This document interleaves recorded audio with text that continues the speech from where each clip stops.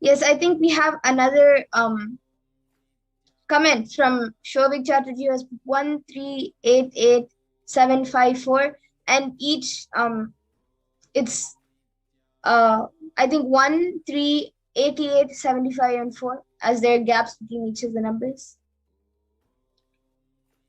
Yes. So now Hamide, you can remove my eyeball.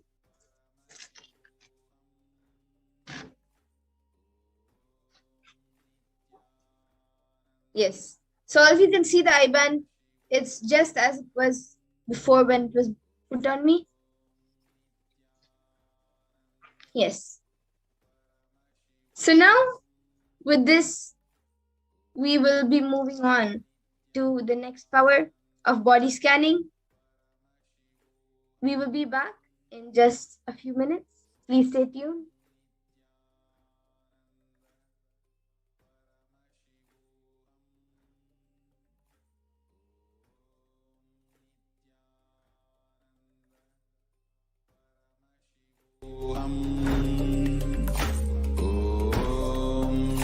Nithyananda Paramashivoham.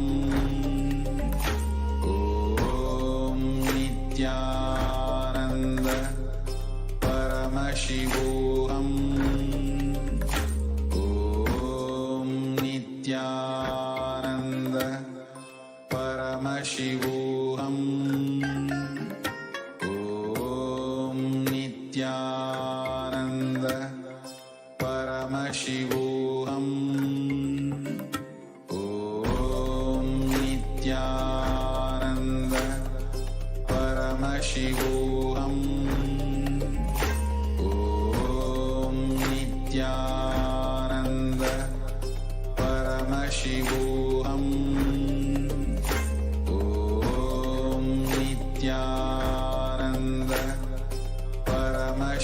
So now we will be entering into the power of body scanning. Om Nithyananda.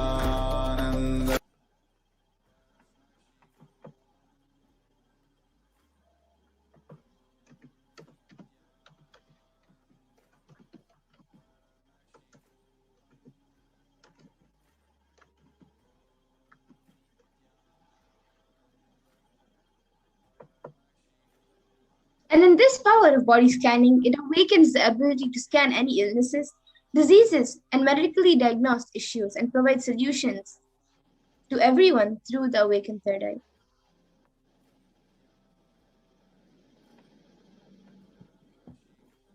So the Shastra Pramana for the power of body scanning is Swadehe Jagato Vapi Sukshma Sukshmatarani Cha Tatvani Yani Nilayam Dhyatvante Vyajyate Para. Bhagavan Paramashiva says, cognize deeply that from the subtle to the subtlest constitutive principles of your whole body, Swadeha, or of the whole universe, simultaneously consist of the essential reality.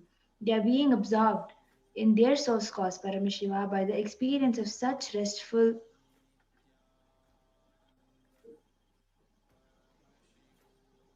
simultaneously consist of the essential reality. They are being absorbed in their source cause, Paramashiva. By the experience of such restful awareness, one becomes complete from all thoughts, and the ultimate universal divine power, Paradevi, Parashakti, is revealed, and the supreme power manifestation happens. And the Apta Pramana for the power of body scanning is from the life of a Siddha. Terayar was a Siddha and one of the most prominent disciples of Agatyar. One day, a man suffering from severe headache comes to Agatyar for healing. Agatyar then uses the power of body scanning and identifies the root cause of the headache. He reveals that there is a small terai, a type of frog, sitting in the person's brain. Agatyar then immediately instructs Terayar, his disciple, to perform an open head surgery and remove the frog. After the surgery is completed successfully, the person is healed and cured of the headache. Thus, he gained the name Terayar.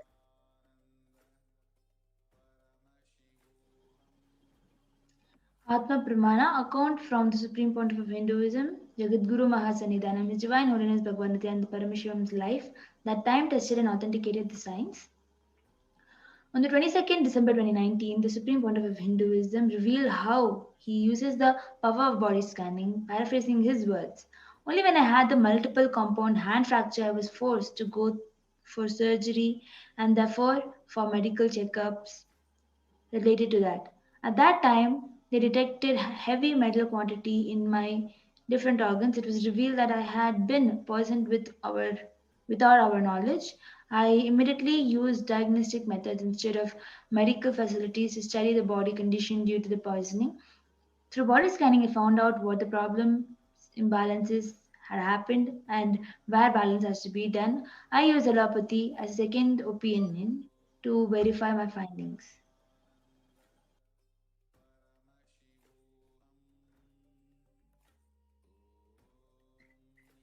And now all of you can see the pictures of few of the thousands of disciples who have been initiated into the power of body scanning and various other powers, who have shared their experience of the power of manifestation of body scanning and how they manifested it. You can see the screenshots taken from their social media accounts where they have shared their experience. And now we will be getting into a live demonstration of the power manifestation, of the power of body scanning. So all of you who would like a body scan can post your comments in the YouTube comment section, and we will be happy to do a body scanning for you. So yes, whoever would like a body scanning, and any of the viewers can now post your comments in the YouTube comment section, clearly asking for a body scanning, and we will be doing the body scanning for you.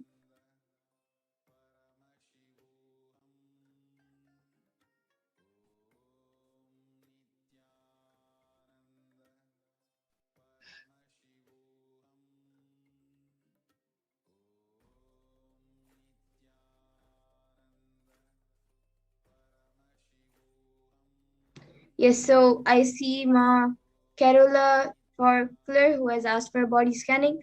Ma Pragna, you can maybe start body scanning for Ma Carola Torkler. And I also see Ma Nitya Mahadvita Charitrananda, who is asking for body scanning. Yes, Ma, I will be doing a body scanning for you now, Ma. We will be chanting the Mahavakya.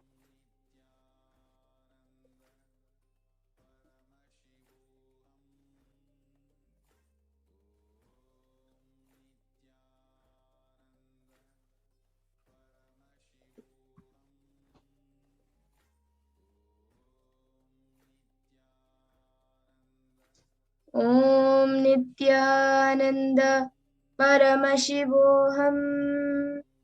Om Nithyananda Paramashivoham. Om Nithyananda Paramashivoham.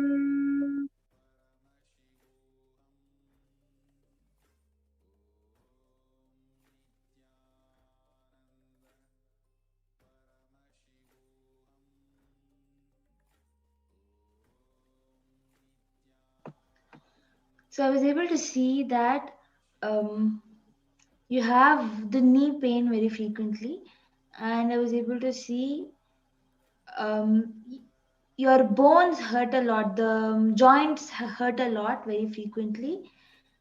That is because of digestion problem. I was able to see that you should have haritaki to cure it.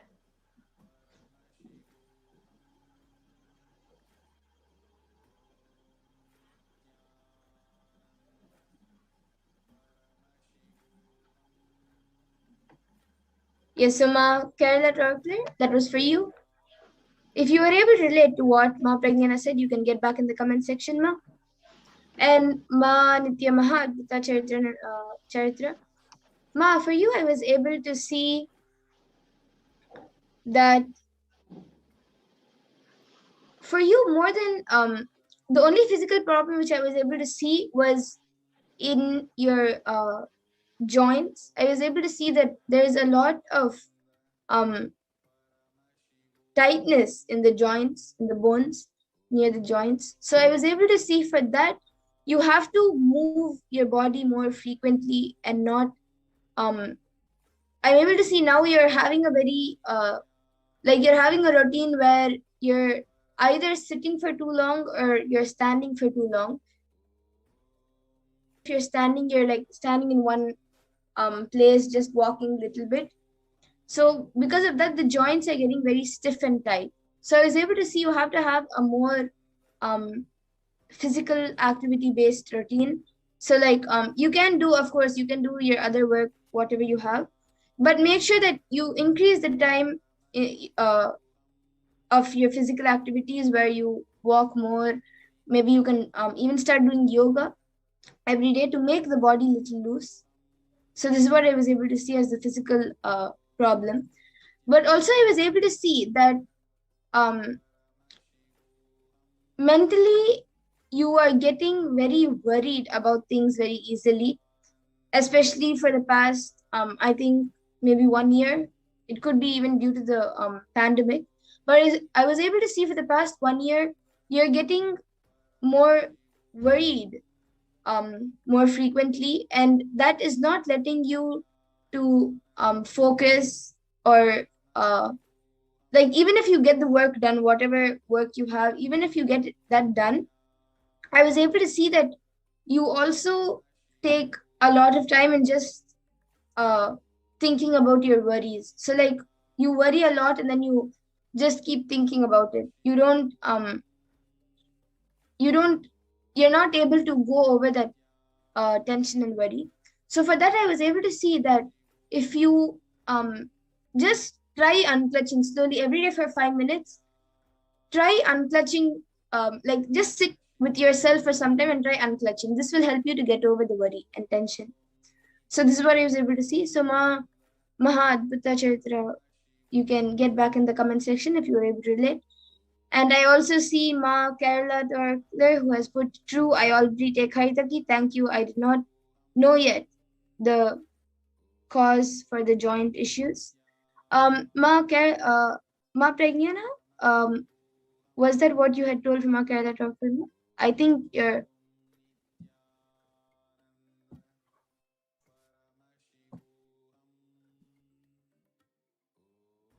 Yes, and Ma...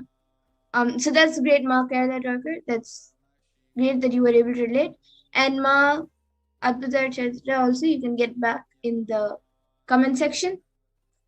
And I see Pigel, who has also requested for a body scanning. So Ma Pragna, you can maybe start scanning for Pigel.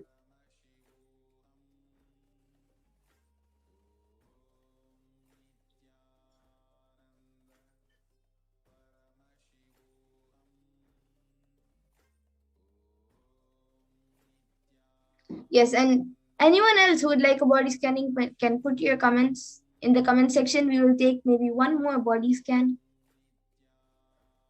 Yes, I also actually see Nasra AI Ansari, who has asked for a scan for her sister, Sumaya. Yes, so I will be doing for your sister, Ma.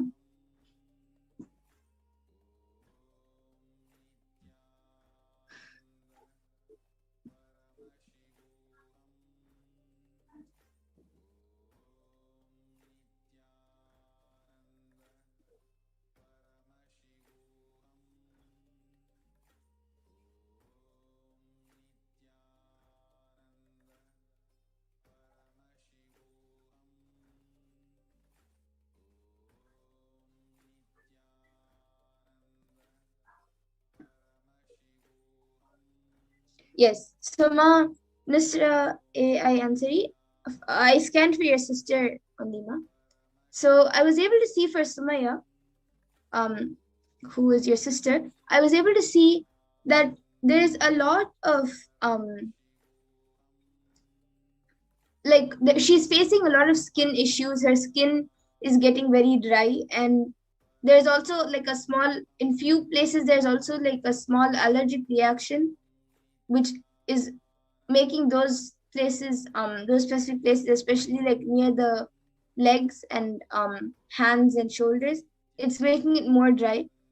And I was also able to see that the skin allergies and skin dryness is not because of anything that she is eating or because of her not drinking water or anything, I was able to see it's because and it's not anything that she's applying also, it's about the pollution in the air where she is. I was able to see in the place where she's is right now, the air in that place is getting very polluted day by day. So I was able to see that every day, at least in the area where she is, if she's able to every day burn some incense sticks there, like maybe 5 to 6 incense sticks in the morning and 5 to 6 incense sticks in the night, this will help clear the pollution.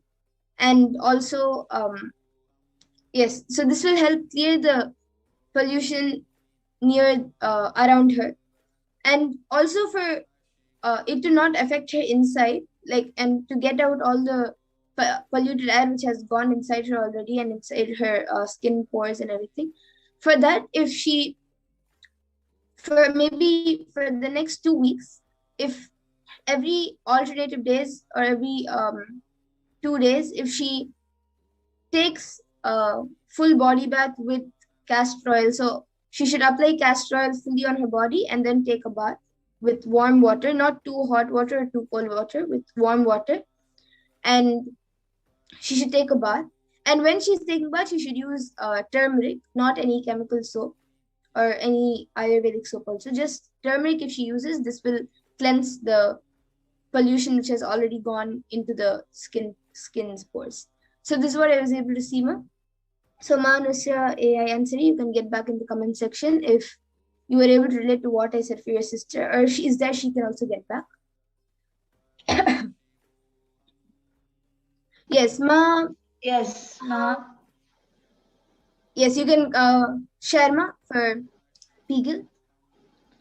So I was able to see there is lots of dryness in your body, especially the foot. You have dry foot, that dry soles, and I was able to see there is lots of dandruff being caused in your head, lots of dryness in your body, even dry eyes. You feel your eyes burning very frequently, and also for this, I think just having water. I was able to see just having water, a little bit more water than how much you consume. Remembering to have per hour at least 1 liter of water will help it. And I was able to see you can add some lemon also. I was also able to see that sudden back pain just shoots inside you. That is because of that is not really because of anything physical. It is because of stress that you're causing yourself. That stress is causing you sudden pain in your back, which you can heal by having Devi Parashakti darshan when it happens, coming for the Devi Parashakti darshan whenever it happens, and also you can view the recorded once again, so that all the stress that you're facing will leave your system, and the pain in your back will be healed.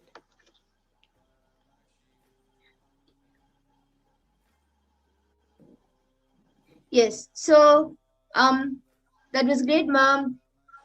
Pegel, you can get back in the comment section if you were able to relate to what Ma Pragyana said. And I also see Ma Nitya Maha Adbhuta Charitra has put back saying, yes, Ma, you're on spot. For the past 2 weeks, I have missed out on yoga as I was feeling stressed. Thank you for replying me with mental thoughts too. I needed to hear that. Thank you. Yes, Ma, thank you a lot for getting back on the comment section. That was great. And it's good that you have, of course, gotten the healing now. And Ma Nusra AI answer, has put thank you, Ma, but she does not have dry skin or allergy. If you could see her root patterns, please ask for her. Thank you. So yes, Ma. For the skin allergy, I was it might not, usually many times also in the body scanning and other powers also, it might not be visible, but it might be there. So if you see if if you see it might be there, but it might not be so major. But yes, I was seeing that the skin is dry and there are some allergies there. So it might be very small. but I was able to see it's there. And for the root pattern, I will be scanning now.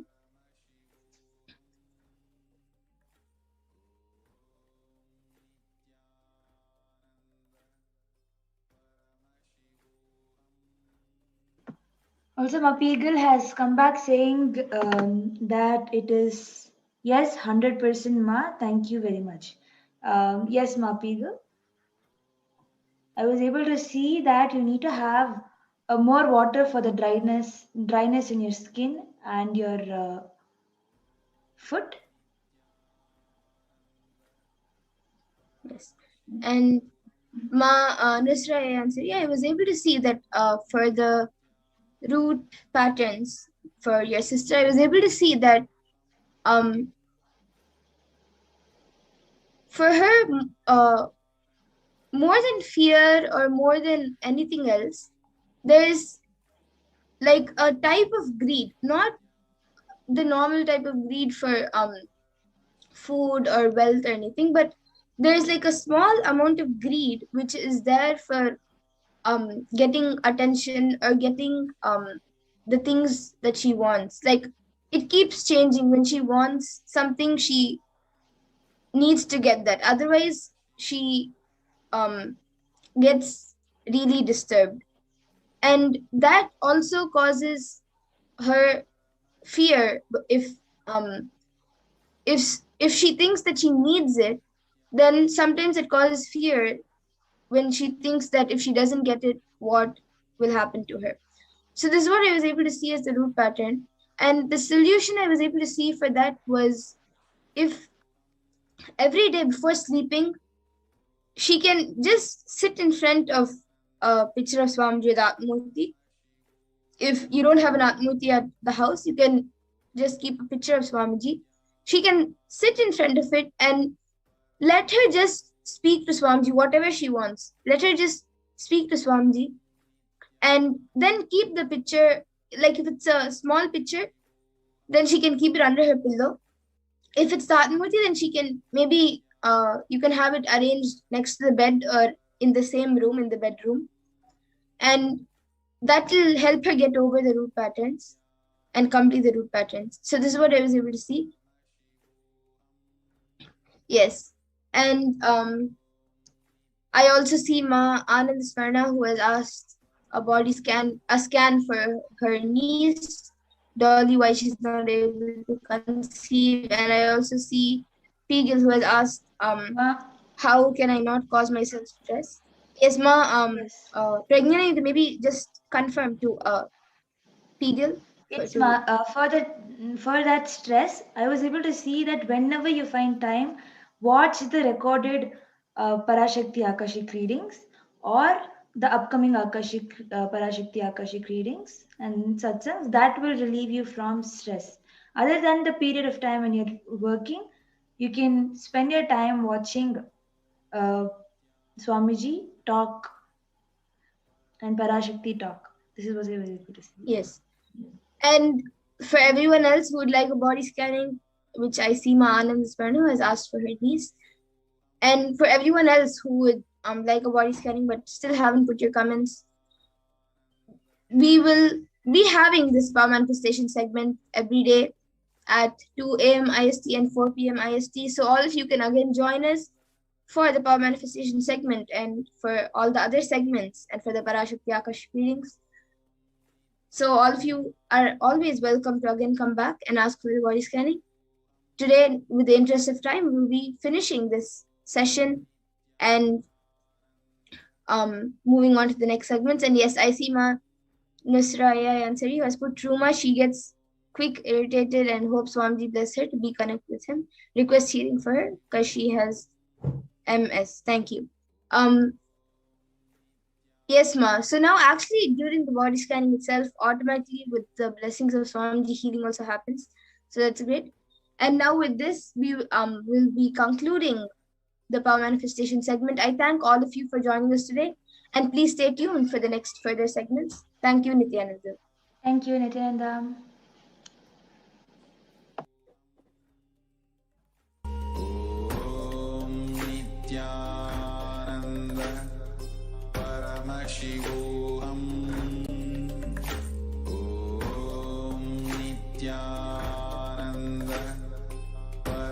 Paramashivoham. Om Nithyananda Paramashivoham. Om Nithyananda Paramashivoham. Om Nithyananda Paramashivoham. Om Nithyananda Paramashivoham. Om Nithyananda Paramashivoham. Om Nithyananda Paramashivoham. Nithyanandam. Om Nithyananda Paramashivoham.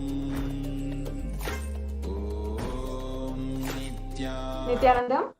Welcome back to all of the viewers who are joining us, and welcome back. I hope you had a very interesting and auspicious power demonstration segment where many of you even had the opportunity to interact one-on-one with the initiated Nithyananda Gurukul Balasant, who manifest powers from the third eye. Once again, as Mamadara had said in the last segment, this is a very beautiful interaction that you can have to start even experiencing divine experience of Shaktipada, the great feeling connection of oneness with the with the Guru, with the incarnation of Paramashiva himself, and with the divine. Now we'll be entering into the next segment of today's program on the divine feminine consciousness. First, let us begin by chanting the Shastra Pramana for Devi Parashakti, the Dhyana Shloka, invoking the presence of Devi Parashakti.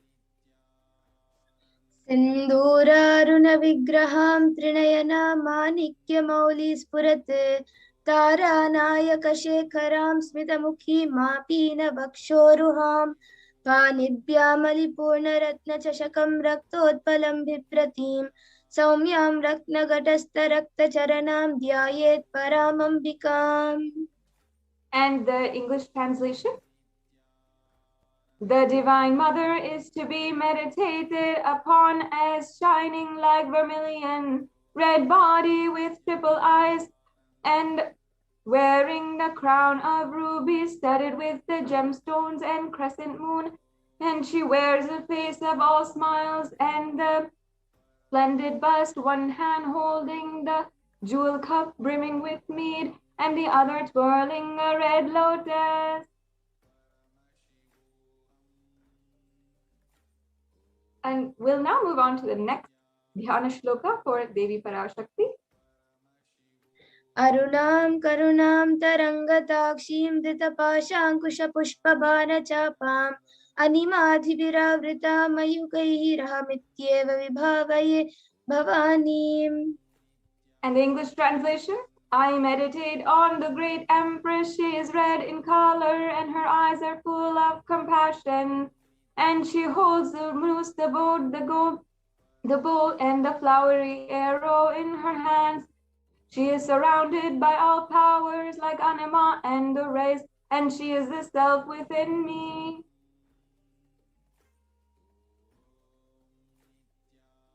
Devi Parashakti is the ultimate pure feminine consciousness. Parashakti is the cosmic mother, and it is from her cosmic womb that which billions and billions of universes comes out and goes in. She is the source Shakti, the source energy and source power from which all of us came, in which all of us are even in now, and all of us are going to merge at the end of our lives. And out of her extreme love and compassion, Parashakti herself, manifesting through the embodied form as the Nijavatara of the Supreme Point of Hinduism, Jagat Guru Mahasannidhanam, His Divine Holiness, Nithyananda Paramashivam, gracing us, answering all our questions, attending to our prayers, giving boons, healing us, revealing our past, present, and future, delivering profound spiritual truths, and ultimately giving us the experience of Paramashivoham itself. In the words of Devi Parashakti herself, She is raising as Omkara, expressing as the Vedas and Agamas, blossomed as Hrimkara, filled as Parashodasi, living in the 40 triangles. The Kailasa Swamini, who is the Kailasa Sripura Chintamani, Parashodasi, sitting as Paramashiva Parameshwari, who rules the world, Paramashakti, Manonmani, Meenakshi. As Nithyananda, I took Nijavatara here to give good boon to everyone, to bestow all goodness, Hiranya Garbha Swarupani, Brahmanda Yoni, Shami, Chandramouli, Rapala, Parna, Uma Parvati, Savitri, Navayavana, Samrajya Lakshmi, Parameshwari, Parashodasi, Meenakshi, taking the form of Nithyananda, I came here, and Meenakshi, I came here as Nijavatara, and with great compassion, I am blessing all of the people. To do good to all of you, I took the form of Nithyananda and came down as Nijavatara. And again in the words of Devi Parashakti herself, raising in Omkara, blossoming as Shiva, Shiva, manifesting as source of existence, powers of existence, expression of existence, from the oneness of Om, blossoming into two, as Prakriti and Purusha, blossoming as three Shaktis, Icha, Kriya, Jnana, growing as four Vedas, expanding as five Panchabhutas, beyond six chakras, filled as Gotras of seven Rishis, expanding as eight directions, existing as nine Grahas, blossoming as 10 Indriyas, being as 11 Rudras, creating all the worlds, bringing life to tell and make truth blossom and to do good. Parashodasi Meenakshi, in the form of Nithyananda, I came to bless every one of you. Now, let us understand how we can receive Devi Parashakti. First of all, when Devi Parashakti manifests in the red curtain opens, literally you are seeing Paramashiva and Parashakti in that moment. She is there in your screen, literally radiating the superconscious energy. And we should always receive her very traditionally. The guidance from the Supreme Pontiff of Hinduism is to keep 2 betel leaf, 1 banana, 1 betel nut, and 1 coin in front of the screen and watch Devi, have the darshan, enjoy the darshan. In the Hindu tradition, the coin is considered as the traditional dakshina, and it can be even the lowest value. It can be even 1 cent, 1 penny, or even in India, and 1 paise. It is not in order to monetize, but ultimately it all will add up, and after 100 days, you will have $1. The next slide, please. And once you offer that to Devi, after the darshan is over, all of you can do the namaskar and eat the banana, the betel leaf and the betel nut. You can take it as prasadam immediately. And the coins which you collect, you can send it to the LA temple. And this betel leaf, betel nut may look too small, but in a few days you will see how much it adds to your sentiment that really she is there. You will not take the Devi darshan for granted. Rituals will break your monotonous, unconscious mentality and lifestyle and remind you to raise you to the powerful cognition. It will break your unconscious behavior. Now, as you can see here are a couple of examples of what you can offer to Devi Parashakti in the Tambulam. There's a betel leaf, the bananas, the coin, you can offer the betel nut, and also here is an image of how you can arrange the offering in a plate, a traditional plate. And all of that is kept usually even with a few bangles, some flowers, and a small red vastram. All of these are really traditional offerings that you offer to Devi Parashakti, and also can be offered as in the Hindu tradition, we consider the guest as God. Each of these are also the traditional offerings we give for any guest who comes. So as we invite the most compassionate cosmic mother, these are the traditional array of plates that you can keep for Devi Parashakti ready. So now that we have understood how we can receive Devi Parashakti, how it is possible, let us now understand what are the Akashic readings? What will we actually get out of this program? And of course, I can tell you, and everyone else will tell you, that the benefits are immeasurable, countless. You will never be able to understand for yourself what you are able to transform you are able to literally become a new being after the grace and blessings of Devi Parashakti. But these are just a summary, a few powerful cognitions for you to get a glimpse of what is in store for you today. Akashic records are created in space, and whatever has happened in time is there in space as a file. So nothing can be destroyed, and you have to understand that none of your actions, thoughts, plans, words, nothing can be destroyed. Akashic records are the cosmic archives of everything happening, and will happen. And the Akashic records are the verbal, visual, five-dimensional documents of whatever is happening, which is continuously getting recorded. And all the information that you collected from all your births is in your DNA. You can access some of them just to understand and not to waste time doing the same actions again and again.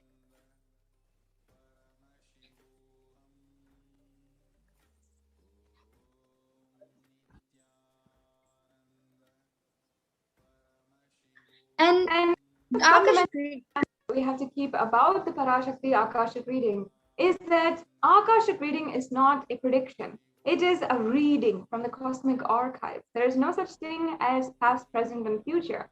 In the dimension of time, creation and destruction happen simultaneously.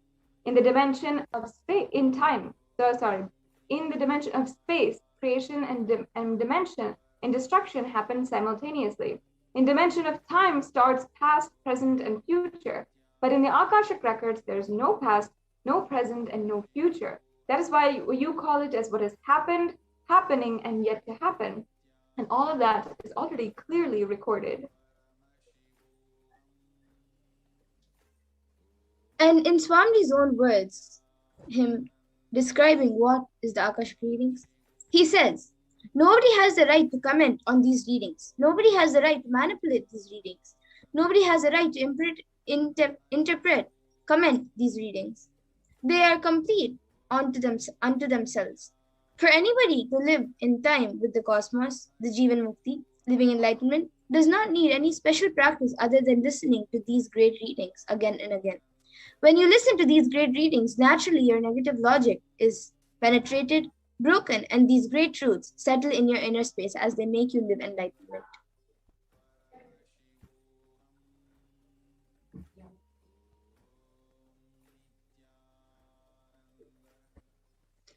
As the avatar of Paramashiva, he has graced humanity with the blessings and darshan of the form of Devi Parashakti, revealing answers to your questions, the yearning of seekers as solutions, breakthroughs, and liberating humanity from pain and suffering. Any answer given by Devi Parashakti is not just an answer, but a karmic breakthrough for the receiver. The Shastra Pramana for the power of Akashic readings is from the Vijnana Bhairava Tantra, Dharana 61, Sutra 84. Akasham vimalam pashyan kritva drishtim nirantaram stabdatma tatshanad devi bhairavam vapurapnuyat. Bhagavan Paramashiva says, yes, the English translation. Looking at the spotless, infinite etheric space, Akasha, beyond the sky and clouds, one should fix one's gaze from the third eye without blinking continuously and make the body and inner space steady and motionless. In that very moment, O Devi, one attains the nature and powers of infinite space, Bhairava.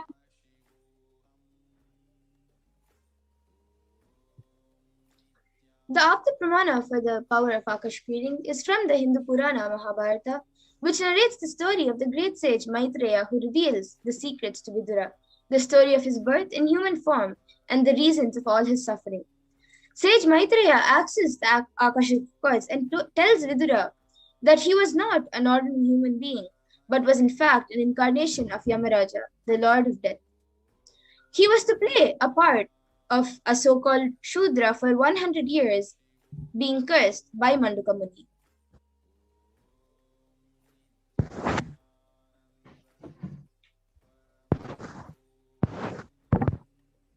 Supreme Pontiff of Hinduism has said that you can access the Akashic records in order to make sure that you don't go through the same actions again and again. Accessing the DNA code is accessing the Akashic records and will be useful for you to go beyond your default future, bringing an end to all the binding cognitions that you have and the known and unknown suffering, and leading you to experience enlightenment, Paramashivoham.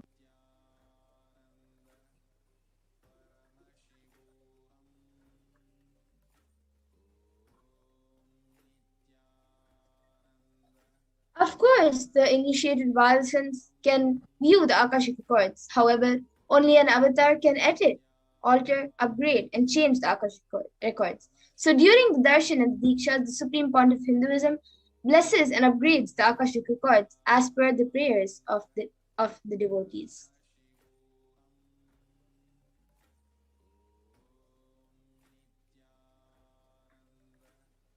And now, what can you ask during the Akashic reading? And also, what will you be able to understand and benefit from? First of all, the most accurate and unbiased answer to any questions about your life, destiny, purpose, or any everyday part of your life. You can also be spiritually healed or physically, or from a physical and emotional problem with just one look or a word from Devi Parashakti. You can also understand and the reasons behind your life's happenings, what has happened, and even the purpose of your life. You can receive the blessings to fulfill your right desires and get the clarity to redesign your future. So this comes to a conclusion for what is Akashic reading and how you can really transform from this Akashic reading. We'll now be continuing on to the next segment of today's program after a very quick break.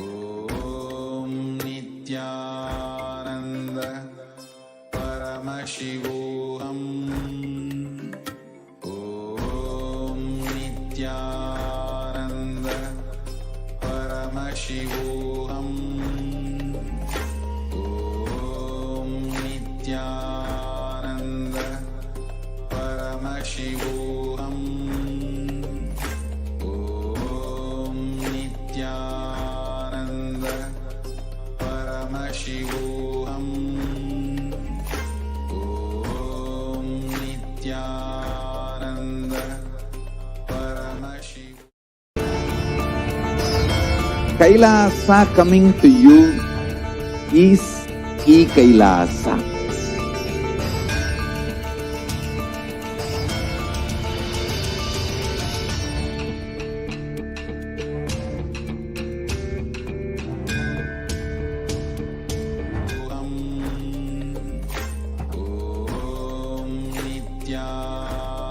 Nithyanandam, welcome back. After that very quick break, welcome back to all the viewers who are joining us for today's Devi Parashakti Akashik reading program. In the next segment, we will now be going into how Devi Parashakti has revealed such profound guidance for the whole of humanity. And since the time that the Supreme Pontiff of Hinduism began manifesting the great, compassionate, feminine energy of Devi Parashakti through his very Nijavatara, through his very form, the Supreme Pontiff of Hinduism, or Devi Parashakti, has literally been guiding each and every one of us, not just as individuals, not just as her disciples, but as a collective, as humanity at large. And Devi Parashakti, our cosmic mother, has literally every step of the way, whether it be in how to feed ourselves, what to ensure that we're eating and nurturing ourselves with, to how to manifest great wealth, and especially in these times, how to protect ourselves and ensure we are being protected from the diseases, the pandemics, the epidemics, and even the corruption that is rampaging in the form of different devas, asuras, the asuras and rakshasas on the outside, in the outside world. In the outside world, there are powers at hand that we do not know of entirely. Multi-dimensional, different negative beings that are literally rampaging and taking what they will on planet Earth.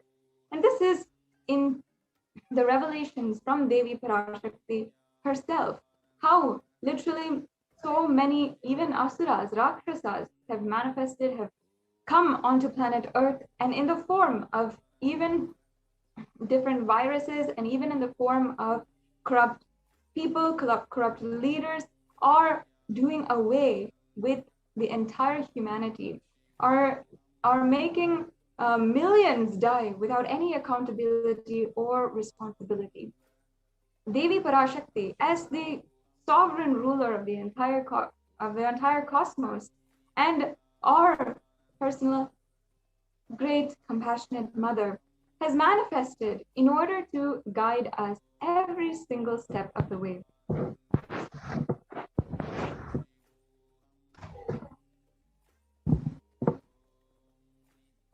We have seen in a lot of dimensions how Devi Parashakti has, for example, guided us in protecting ourselves, guided us in making sure that we are quarantining, we're staying away, well away from the diseases and epidemics that are happening on the outside. She has emphasized again and again the need to protect ourselves at this time.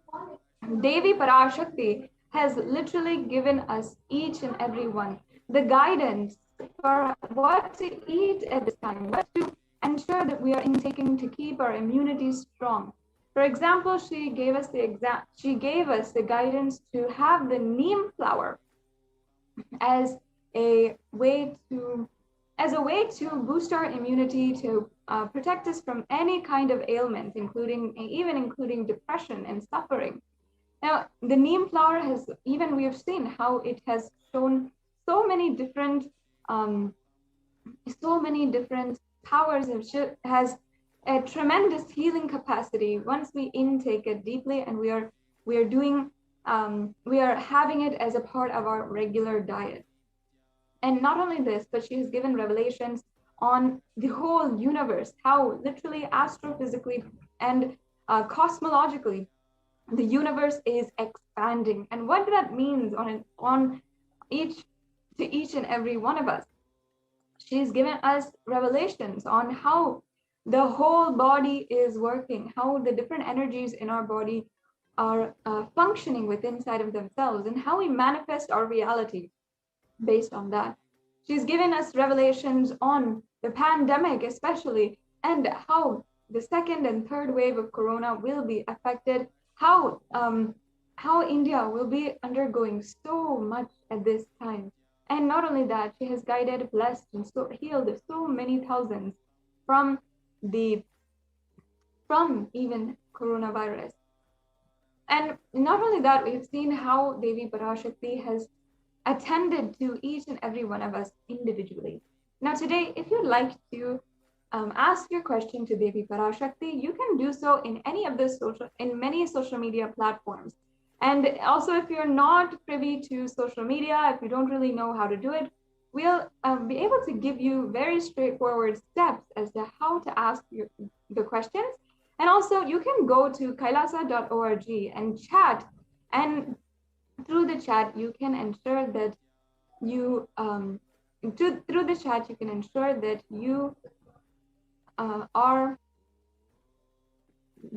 are asking your question to Devi Parashakti.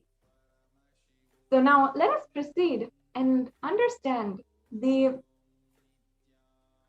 revelations from Devi Parashakti that she has given for the whole of humanity as an example. Joining with me for this segment today is Ma Nithyananda Paramashivam, who will be sharing with us the Akashic readings that Devi Parashakti has revealed on Hindu birth and even the second and third wave of coronavirus that she had revealed and forewarned all of us well before it started. Thank you so much, Masada Shapriya. Welcome, viewers. In this segment, we are going to share with you about the revelations from Devi Parashakti.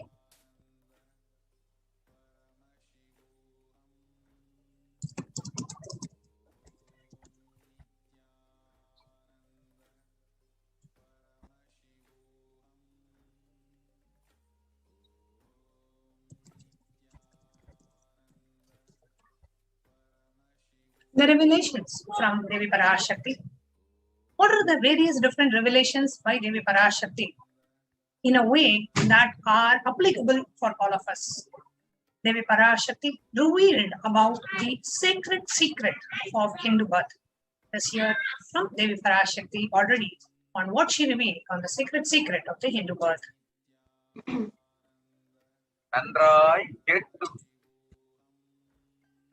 கேள்விக்கு உன்மூலமாய் உலகெங்கும் இருக்கும் இந்துக்கள் எல்லோர்க்கும் அளிக்கின்றேன் உத்திரம். கேட்டு வாழ்ந்தால் உங்கள் வாழ்க்கை பத்திரம். நன்றாய் கேளுங்கள். பிறப்பின் ரகசியத்தை பிறப்பிலா பெருமை உடைய பரமேஸ்வரி சொல்லுகின்றேன் கேளுங்கள். அண்டஜம், யோனிஜம், ஜலஜம், பீஜம் எனும் 4 விதமான பிறவிகளில் 84,000 யோனிகளில் பிறக்கும் பிறப்புகளிலேயே பெருமை வாய்ந்ததும் உத்தமமானதும் மனித பிறவி. அந்த மனித பிறவியிலும் பலமுறை பிறந்து உழன்று அரசியல், பொருளாதாரம், சுகபோகம், தர்மம், அர்த்தம், காமம் எனும் ஆசைகள், துக்கங்கள், அச்சங்கள் அனைத்திலும் அழன்று உழன்று இனி வேண்டாம் இப்பிறவி, வேண்டுவது மோட்சமே என்று முடிவெடுத்தோர்க்கு மட்டுமே ஹிந்து மத யோனிஜம், ஹிந்து பெற்றோர்க்கு பிறந்திடும் சனாதன ஹிந்து தர்ம யோனிஜம், மனித பிறவி உத்தமம், சனாதன ஹிந்து தர்ம மனித பிறவி உத்தமோத்தமம். இந்த உத்தமோத்தம பிறவி எடுத்த எல்லோருக்கும் ஜீவன் முக்த விஞ்ஞானத்தையும் சனாதன தர்மத்தையும் காக்கின்ற கடமையும் உண்டு. அதனால் வருகின்ற நன்மையெல்லாம் அனுபவிக்கும் உரிமையும் உண்டு. இந்த கடமையை செய்வோம் என்று சத்தியம் செய்ததனால்தான் அந்த உரிமை அளிக்கப்பட்டது. பூமிக்கு வந்தபின் மனம் மயங்கி மதிமயங்கி சனாதன தர்மம் காக்க மறந்ததனால் மாயை அவர்கள் உயிரை பறிக்கின்றாள். நன்றாய் புரிந்து கொள்ளுங்கள். உயிரை கொடுத்தாலும் தர்மத்தை காப்போம் என்று உறுதி எடுத்தவர்க்கே சனாதன இந்து தர்ம யோனிஜம் அளிக்கின்றேன் யான். உடல் பெற்ற பிறகு ஊழிப் பெருவலியால் ஆசை அச்சங்களை உதறவிடாது, உதறியும் விடாது சனாதன இந்து தர்மம் காக்க மறந்தோரை உயிர் வாழத் தகுதியில்லாதவர் பட்டியலில் உடனடியாய் மாயை சேர்க்கின்றாள். அதனால் ராட்சசர்களும் அசுரர்களும் தானாகவே இவர்கள் உயிரை எடுக்கின்றார். நன்றாய் புரிந்து கொள்ளுங்கள். உயிரை கொடுத்தாலும் தர்மம் காப்போம் என்று நிற்பவர்க்கு நிலைத்திடும் வீரஸ்வர்க்கமும் கைலாச பதவியும் எக்காரணம் கொண்டும் தர்மம் காக்க மறந்த உத்தமோத்தம ஜனனமான சனாதன இந்து ஜனனம் பெற்ற மக்களுக்கு இல்லை வேறு கதி. சனாதன இந்து தர்ம மனித ஜனனம் உத்தமோத்தம மனித ஜனனம். உங்கள் உரிமை உலகில் அதிகம், உங்களுக்கு கடமையும் உலகில் பெரிது. தர்மம் காத்தாலே கடமை, தர்மம் காக்காதார்க்கு உயிர் வாழும் உரிமை இல்லை.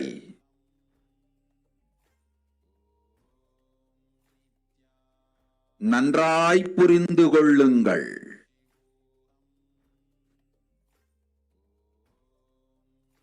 உத்தமோத்தம பிறவியான சனாதன இந்து தர்ம பிறவி எடுத்த எல்லோரும் புரிந்து கொள்ளுங்கள். உங்கள் வாழ்வின் முதற்கடமை தர்மம் காத்தல். தர்மம் காக்க தர்மம் உங்களை காக்கும். சனாதன இந்து தர்மம் காக்க மறந்திட்டால் வாழும் உரிமையை நீங்கள் இழந்து விடுகின்றீர்கள். அதற்கு மேல் வாழ்ந்தென்ன அழிந்தென்ன? பூமிக்கு பாரம் குறையட்டும் என்று அசுரர்களும் ராட்சதர்களும் உங்களை உண்டு தீர்க்கின்றார்கள். அதையும் மாயை கண்டு சும்மாவிருப்பாள். பிரபஞ்ச ரகசியத்தை, பிறவியின் ரகசியத்தை உலகிற்கெல்லாம் உத்தரமாய்ச் சொல்லிவிட்டேன். புரிந்து வாழ்வில் நடந்து உயிரை பத்திரமாய் பார்த்துக் கொள்ளுங்கள். அன்னை சொல்லும் அருள் சத்தியம் இது. ஓம் ஓம் ஓம்.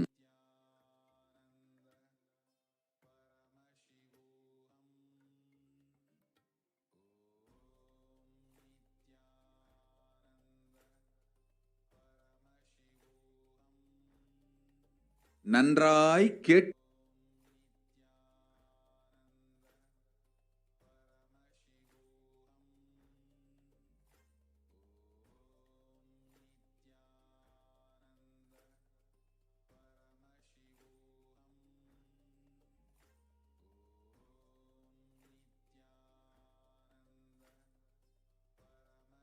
We will now see the translation of what Devi Parashakti had revealed in the Akashic reading.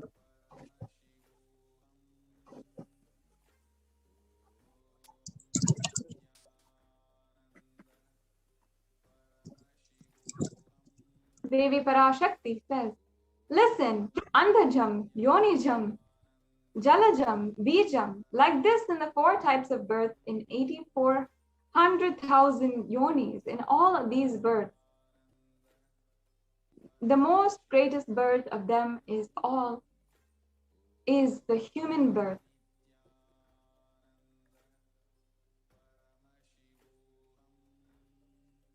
Even in that human birth, being born and toiled many times after getting burned and toiled in politics, in finance, in luxuries, in dharma, in artha, in kama.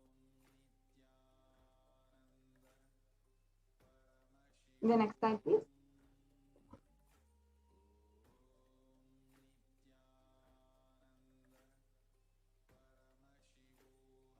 And those who decide of not wanting this birth, wanting only moksha, only those will have Hindu dharma yoni jam, the Sanatana Hindu dharma yoni jam of being born to Hindu parents.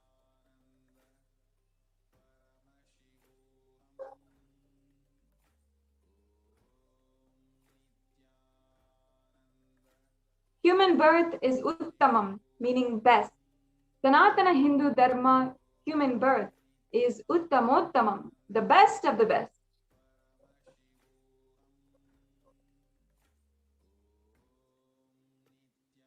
Everyone who took this uttamottama birth has the responsibility of protecting the science of living enlightenment and Sanatana dharma.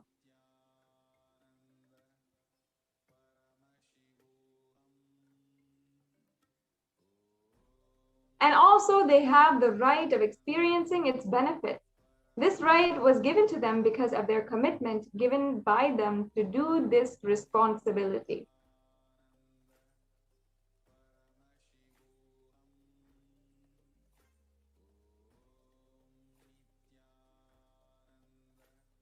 And after coming to Bhuloka, by getting mentally deluded and forgetting the dharma of protecting Sanatana dharma, Maya, she is taking away their soul.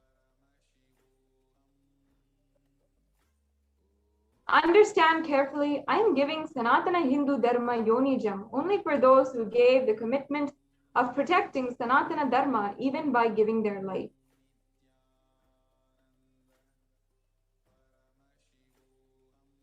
After getting the body, because of painful deluge, not dropping fear and greed, for those of you who forget to protect Sanatana Hindu Dharma, Maya, she will immediately add them to the list of those who are not worthy of living.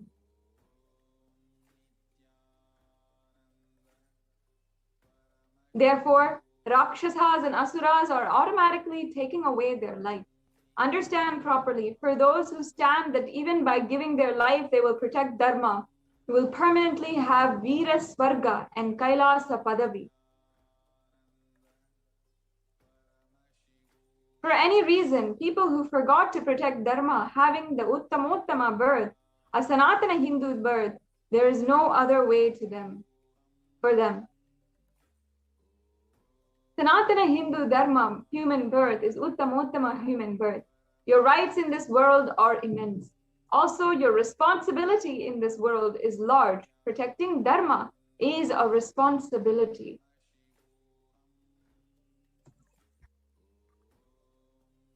Those who do not protect Dharma, they do not have the right to live. Understand properly. All those who took this Uttamottama birth, which is Sanatana Hindu Dharma birth, all of you understand. The first responsibility of your life is protecting Dharma. If you protect Dharma, Dharma will protect you. If you forget to protect Sanatana Hindu Dharma, you lose the right of living. After that, what bothers whether you live or get destroyed? Asuras and Rakshasas will eat you, so that the burden on earth is reduced. But Maya, she will keep quiet. And now we are going to present to you the after effects of the revelation of Devi Parashakti. And Devi Parashakti revealed, if you as a Hindu forget to protect Sanatana Hindu Dharma, you lose the right of living. An overwhelming majority of Hindus, 94% of the Hindus live in one country, India. The largest population of Hindus outside India are in Nepal, where 2% of the Hindus are living today, and in Bangladesh, where 1% are living. And here in this graph, you can see how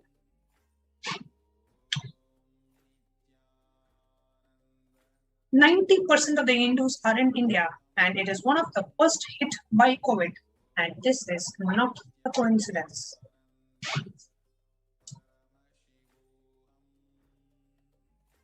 If you as a Hindu forget to protect Sanatana Hindu Dharma, you lose the right of living.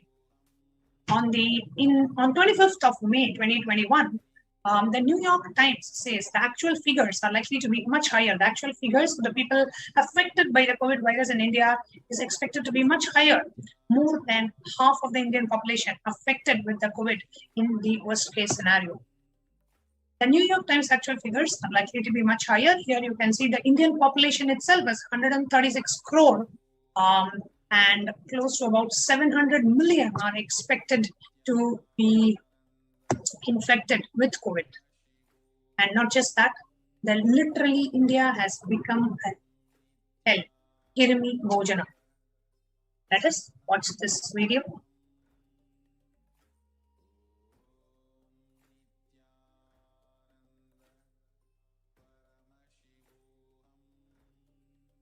நீ சொல்லும் நபர்கள் போடும் சண்டை சச்சரவெல்லாம் எரியும் பெருநெருப்பில் இருக்கும் இரண்டு எலிகள் போடும் சண்டை போன்றது. யார் சரி யார் தவறென்பது இப்பொழுது முக்கியம் அல்ல. உயிர் காத்துக் கொள்ளுங்கள், எல்லோரும் நன்றாய் புரிந்து கொள்ளுங்கள். நன்மையைச் சொல்லுகின்றேன், உண்மையைச் சொல்லுகின்றேன். இந்திய நாட்டில் இருக்கும் மக்கள் எல்லோரும் கேளுங்கள். கருட புராணத்தில் வியாசன் சொன்ன கிருமி போஜனம் என்னும் நரகம் திறந்து நேரடியாய் இந்தியா மீது இடிபோல் விழுகின்றது. ஆதி கைலாசத்திற்கு ஓடிச் சென்று வருமுன் காத்துக் கொள்வது மட்டுமே ஒரே வழி. கொரோனா பெருந்தொற்று கொள்ளை நோய் கிருமி போஜனம் எனும் நரகத்தை பூமிக்கு கொண்டு வந்து விட்டது. அகோர தாண்டவத்தின் ஆட்டம் யாராலும் அடக்க முடியாத அளவிற்கு ஆரம்பித்து விட்டது. புதிதாய் உருக்கொண்டிருக்கும் இந்த நுண்ணுயிரி மைல்கள் கடந்தும் காற்றினில் உயிரோடு இருந்து மற்ற உயிர்களையும் அழித்து உடல்களை தின்னும் பெரும் வலிவு கொண்ட பேரசுரர்களாய் வலம் வர துவங்கி விடுகின்றது. நன்றாய் புரிந்து கொள்ளுங்கள். வருமுன் காத்துக் கொள்ளுங்கள், அது ஒன்றே வழி. அதற்காகவே ஆதி கைலாசத்தை திறந்து வைத்திருக்கின்றேன். உயிர் காத்துக் கொள்ள வேண்டி விரும்பும் எல்லோரும் ஓடுங்கள் ஆதி கைலாசத்திற்கு. இந்தியாவில்தான் இந்த நரகம் திறந்து உலகெங்கும் பரவப் போகின்றது. கிருமி போஜன நரகம் பூமிக்கு வந்துவிட்டது. மனிதர்கள் செய்த மகா கொடுமைகளினால். அன்னை முன்னின்று என் அடியவரை காப்பேன் சொல்வதை கேட்டு உயிர் காத்துக் கொள்ள விரும்புவோர் வருமுன் காப்பது ஒன்றே வழி என்று தெரிந்து செல்லுங்கள் ஆதி கையிலைக்கு. ஓம் ஓம்.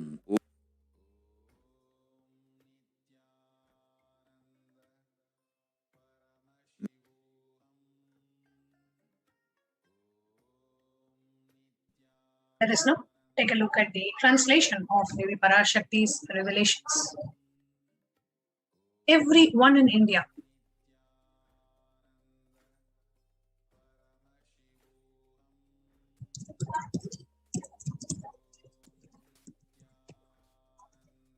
all of you listen.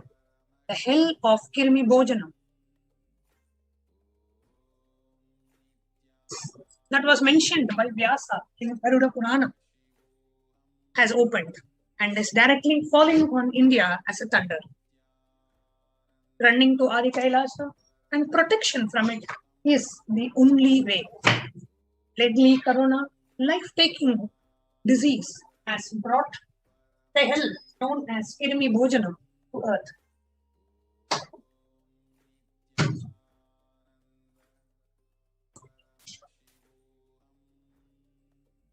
The dance of Aghora Tandava, which no one could control, has started.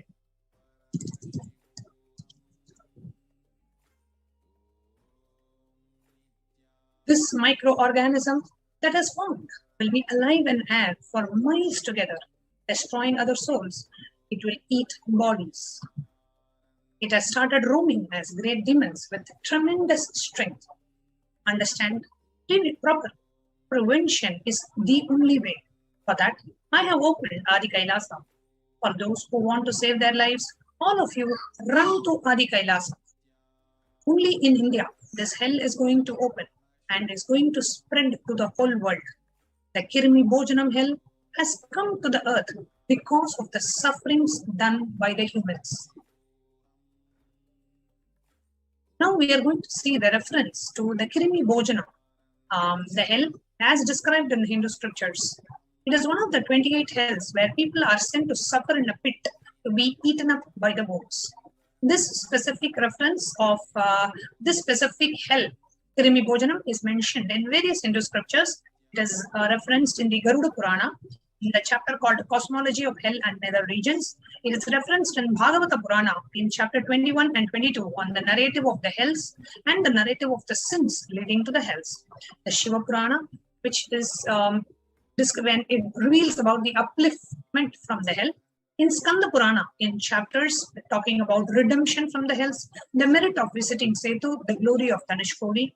In Brahma Purana, in the chapter dealing with hells and nether regions and in sufferings in the hell. In Padma Purana, in the section on the nether world. The Kirmi Bhojana, Krimi Bhojana and Kirmi Bhojana. Let us see the reference from the Shiva Mahapurana. The Sanat Kumara Uvacha Tesham Madho Parishtadve Narakam Stashunushvacha Matto Munivara Shreshta Pachyate Yatra Papinaha. O excellent sage, above the nether regions are the hells where the sinners are scorched. Listen to their description from me. Raurava Shukaro Rodhaha Talo Vivasanastata Mahajwalastapta Kumbho Ravanopi Vilohitaha Deya Raurava Shukararada Tala Vivasvat Mahajwala Tapta Kumbhalavana Vilohita Vaitarini Puyavaha Krimina Krimi Bhojanaha Asipatravanam Ghoram Dalabakshascha Darunaha. The river Vaitarini consists of putrid stuff flowing in it. Krimina, Krimi Bhojana, Asipatravana, and Lala Bhaksha are the terrible hells.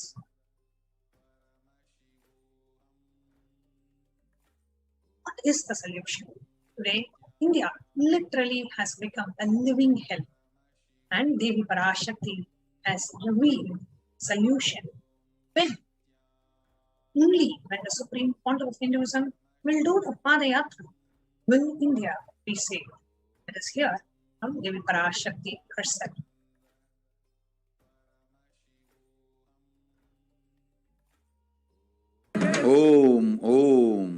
Vinayaka, Srikanta 2022 வரை India செல்ல வேண்டாமா என்று கேட்கின்றாய். நன்றாய் தெரிந்து கொள், சொல்வதை புரிந்து கொள். இந்த பெருநரகமான கிருமி போஜனம் இந்தியாவிற்குள் வரக்கூடாது என்பதற்காக 2020 பாரதம் முழுவதும் 12 ஜோதிர்லிங்கமும் பாத யாத்திரை செய்திடவே என் மகன் மூலமாய் திட்டமிட்டிருந்தேன். படுபாவிகள் ஓடத்தின் மாலுமியை ஊர்விட்டு துரத்தினார்கள். என்ன நடக்கிறதென்று பார். முறையாக கைலாய நாட்டின் தலைவனாக நிறை மரியாதையொடு நல் மதிப்பொடு என் நிஜாவதாரம் நித்யானந்தன் திருவடி மீண்டும் பாரதத்தில் பட்டு பாத யாத்திரை செய்த பிறகு மட்டுமே நீ அங்கு செல்ல வேண்டும். அதுவரை உன்னை காத்து செல்லாதே. ஓம் ஓம் ஓம்.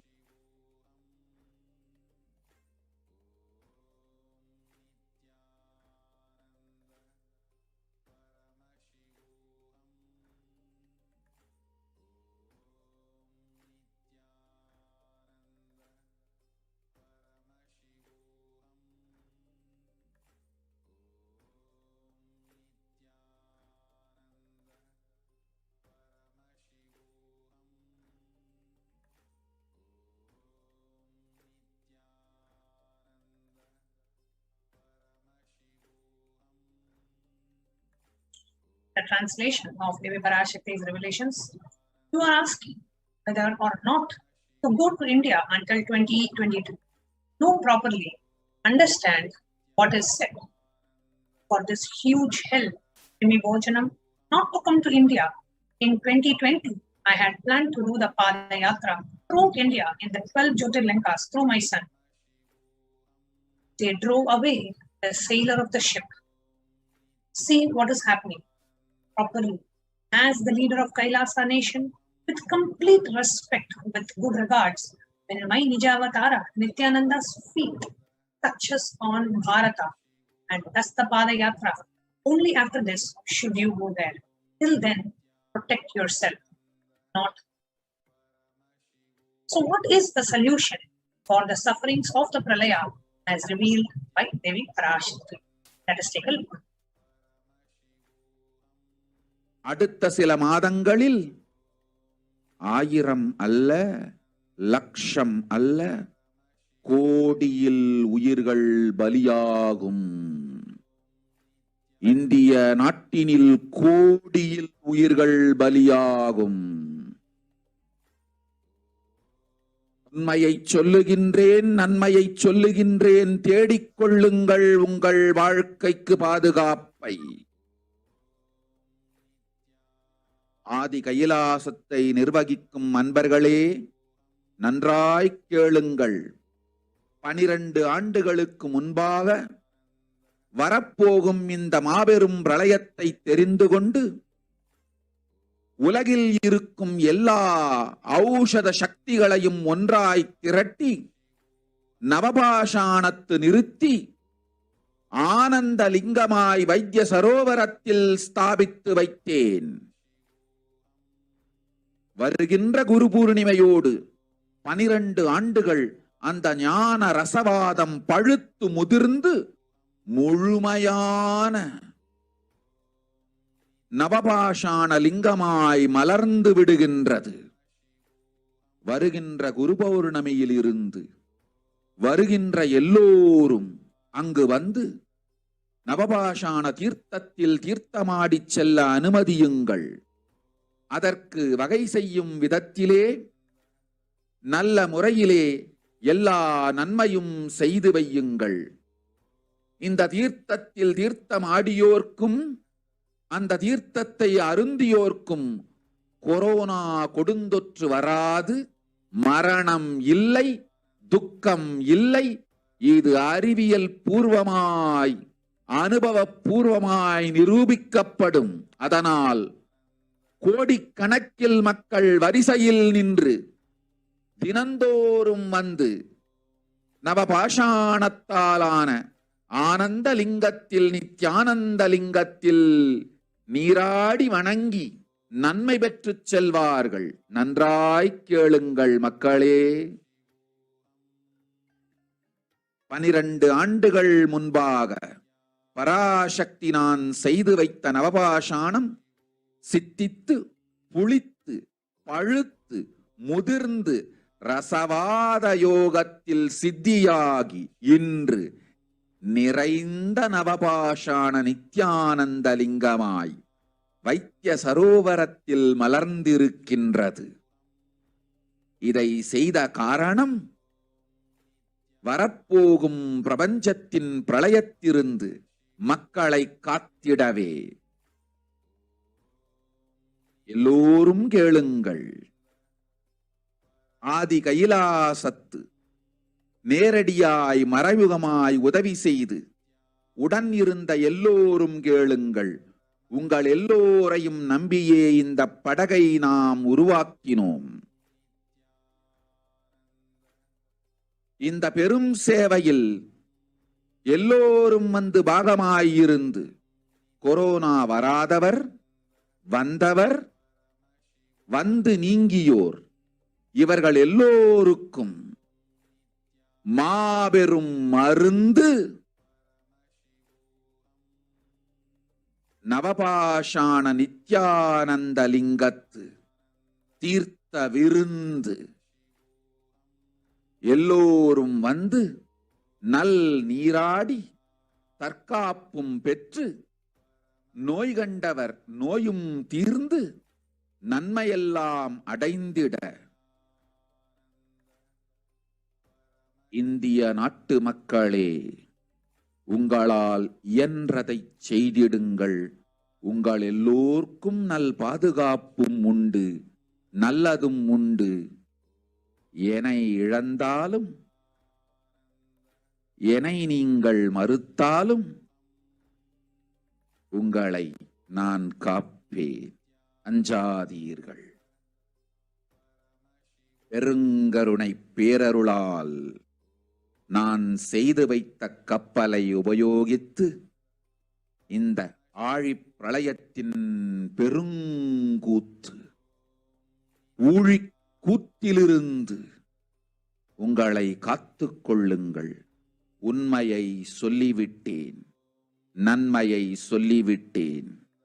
பிராயச்சித்தம் வேண்டுமென்றும் காப்பாற்ற வேண்டுமென்றும் கதறிய பக்தர்கள் எல்லோருக்கும் பெருங்கருணையினால் தீர்வை தந்து விட்டேன். அன்பர்களே, பக்தர்களே, சீடர்களே, என் சொல் கேட்கும்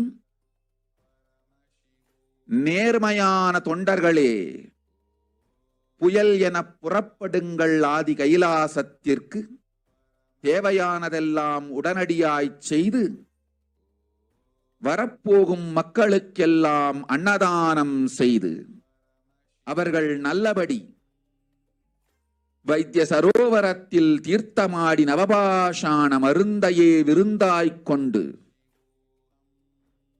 நோயிலிருந்து தற்காப்பும் பெற்று உயிர்காப்பும் பெற்று நல்லபடியாய் வாழ்ந்திட தேவையான சேவைகளை செய்யுங்கள். இதுதான் உங்கள் எல்லோருக்கும் பிராயச்சித்தம். நித்யானந்தன் வடிவு தாங்கி நிஜாவதாரமாய் நான் இந்திய நாட்டில் வந்தபொழுது என்னை வைத்து வாழாத பெருங்குற்றத்திற்கு பிராயச்சித்தம் இதுவே உங்களுக்கு. இதை யாவது செய்து, இது ஒன்றையாவது செய்து உங்களையும் காத்துக் கொள்ளுங்கள், நாட்டையும் காத்திடுங்கள். கோடிகளில் உயிர்கள் போகப் போகின்றது என்பதை நேரில் காண்பீர்கள். கண்ட பிறகுதான் நான் சொல்லும் வார்த்தையின் சத்தியமும் உண்மையும் உங்களுக்கு புரியப் போகின்றது. அழிவதற்கு முன் வந்து நவபாஷாண மருந்தை விருந்தாய்ப் பெற்று மரணத்திலிருந்து உங்களை காத்துக் கொள்ளுங்கள். மக்களே, இது ஒன்றே வழி. ஓம் ஓம் ஓம். பெருங்கருணை பேரருளால் அன்னை பராசக்தி அருளினேன் சத்தியத்தை. இந்த ஒரு சத்தியத்தை உடனடியாய் புரிந்து கொண்டு உங்களுக்கும் உலகத்துக்கும் நன்மை செய்து கொள்ளுங்கள். ஆதி கைலாசத்து நித்யானந்த லிங்கத்தின் எல்லைக்குள் ஆருக்கும் கொரோனா கொடுந்தொற்று தீண்டாது. இந்த சத்தியத்தை அனுபவபூர்வமாகவும் அறிவியற்பூர்வமாகவும் முழுமையாக நீங்கள் புரிந்து கொள்வீர்கள். இது நிரூபணமாகும்.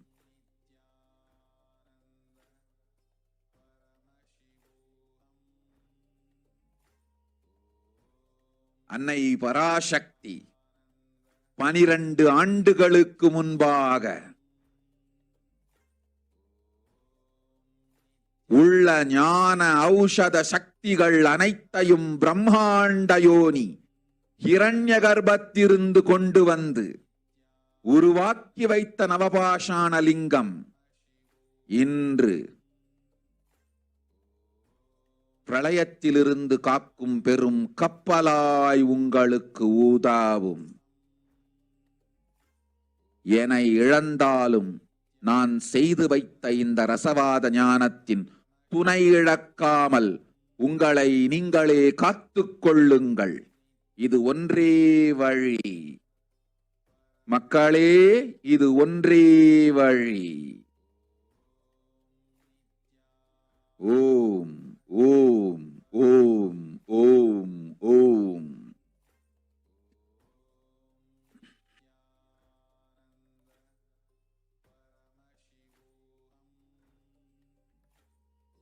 அடுத்து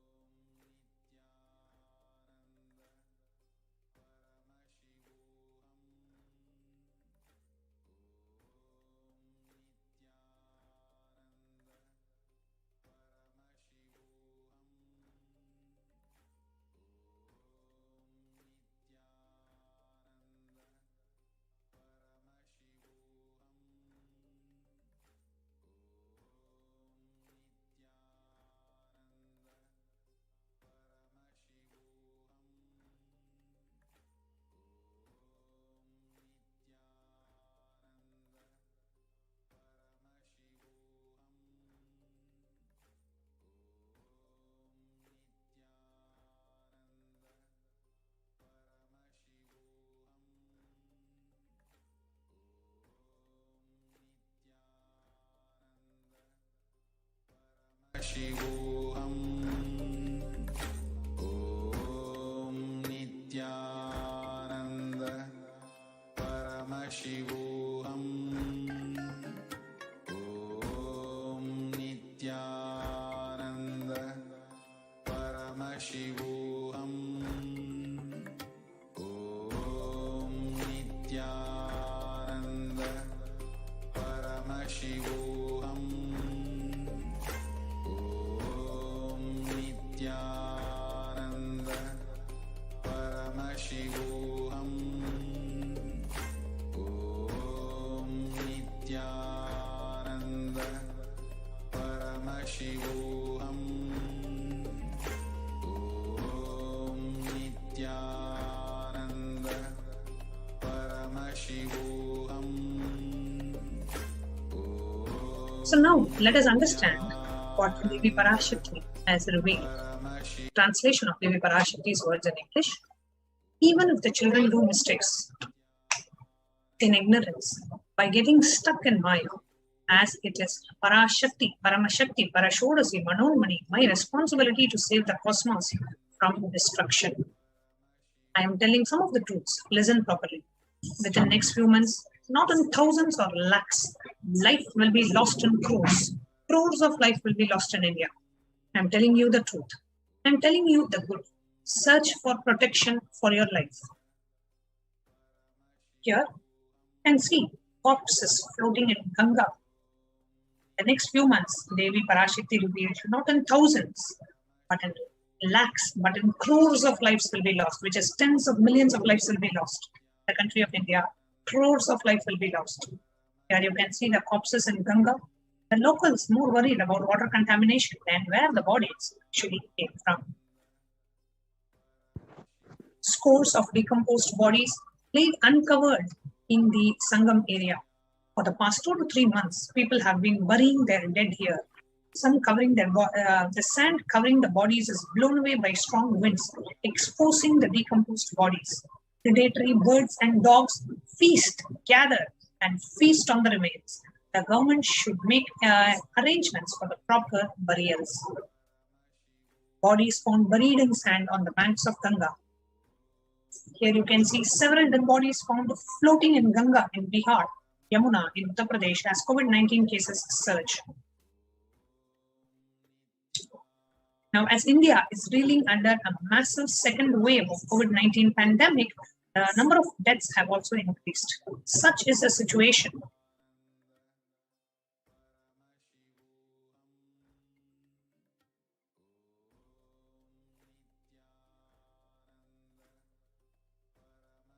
The crematoriums and the burial grounds are packed their capacity.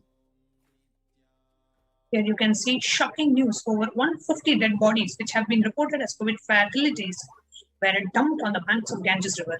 The COVID bodies will be washed down further and can be eaten by stray dogs, which will further spread the coronavirus, the report added. The earlier reports downplayed the number of deaths by saying it is 40, reporting it as 40, but the article is actually reporting 400 deaths. Here you can see in Kanpur, which is one of the UP's most populated states, 400 corpses were buried in a specific ghat in the river Ganges. Here you can see over 2,000 bodies found within the 1,140 kilometers on the banks of river Ganga in Uttar Pradesh. 2,000 bodies were found. Indians are forced to change their rituals for their dead as COVID-19 rages through the cities and villages. Here you can see everywhere mass burials going on. Bodies after bodies are coming. Death and devastation is happening in Delhi. The news article says the crematoriums and the burial grounds are running out of space in the capital. Funeral pyres burn continuously at the Mohali's cremation ground. And also we are seeing how in another article saying that the round-the-clock mass cremation has been happening. Harrowing scenes from India show the extent of the crisis gripping the nation as the second wave of coronavirus brings the death toll to over 200,000. And this is just a few months back, not counting what has happened in the last couple of months.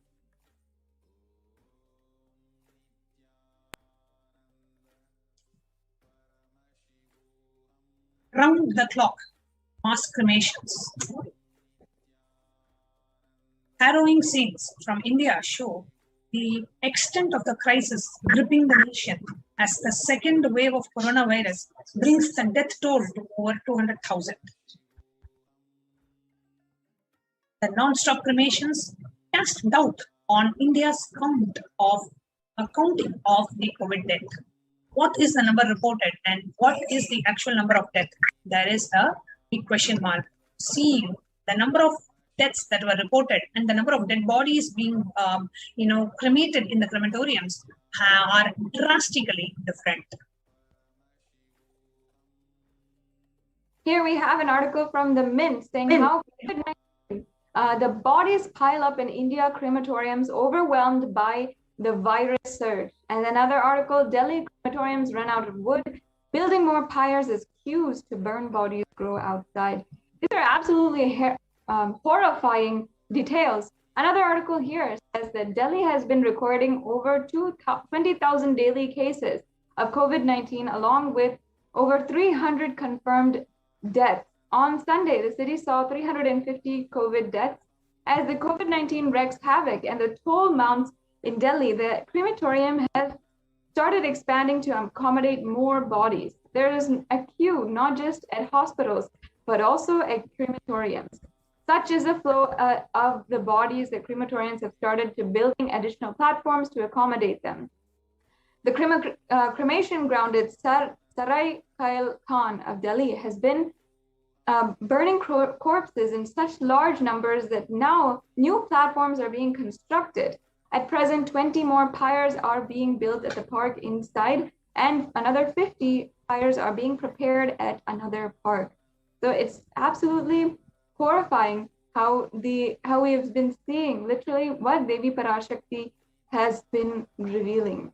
In the more news out of Delhi, at the Delhi crematoriums, corpses wait in 20-hour queues to burn. Here we can see those queues that are absolutely horrifying, where it says here, shaking Delhi's spirit and soul, an unimaginable tragedy is unfolding at the New Delhi crematorium, struggling to cope with the deluge of the dead arriving at a frightening pace.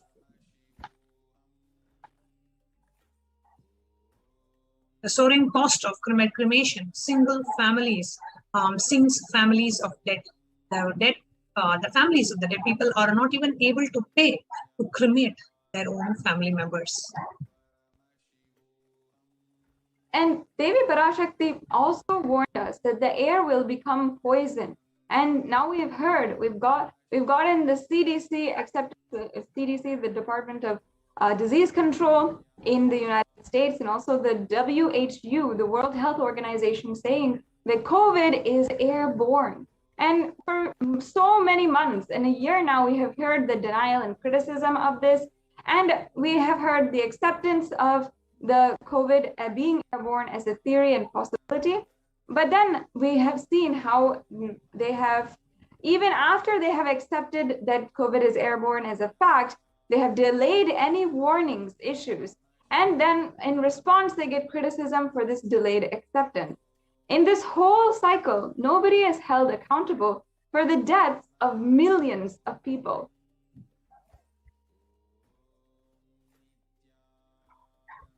There is a French virologist and joint recipient of the Nobel Prize in 2008 who discovered who won the Nobel Prize for his discovery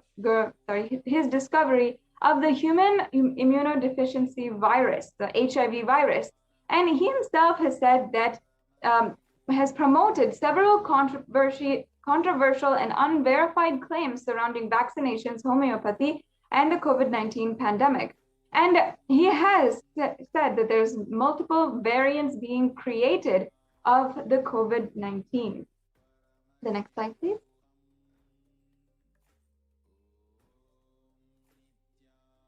And here, again, bombshell, Nobel Peace Prize winner is revealing the COVID vaccine is creating variants. Here it says that the 2008 Nobel laureate made the explosive comments as a part of a larger interview in the Pierre of Hold Up Media earlier this month. The clip was exclusively translated for the Rare Foundation in USA, and they reported last year that Montague had presented a powerful case that coronavirus was created in a lab. The next slide, please. And here, how the scientists have been saying that COVID-19 is airborne for so many months, but only now the authorities are believing it, and the media is catching up to what is being the protocol for the health, for managing the health of the whole public. And here it says a quiet revolution has permeated global health circles. Authorities have come to accept that what many researchers have argued for over a year, the coronavirus can be spread through the air. The new acceptance by the World Health Organization and the US Centers for Disease Control and Prevention comes with the concrete implications. Scientists are calling for ventilation systems to be continued like public water supplies were in the 1800s after fetid pipes and were found to be harbors of cholera. So in this way, scientists have been saying this for so many months, but authorities, the people in charge of public health and global health itself, have not been accepting this and have not been changing the protocol for public health systems to ensure the protection of the entire population. Here again, we have more articles to show how we have denied the reality, denied what even Devi Parashakti had revealed, and how we should be precautious, how we should make sure that we are staying extremely cautious and staying safe during these really tense times. In the Mint, one of the articles they had published was America's delayed acceptance of the airborne COVID transmission.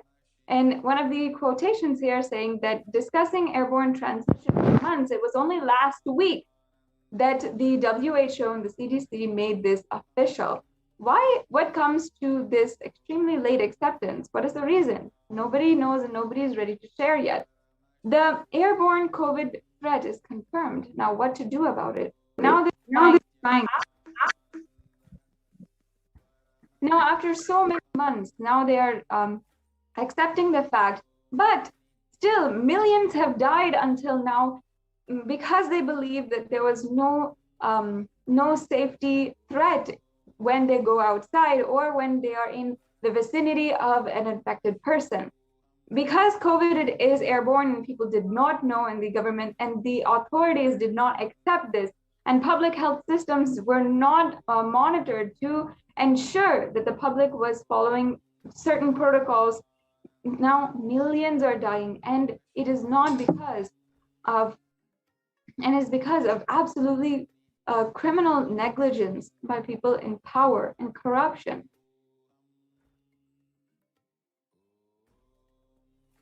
As we saw, COVID is the world's most infectious disease, and it is high time to protect ourselves from it. And the Supreme Court of Hinduism has been saying, just be alive this year. Don't need to do anything else, just be alive, and has opened all the enlightenment ecosystems where we could offer multi-layer quarantine services. And in the upcoming segments of this program, we will be sharing with you the multi-layer quarantine services being provided absolutely for free for anybody in India to come and stay in any of our monasteries in India. And so we will be sharing about that in the upcoming segments. You can know more about it, how you can protect yourself from this deadly pandemic. And now we are going to take a short break and we'll be right back with you. The next segment. Just be alive for next 3 years. Don't die within next 3 years.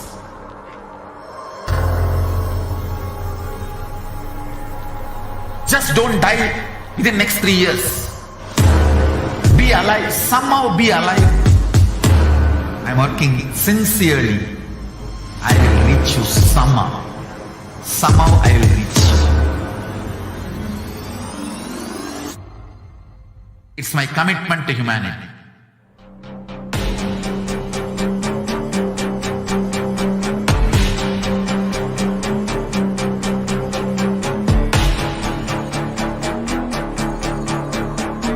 Just don't die within the next 3 years. I will reach you wherever you are, whichever corner of the world you may be. I will reach you with enlightenment.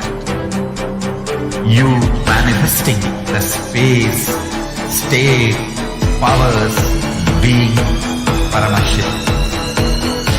It is possible, and it is possible for you.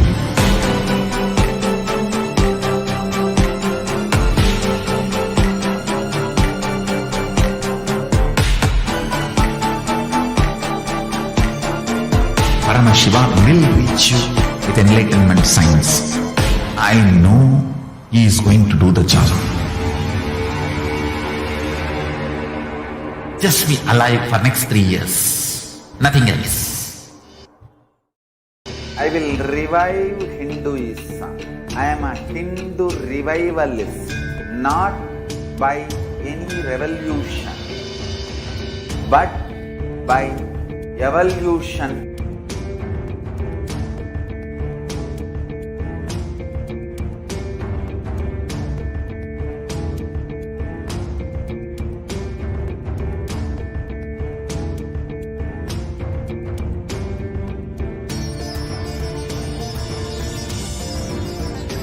setting model community.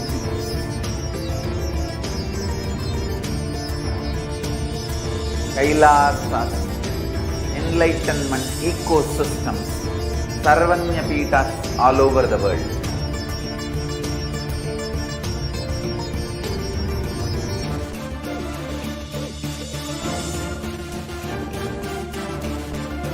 All powerful cognition, knowledge, only when you live, power manifestation and possibilities manifestation happens.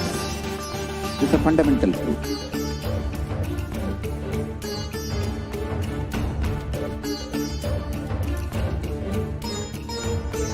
Hinduism cannot live exclusively as one sampradaya. No. All sampradayas of Hinduism is an ecosystem.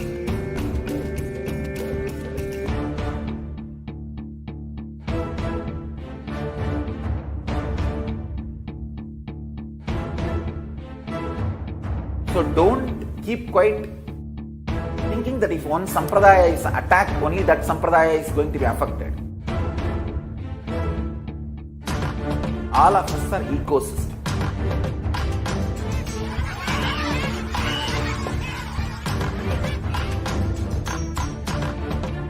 I invite all of you to get involved and enjoy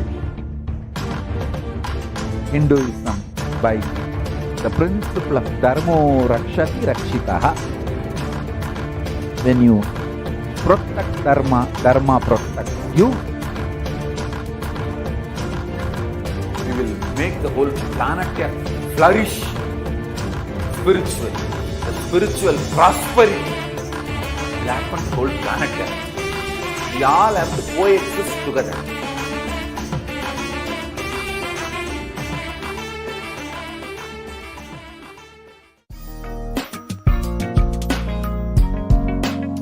We get you health.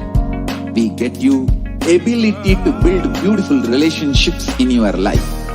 We get you direct spiritual support, and we make sure you become wealthy.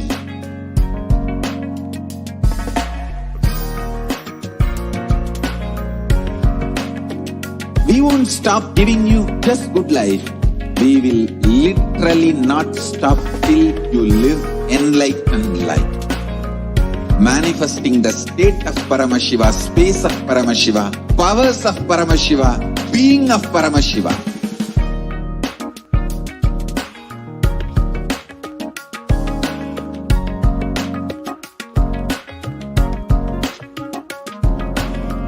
Whole world should become Kailasians. I want the whole world to know Hindus have something great to contribute to the world.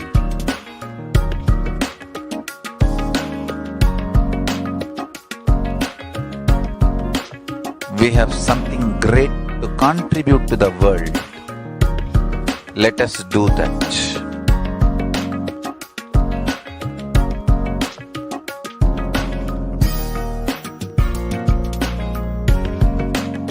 Kailasa is proper customized spiritual service helping you to identify your root patterns of suffering. We have perfected the science of helping every individual from every cultural, religious, nationality background.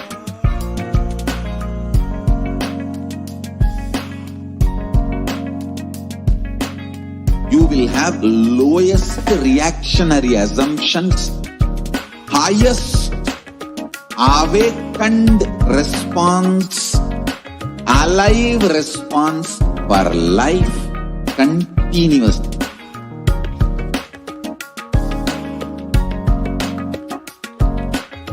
Kailasa is enlightenment ecosystem, literally enlightenment itself in your own home, wherever you are. Proper customized spiritual service helping you to complete with your life negativity. Withdrawal from life, self-hatred, self-denial, self-doubt, so much of tiredness, laziness. We can support you, aligning your diet, your attitude, your aptitude, your understanding about life. We can help you with everything.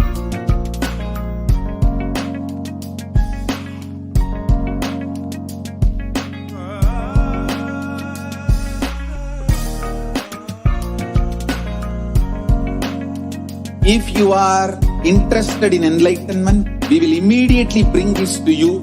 If you are not interested, we will explain the whole science, inspire you and make you interested in enlightenment science.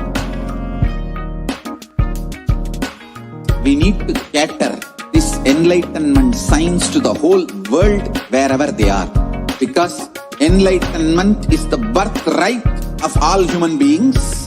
Kailasa is responsible to provide that to all human beings.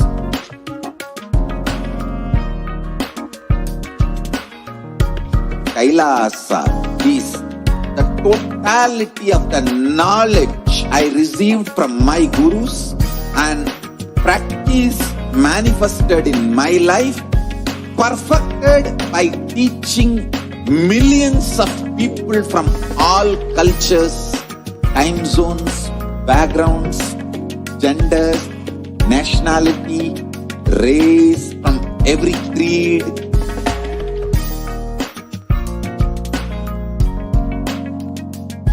So this absolutely perfected knowledge available to you, served to you in your home, without even you moving out of your couch, free of cost.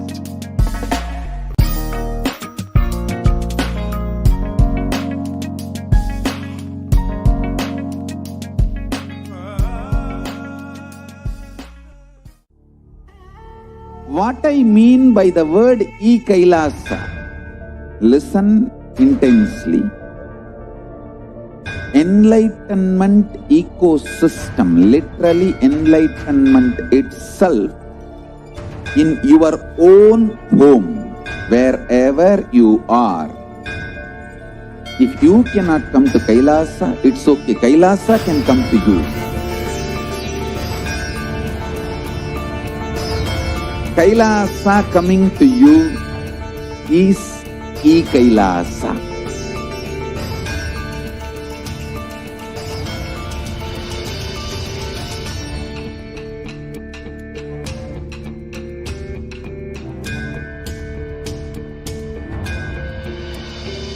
I will revive Hinduism. I am a Hindu revivalist, not by any revolution, but by evolution.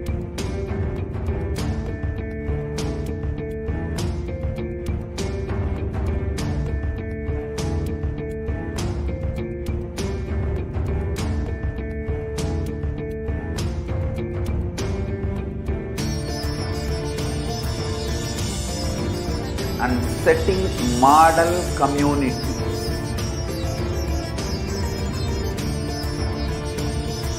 Kailasa, enlightenment ecosystems, Sarvanya Pitas all over the world.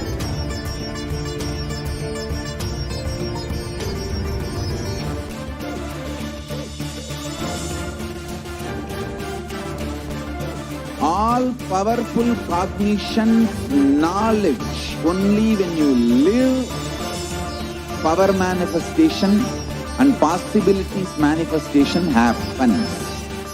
It's a fundamental truth.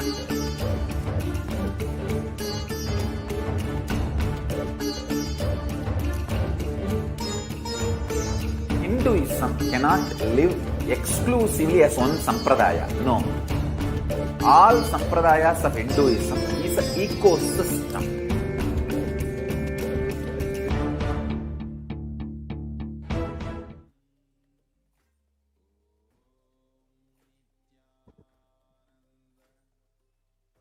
Nithyanandam, welcome back to all of the viewers who are gathered with us today for this Devi Parashakti Akashic reading program. Now we're going to be entering into the next segment where we'll understand the offerings that you can make today for Devi Parashakti. Today we'll be able to make different kinds of offerings, sevas to Devi Parashakti, and be extremely great, offer our gratitude, our love, and our literally surrender at the feet of Devi Parashakti. These offerings are very unique rituals that are offered from the sacred scriptures of Sanatana Hindu Dharma, and each different aspect has a very beautiful context that allows you, actually is a science for us, each and every one of us, to radiate the space of superconscious energy, of oneness with the whole, with Paramashiva.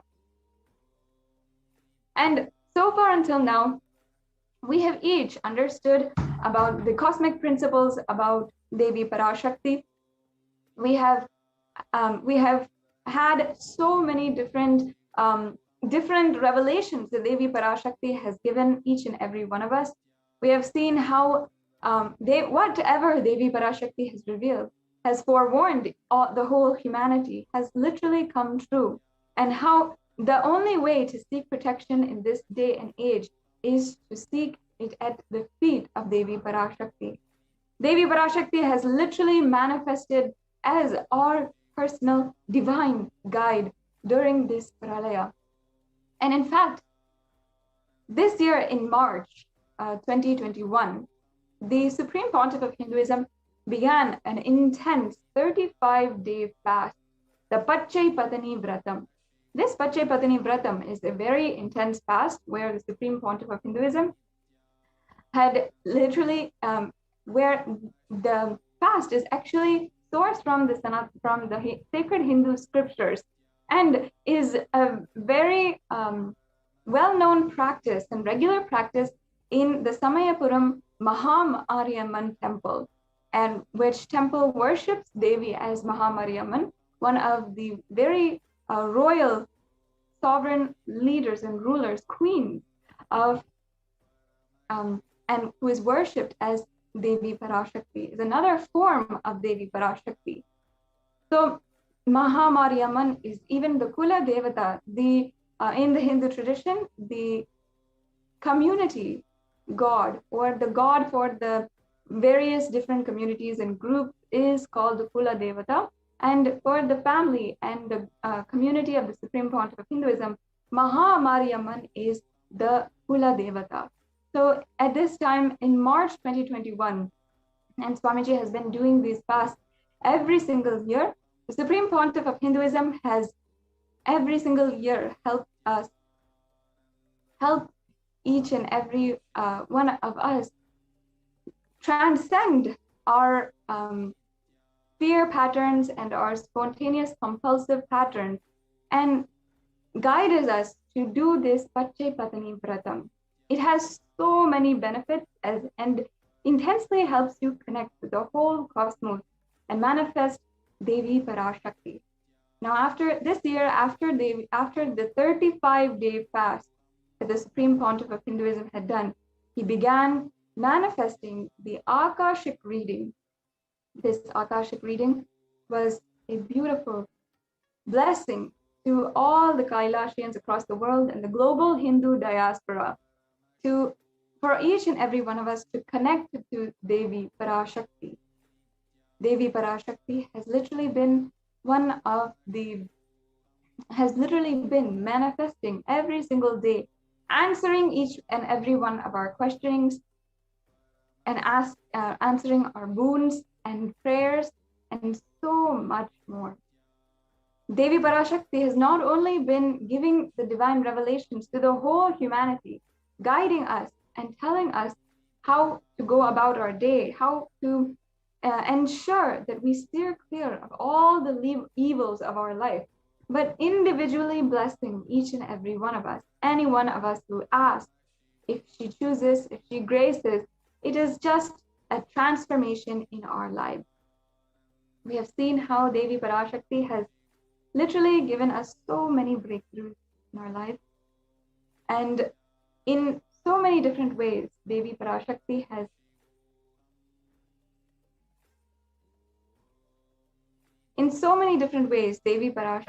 has manifested health, wealth, long-lasting and beautiful loving relationships, and so much more in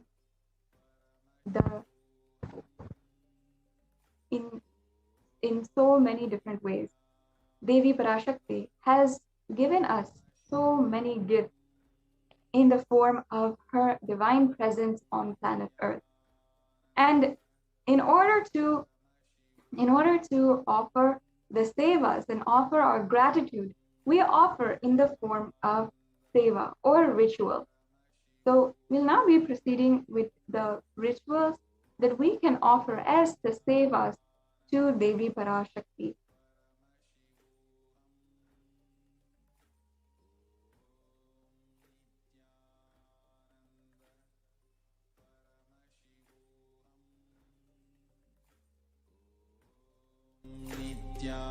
Nithyananda Paramashivoham.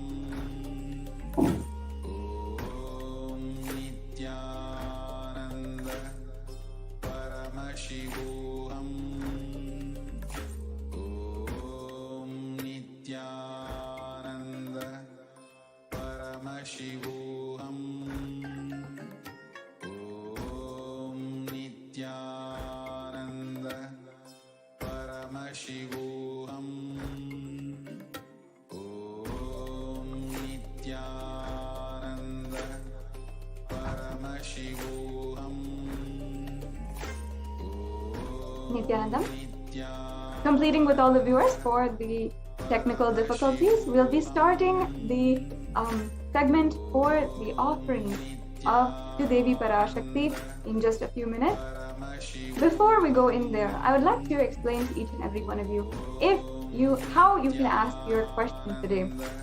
If ever there is a Devi BHAVA SAMADHI DARSHAN, you can ask your question through different ways, and either through Facebook, YouTube, Instagram, or Twitter.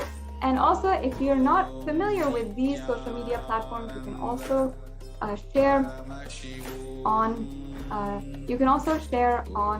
different social media. You can also go to kailasa.org and ask your question in the live chat available, or on the WhatsApp chat, which is available on kailasa.org. So if you want to ask your question, make sure you go to those different ways. Now let's begin the segment on the offering to Devi Parashakti. Yes, thank you. Now we can go on to the next slide.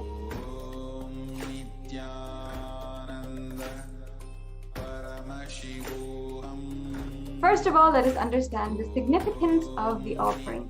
Offering is giving of a divine gift of pure love, devotion, and oneness, and it consists of two parts, giving and accepting. Only when the divine accepts what one offers, the offering becomes complete. Offering is not made out of fear nor out of greed. When an avatar lands, the offerings are purely a part of the grand Leela played out for the only purpose of enlightenment.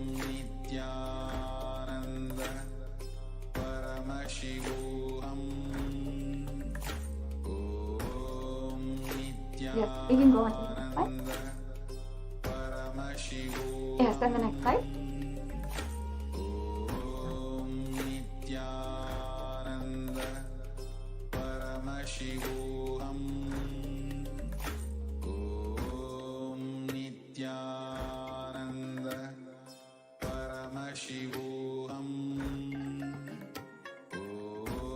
Yes. So now I'll be chanting the Dhyana Shloka of Devi Parashakti from the Moolagama Manonmani Dhyana. Induni Babeda Karavasniniyam Niyanam Snasyat Pankajavaraabaya Japaksha Saraya Yuktam Angahimabhushana vichitravasanam syat Tungamukatojjalamanonmani swarupam. And the English translation, the next one please.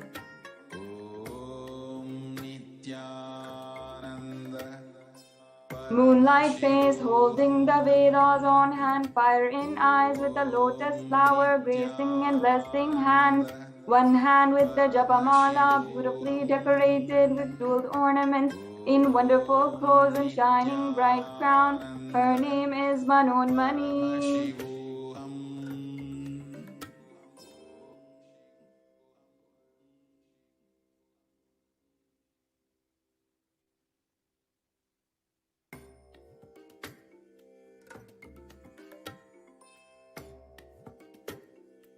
And the next Dhyana Shloka. Dhyaye Devim Trinetram Shashini Bhava. The next slide, please.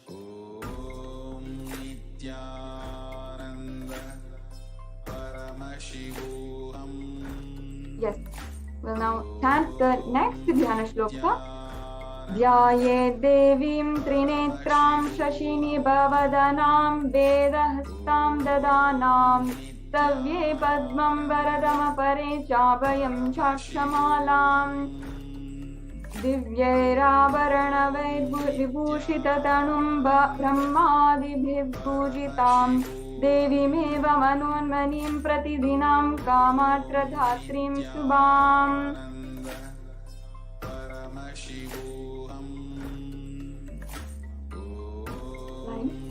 I meditate on Devi with 3 eyes glowing like the moon and holding the Vedas, lotus and gracing with blessing and gracing hands.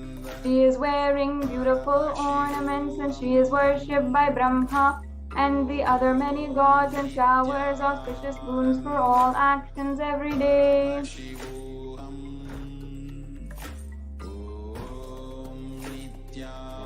slide, please.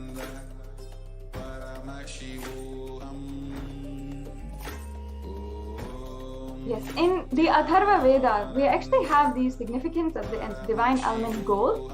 Triply born by birth is this gold. From the atom of Agni is one. It becomes dearest to Agni. One fell away from the Soma when it was hurt. One they call the seed of virtuous and powerful Apaha. And let that triple gold be for your life. In Hinduism, gold is a divine element. It purifies anything that it touches, and it is an element of spiritual significance and great spiritual power of healing and enlightening. The vibration of gold has the power to infuse sattva energy and positive thought currents in anyone who wears and anyone who sees or operates in its vicinity.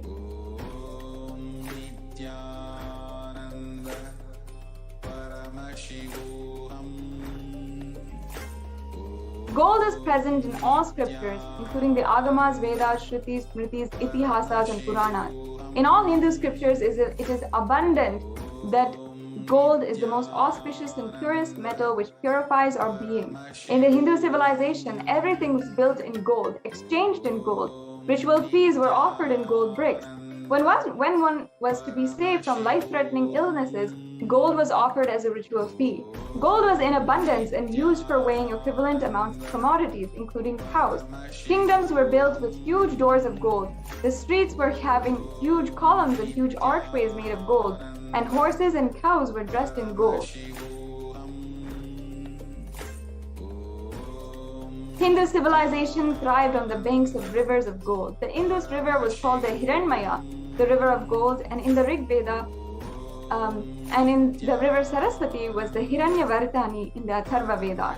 Gold is the supreme element for offering gifts to the ones you love and revere.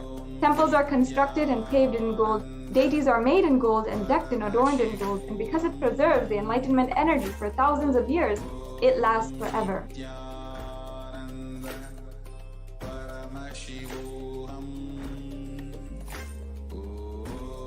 And now we'll begin with the E-Hundi offering. I'll now be chanting the Pramana. Bhakti Priya, Bhakti Dhamya, Bhakti Vashya Bhayapaha, Shambhavi Sharadharadhya, Sharvani Sharmadayini, Devi is fond of true devotion and is realized through true devotion. She can be won over through true devotion and she removes all fear. Paramashivoham. Om Nithyananda Paramashivoham. Om Nithyananda Paramashivoham. So, if there is any fear in the minds of devotees, Devi is the one who removed that fear. It is stated that Devi likes to be worshipped in autumn. But here, it does not mean the autumn season like all of us think, but when the thoughts turn more and more inwards, the autumn of our lives, the role of the divine becomes more and more important and significant, and it can only be understood at that time. And at that time only, the need for Devi worship becomes stronger. The next slide, please. Om Nithyananda Paramashivoham. Yes, and the next offering is the Sankalpa chanting. I'll now be chanting the English translation of the Shastra Pramana. And this Pramana is from the Devi Mahatmyam, chapter 12, verse 34. The goddess enchants this universe and she herself gives birth to this universe. The goddess being prayed without interest in anything, gives the knowledge that leads to salvation and gives wealth in materialistic sense. So offering the Sankalpa, the conscious resolution, blesses the person offering with all the fruition and the desires, the wishes that he is yearning for. Next slide, please.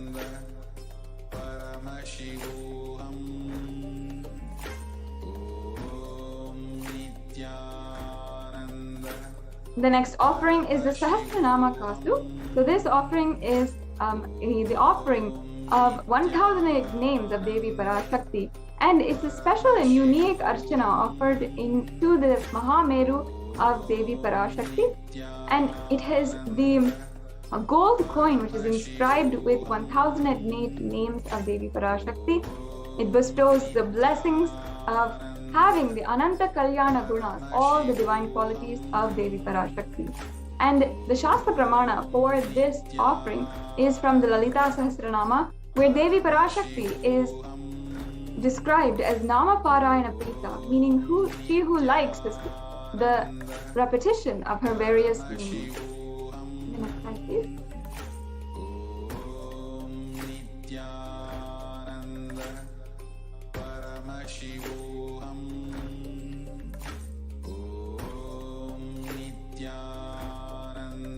Yes. The Pramana for the Mukta Anguti.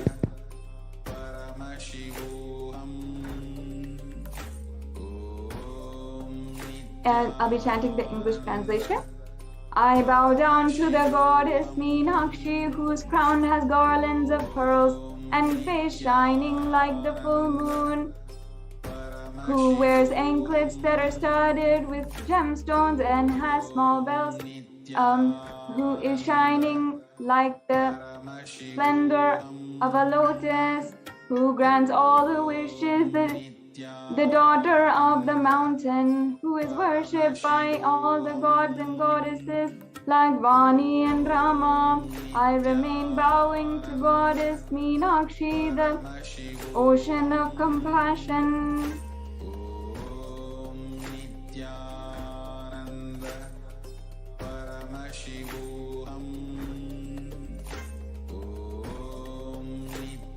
Yes, you can offer this Mukta Anguti, the finger ring with a pearl, and in this offering, you can offer the pearl ring finger, and you can be bestowed with Devi's pure compassion in your life.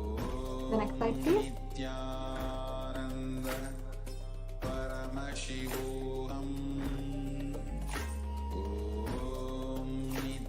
Yes, the next offering is the Swarna Padma Pushpa. And in this in the Kamikagama, it is told by Paramashiva himself that all the kalashas, the different vessels that are made for offering, should be wound with the suitable thread and covered with new cloth, and they should be adorned with the lotus flower made of gold. In the Hindu tradition, the lotus flower is actually very significant.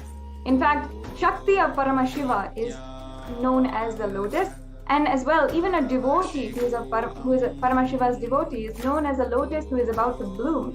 And also, the Paramashiva linga is seated in a lotus. So you can offer the golden lotus in any size that you want, and you will be bestowed with all of the grace and blessings of Devi, and you will have the space, powers, and being of Devi Parashakti in your inner space to be able to face any adverse situation in your life.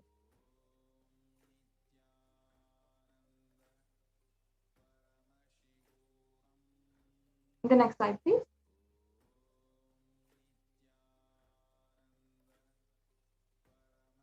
Yes. And the next offering is the Swarna Metti, the gold toe ring.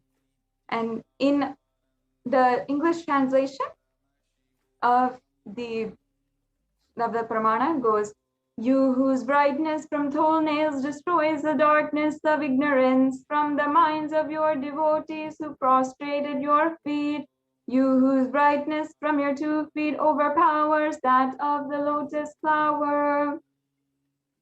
The next slide, please.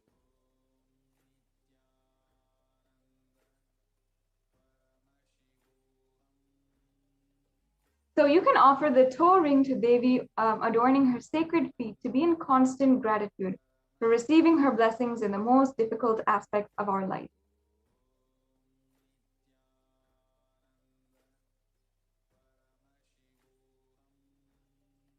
The next slide, please.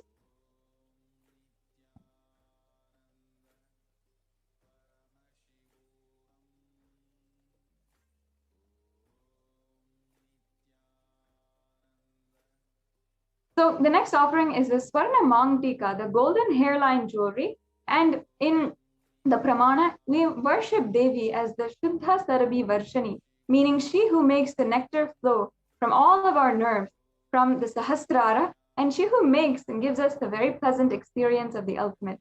The Mangtika, or the golden hairline jewelry that even all Hindu traditional women wear, is actually representative of the nectar flowing from the Sahasrara chakra, which is fully open.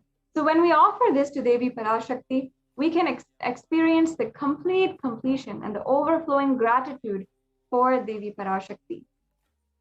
So any of these offerings, if you'd like to make today, you can visit the link tiny.cc/Devi offerings, and you can always stay tuned and make sure that you are to know how you can make these offerings. The next slide, please.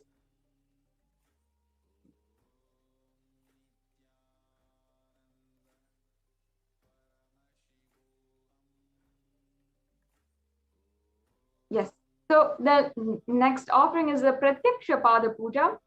And in the Pratyaksha Pada Puja, the illuminating splendor of Devi's toenails dispel the darkness of all ignorance. This is the Pramana in the English translation of the Pramana. And it is told in the Saundarya Lahari Shloka 83 that worshipping the feet of Devi is the very feet which always the crowns of all the celestial beings are becoming sharpened by. So just offering and surrendering our feet to Devi Parashakti is literally dropping our arrogance or ignorance at her feet and surrendering to her completely. This is one of the most special offerings that you can offer, especially with the Guru Purnima coming up. You can offer this offering to Devi Parashakti, who's manifesting through the supreme pontiff of Hinduism. Once again, you can make these offerings. You can go ahead and go to tiny.cc/Devi offering.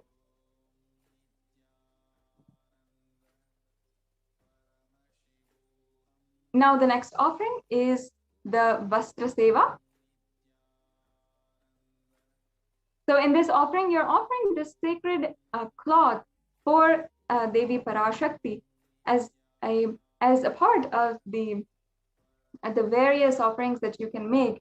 And this cloth is the sacred adornment or the alankaram for Devi Parashakti. The next slide, please.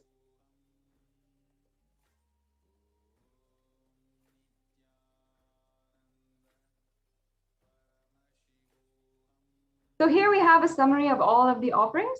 We have the Ihundi offering, the Sankalpa chanting, the Swarna, the Sahasranama Kasu, Swarna Kasu, and then the Mukta Anguti, the Swarna Mangtika, the Swarna Padma Pushpa, and the Pratyaksha Pada Puja and the Vastra Seva. So you can see all of the different offerings.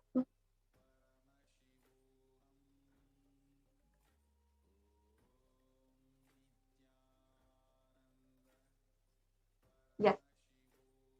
And then we have a couple of different options if you would like to make these offerings.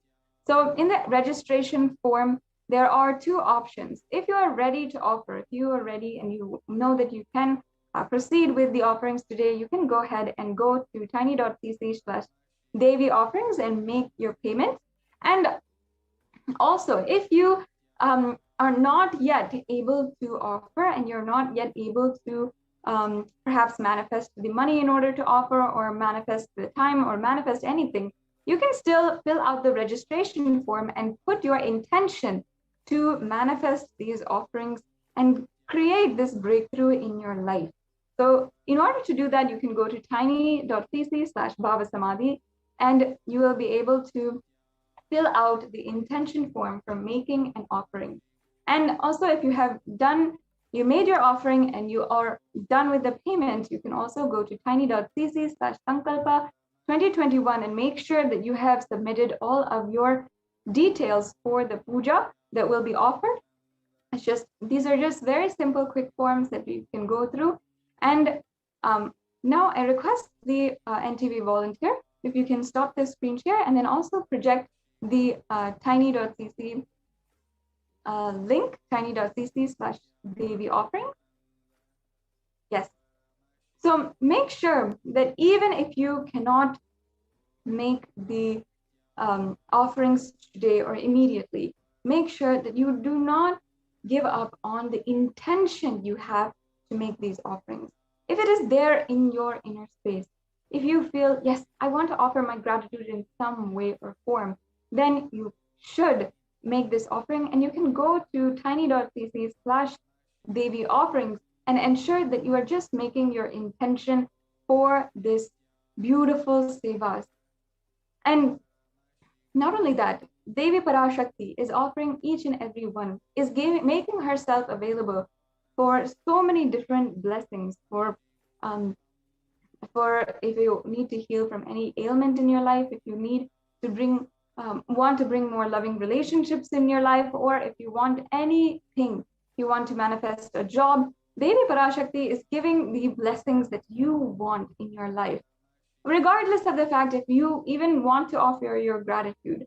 So, but if you care, if you want to offer your gratitude and you've seen how Devi has manifested a breakthrough in your life, and there are many of you out there like that who have asked a question and received an answer in your life from Devi Parashakti. If you want to express your gratitude, then you can go ahead and do so in so many different ways that we had presented to each and every one of you today.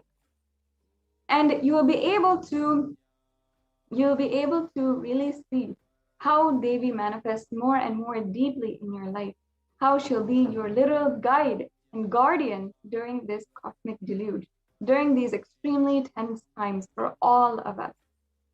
So I request the NTV volunteer if she can project the links that we had, tiny.cc/Devi offering.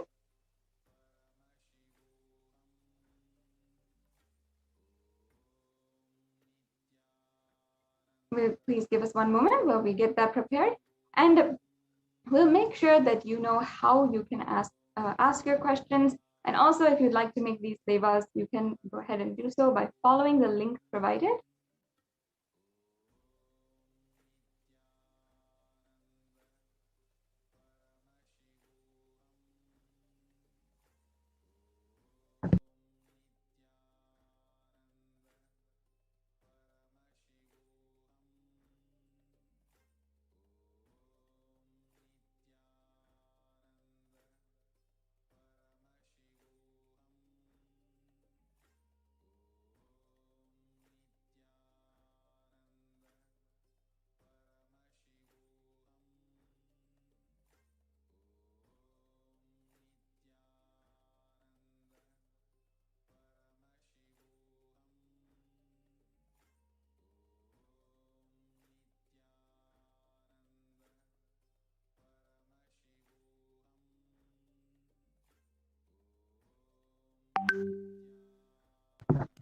Yes, so as you can see, you have the form for the payment that you can make.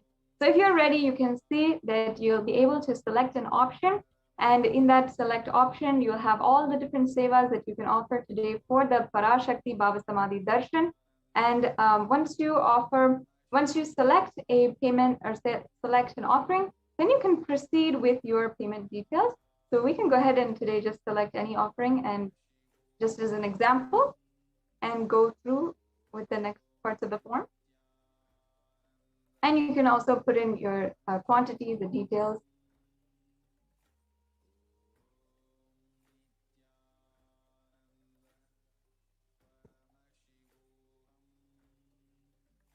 Yes, so as you can see, it's a very simple process, and then you'll be taken through the next steps of filling out your payment details and so forth. Yes, and can we also open the next form?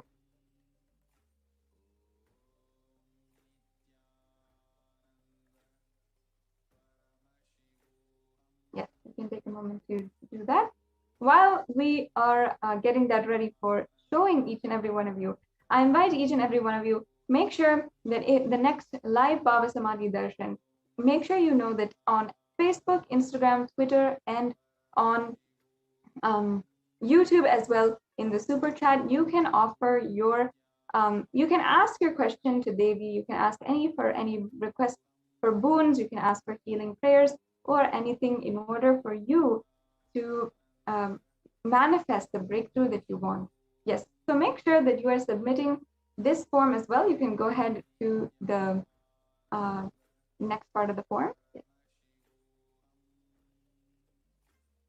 And here you can see that there's very straightforward questions you can go through. This is after you filled out your payment, and make sure that you fill this form so that you have your name is chanted during the puja, and all of the auspicious blessings of Devi Parashakti will be bestowed upon you.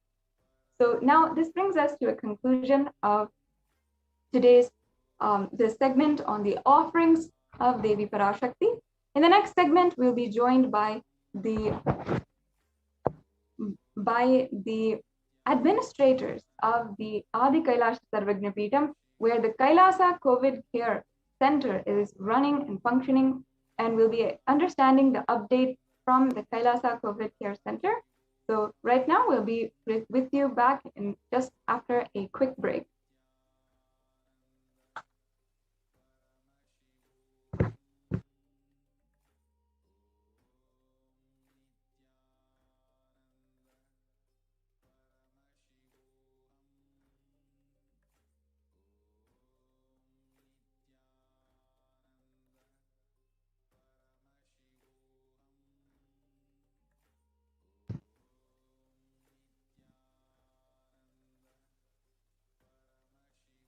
Yes, we'll be right back with you after a very quick break.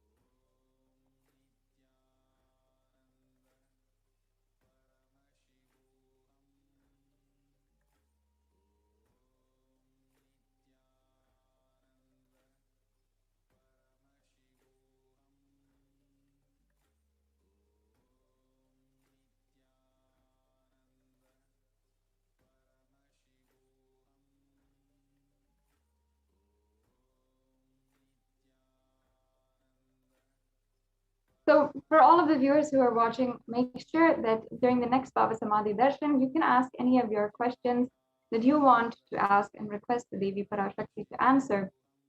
You can go on Facebook, Twitter, Instagram, on YouTube, and make sure that you are liking and following us on all of these pages, like following the official handles of the Supreme Pontiff of Hinduism, which you can see on the screen, and make sure that you are subscribed in all of the different platforms, and you can ensure that the next time we have the live Bhava Samadhi Darshan, you can ask your questions to Devi Parashakti. So make sure that you are asking your questions during the live Bhava Samadhi Darshan.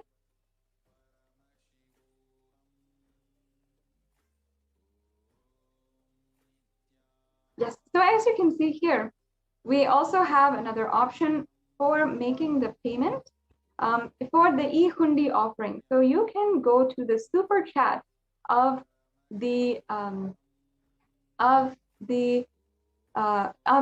So if you want to do this, you have to be a member of the Kailasa's HDH Nithyananda YouTube channel, and you can go there and click on the super chat option, and then it'll take you through the further steps to make a payment or make a donation in your name. And this is the e-hundi offering that you can make. So as you can see, once you enter the amount that you would like to make today, then you can go through to the next steps to add your payment method, and you can either pay through credit or debit card or through PayPal, and then you can make your offering today for the e-hundi offering. Just like whenever we go to the different temples and we offer, how much ever we want into the e-hundi, this is the exact same what you can do today.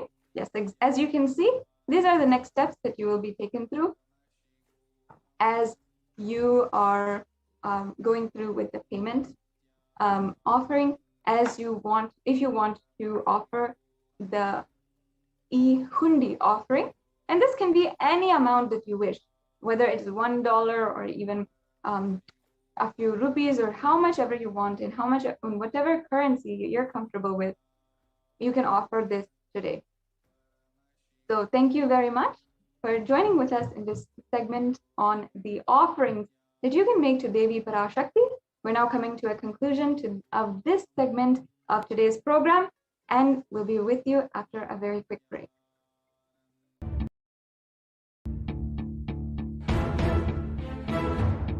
So don't keep quiet thinking that if one sampradaya is attacked, only that sampradaya is going to be affected.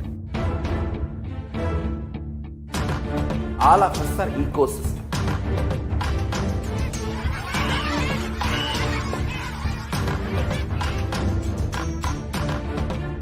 I invite all of you to get involved and enjoy Hinduism by the principle of Dharmo Rakshati Rakshitaha. When you protect Dharma, Dharma protects you. We will make the whole planet flourish spiritually. The spiritual prosperity will happen to the whole planet. We all have to coexist together.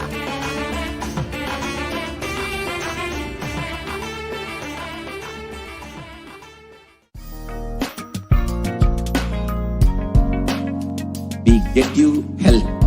We get you ability to build beautiful relationships in your life.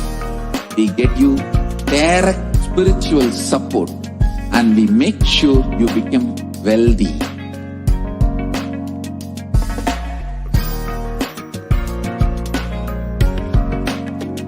We won't stop giving you just good life. We will literally not stop till you live enlightened life. Manifesting the state of Paramashiva, space of Paramashiva, powers of Paramashiva, being of Paramashiva.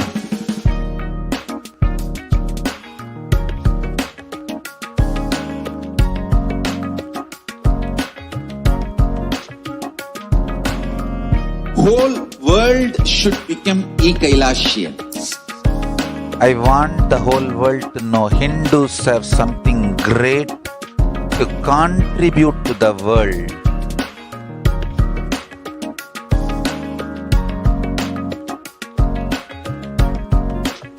We have something great to contribute to the world.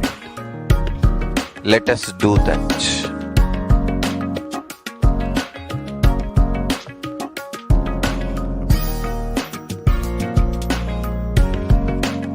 Kailasa is proper customized spiritual service, helping you to identify your root patterns of suffering. We have perfected the science of helping every individual from every cultural, religious, nationality background.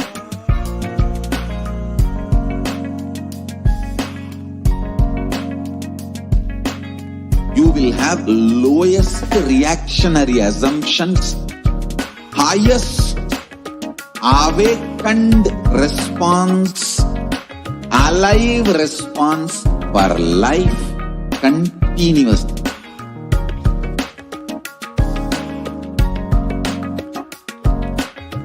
Kailasa is enlightenment ecosystem, literally enlightenment itself in your own home, wherever you are. Proper customized spiritual service helping you to complete with your life negativity, withdrawal from life, self-hatred, self-denial, self-doubt, so much of tiredness, laziness. We can support you, aligning your diet, your attitude, your aptitude, your understanding about life. We can help you with everything.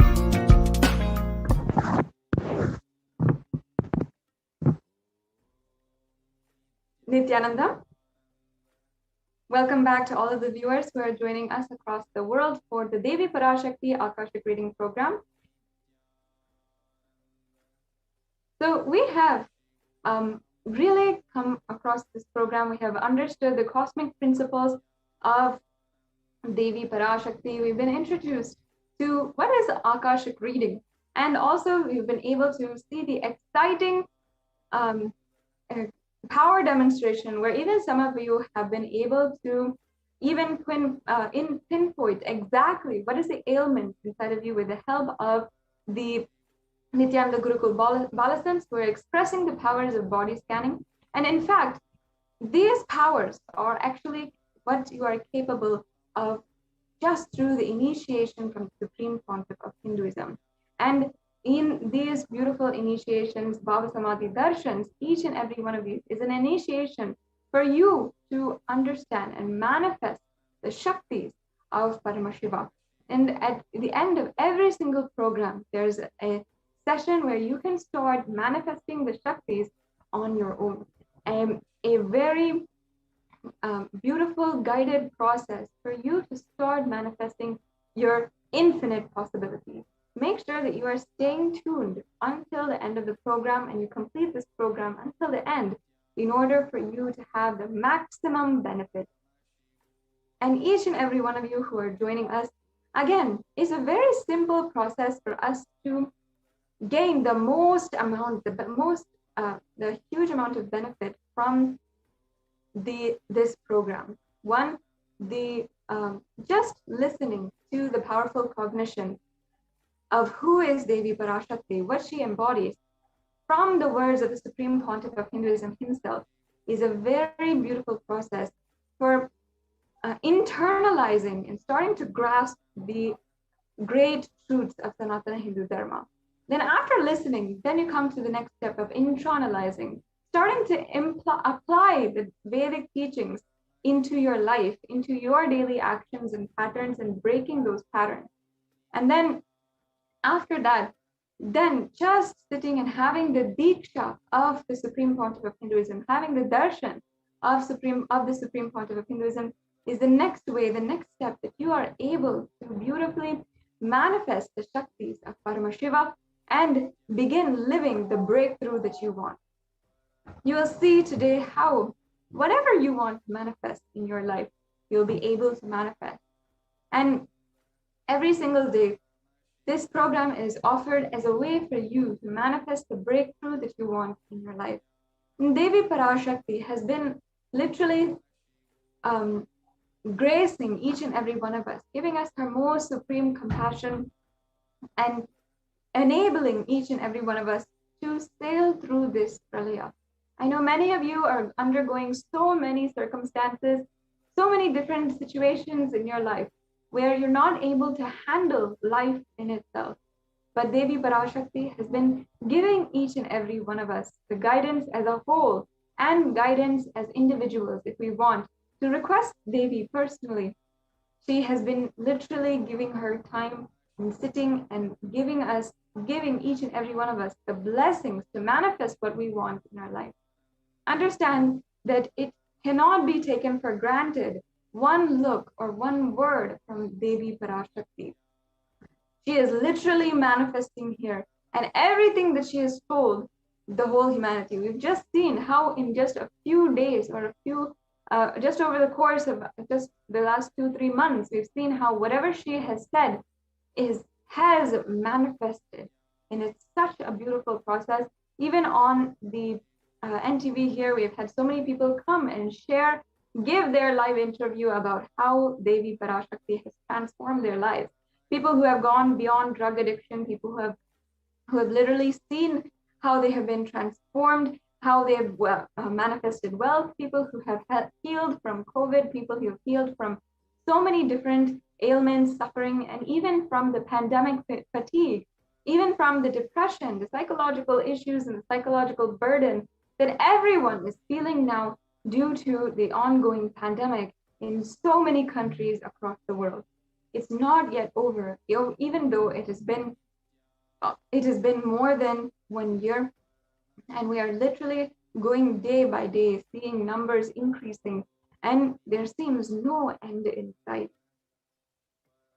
What we are seeing is literally what our ancient rishis have foretold as the Kali Yuga, as a yuga where so much of destruction happens and man becomes his worst enemy, where there's so many negative forces that are ruling the world, that are taking up corrupt leader positions, and who are not held accountable for the deaths of millions of people.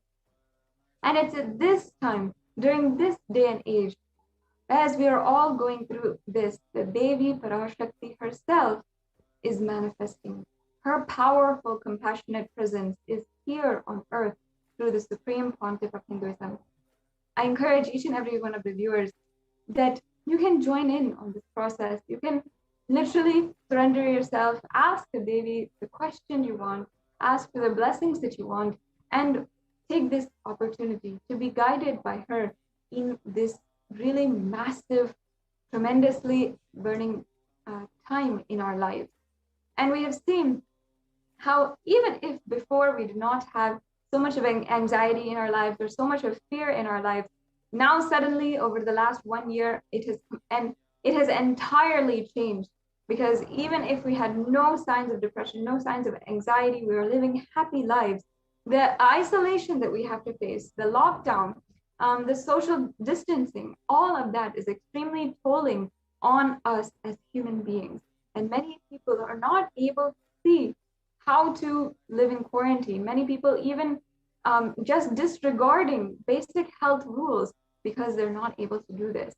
But as Devi Parashakti has guided each and every one of us through the Supreme Pontiff of Hinduism, it is not the time now to give up on life.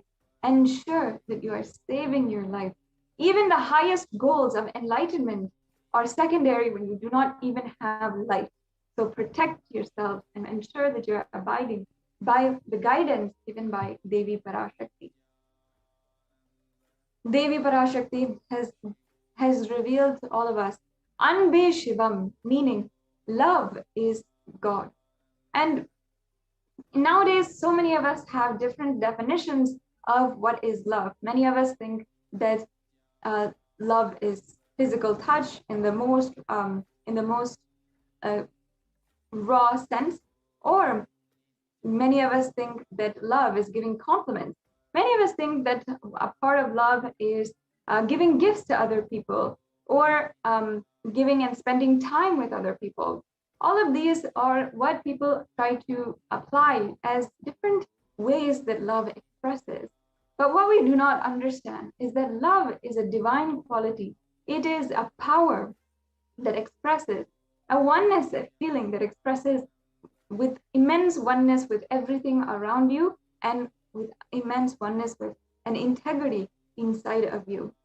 When Devi Parashakti revealed to the whole world that love is God, that Anbeshivam, literally love is the one solution that will help each and every one of us manifest whatever we want in our lives. And surely at this time, during the whole Pralaya, Devi Parashakti guided us, and it was one of the most profound guidances that Devi Parashakti had given, that love is the answer in this time. And only those who have love as literally a armor around their hearts, only those are the ones who will be able to survive during this pandemic. Love is such an important aspect. Love is such an important power that each and every one of us should recognize as the energy of Parashakti herself, as the energy of God. Anbe Shivam is what Devi Parashakti had revealed to all of us. It was such beautiful words that each and every one of us should really apply in our lives. And like this, Devi Parashakti, our cosmic mother, has given so many different revelations, has given so many different beautiful guidances for the whole of humanity and for each and every one of us as individuals. Now, we'll be proceeding on to the next segment in today's program and be hearing from the Adi Kailasa Sarvagna Peetham administrators, Ma Nitya Pranapriyananda and Ma Nitya Achalananda Swami, about what the updates are from Adi Kailasa Sarvagna Peetham, the ship that the Supreme Pontiff of Hinduism built in order for all of us to be protected against the pandemic that he foresaw coming. We'll just have a very quick break and be right back with you.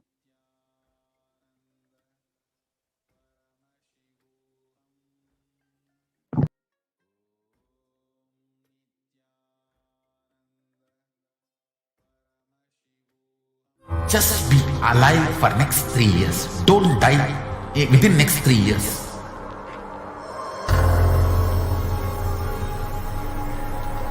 Just don't die within next 3 years. Be alive. Somehow be alive. I'm working sincerely. I will reach you somehow. Somehow I will reach you. It's my commitment to humanity.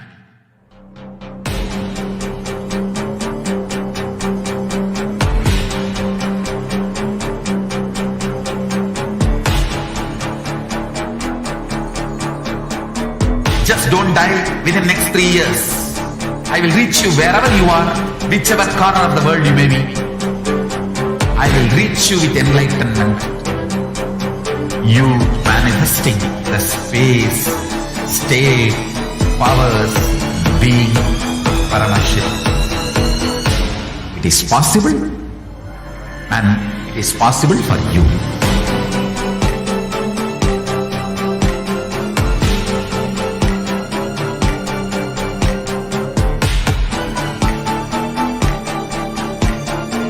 Paramashivoham will reach you with enlightenment science.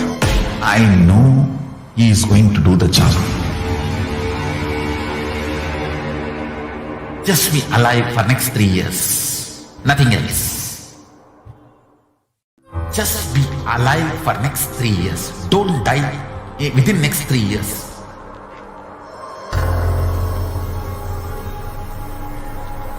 Just don't die within next 3 years. Be alive. Somehow be alive.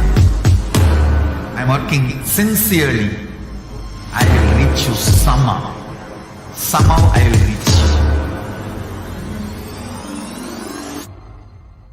It's my commitment to humanity.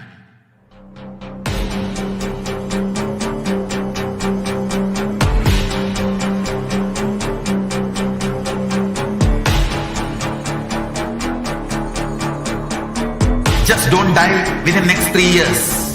I will reach you wherever you are, whichever corner of the world you may be. I will reach you with enlightenment. You manifesting the space, state, powers, being Paramashivoham. It is possible, and it is possible for you.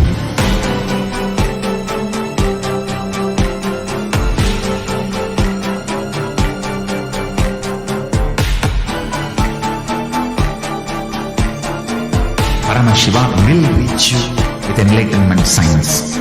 I know he is going to do the job. Just be alive for next 3 years. Nothing else. Just be alive for next 3 years. Don't die within next 3 years.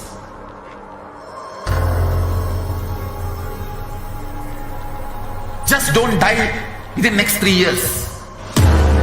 Be alive. Somehow be alive. I'm working sincerely. I will reach you somehow. Somehow I will reach you.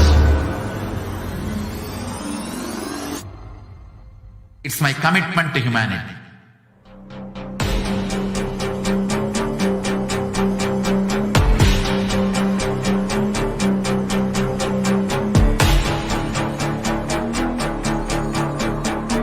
Just don't die within next 3 years. I will reach you wherever you are, whichever corner of the world you may be. I will reach you with enlightenment. You manifesting the space, state, powers, being Paramashivoham. It is possible, and it is possible for you.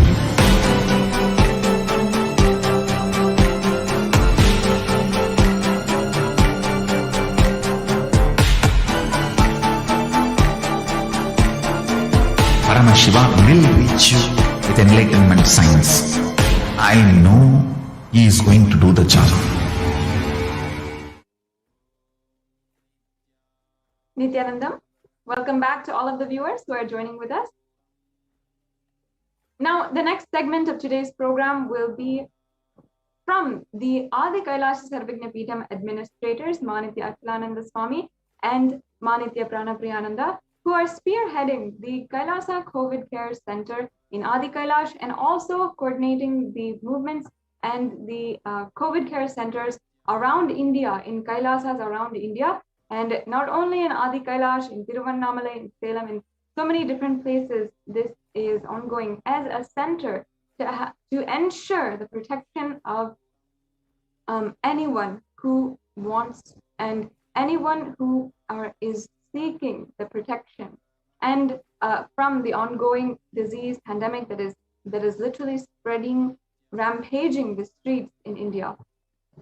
So in the next segment, we'll be hearing more details about how the Adi Kailash Sarvagna Peetham is running the Kailasa COVID Care Center, and with the guidance and blessings of the Supreme Pontiff of Hinduism, how he has literally been sitting day in and day out and ensuring that each and every one of these details is ensured to have the most integrity and ensure to have the most the best ways of being executed for the protection of the people, whether it is having 11-course meals for all of the people who are there, having yoga and spiritual routine available for them to ensure that even during the quarantine, even as they are under lockdown, they are continuously spiritually uplifted and never face the pandemic fatigue.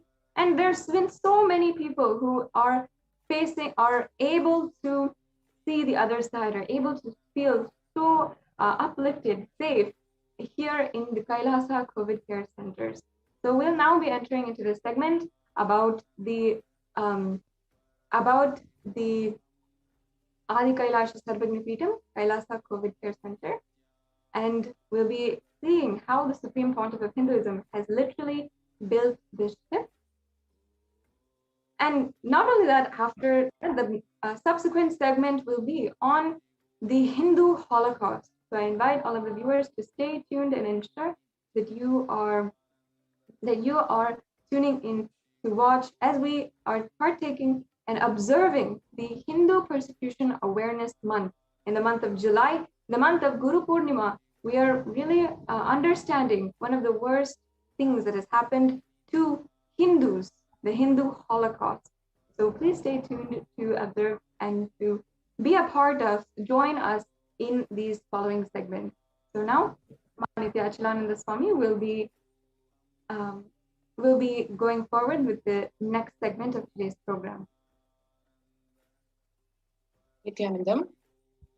So We will look into the revival of the temple science ecosystems, temples being one of the pillars for Kailasa. In today's world, the relevance and significance of the temples is more so as people are feeling. During this COVID-19 surge, the major temples being shut down by the government. As one can see here, amid rising COVID-19 cases in Maharashtra, the Shirdi Sai Baba and Mumbai Siddhivinayak temple will remain shut for devotees till further orders. The Sai Baba temple will remain closed for devotees from Monday 8 p.m. till further orders. These are some of the news that have been coming since the past couple of months. The Puri Jagannath temple is closed for the public. The authorities of the temple of Lord Jagannath in the pilgrim town on Sunday have announced this, and the temple closed for devotees because of the statewide lockdown imposed by the government. All religious places closed for public in Orissa as the city records the highest daily surge. So, with the capital registering the highest ever single day spike, the state of Orissa declaring the closure of all religious places like temples, mosques, gurudwaras, churches for devotees. In the state of Uttar Pradesh, the major Mathura temples banning the entry of devotees amid the COVID-19 surge. The two major temples of the Sapta Devalaya in Vrindavan on Saturday banning the entry of devotees in view of the rising COVID-19 cases. Gujarat Somnath temple closed for darshan. In view of the surge in the COVID-19 infections, the Somnath Temple Trust announced that the temple will remain shut down for devotees for an indefinite period. And in the midst of all this, including vandalization of the temples, where one can see here in Tamil Nadu, the Chola era temple murtis beheaded.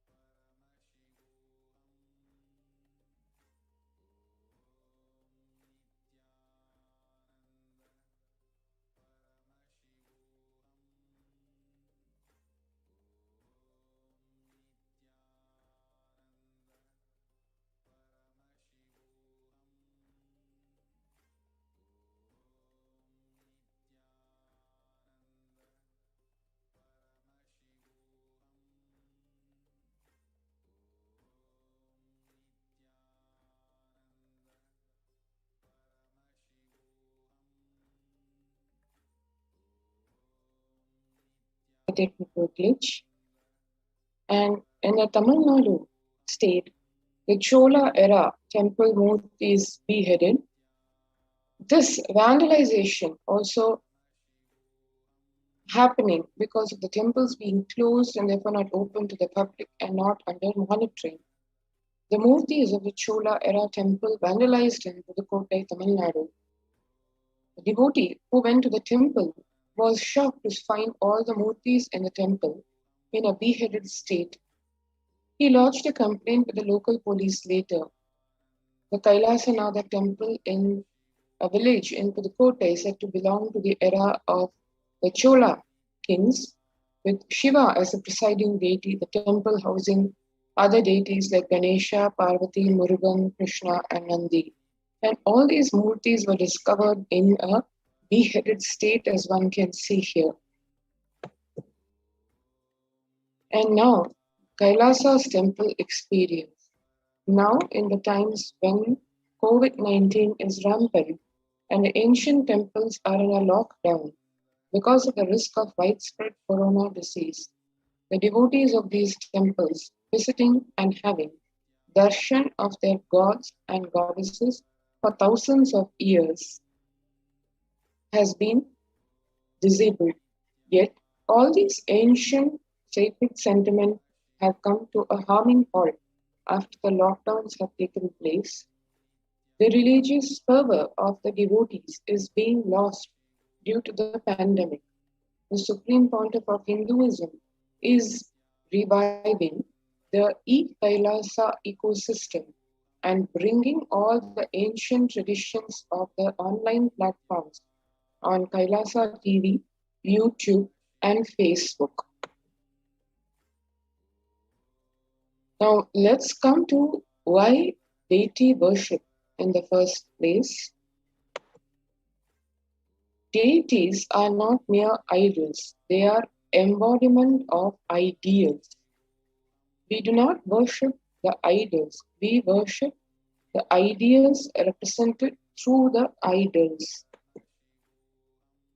When the divine is present before him in a form he can see, touch, and relate to, the transmutation becomes an easy and joyful process. Second, deities in a real kshetra are always carved in the form of ancient masters and enlightened beings. Even though no longer in the body, they can be invoked through the name or form they used while in the physical plane. When we pray to the deity or chant its name, the corresponding divine vibration is automatically awakened and becomes available on the energy plane to guide and bless us.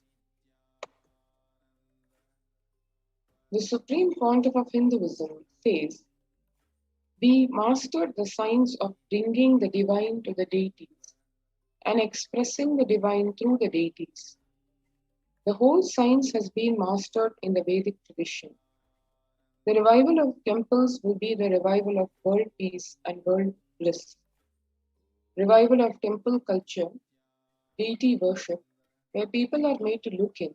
That is where the revival of Sanatana Dharma, Advaita Satya, is going to happen. Shiva saved Markandeya from death, and that became an independent deity, Kala Kala. Same way, he danced in ecstasy, and that action became Nataraja. Vishnu's very action of showering blessings on the world becomes Lakshmi. Brahma's very action of constantly sharing the wisdom becomes Saraswati. So, each of the actions of the ultimate becomes independent intelligence and energy. When you connect with those independent intelligences, those deities, whatever you want immediately happens. Whatever result you want, worship with rites those divine energies who are the personification of those specific actions. Immediate results are achieved by connecting with those deities. In this world, this can be a powerful method through which you can achieve whatever you want in your life. Now that is the background of the science of Hindu temples. Temple being one of the major pillars, the central pillars in the Kailasa ecosystem. The COVID care protection centers are also centered around the spiritual lifestyle, temple-based lifestyle in all the de facto spiritual embassies of Kailasa. If one would like to join the COVID Care Protection Center, you can register now at the link https://kailasa.org/Kailasa Care. It is https://kailasa.org/KAILASACARE.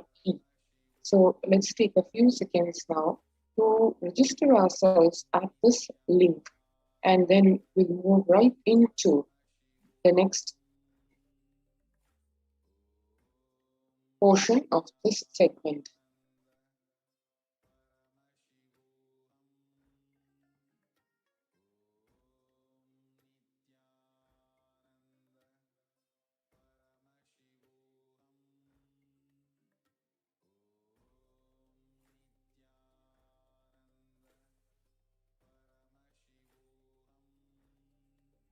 Just be alive for next 3 years. Don't die within next 3 years.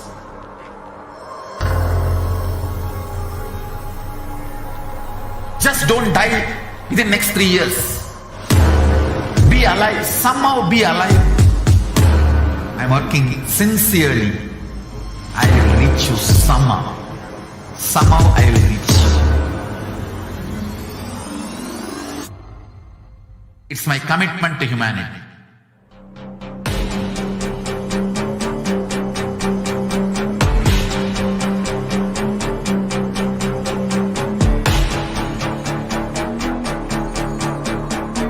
Just don't die within next 3 years. I will reach you wherever you are, whichever corner of the world you may be. I will reach you with enlightenment. You manifesting the space, state, powers, being Paramashivoham. It is possible, and it is possible for you.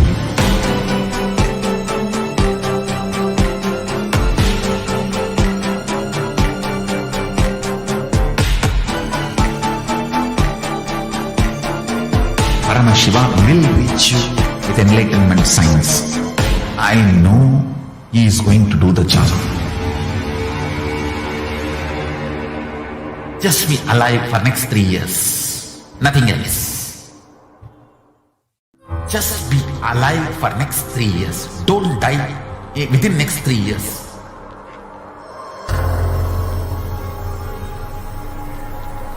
Just don't die within next 3 years. Be alive. Somehow be alive. I'm working sincerely. I will reach you somehow. Somehow I will reach you.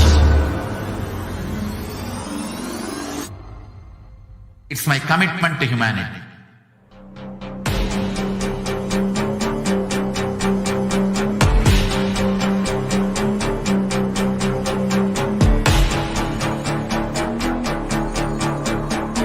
Just don't die within next 3 years.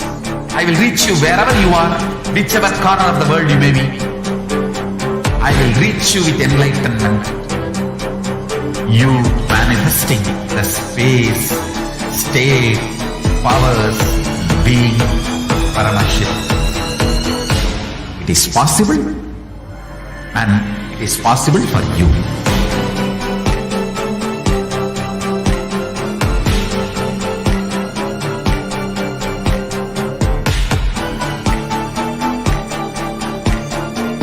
Paramashivoham will reach you with enlightenment science. I know he is going to do the job. Just be alive for next 3 years. Nothing else. Now into the next portion, which is Kailasa's temple ecosystems.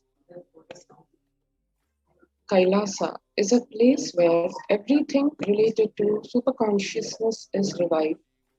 All the sampradayas, all the spiritual ecosystems created for enlightenment will be revived and established in such a way it never gets lost again. They're forever serving the humanity. And now, for revival of the Hindu temple ecosystems, what is Swamiji's guidance, vision, reminder? Let us watch on this video.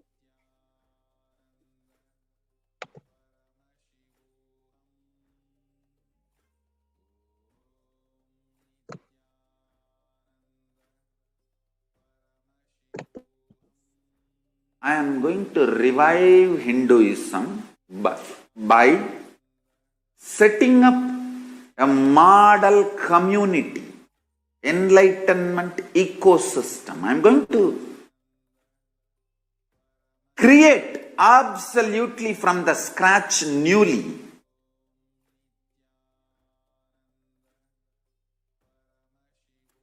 self-sustaining, temple-based Hindu ancient enlightenment ecosystem and civilization based on that. Understand? Kailasa is reviving the ancient Hindu enlightened civilization.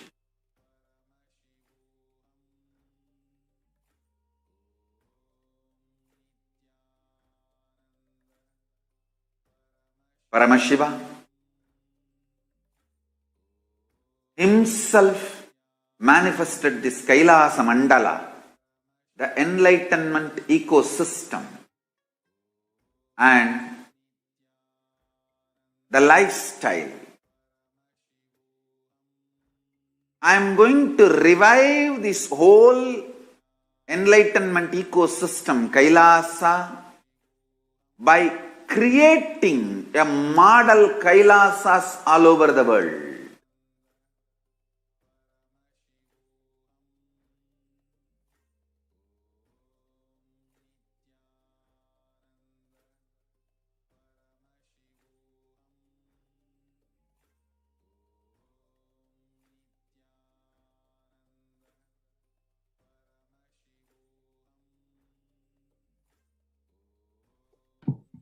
The adulation of The adulation of violence in recent lifestyle has enabled disruption in several nations, affecting millions of lives with mental distress, physical health, ailments, defalcation of food supply, and pinpointed destruction to the infrastructure of several countries.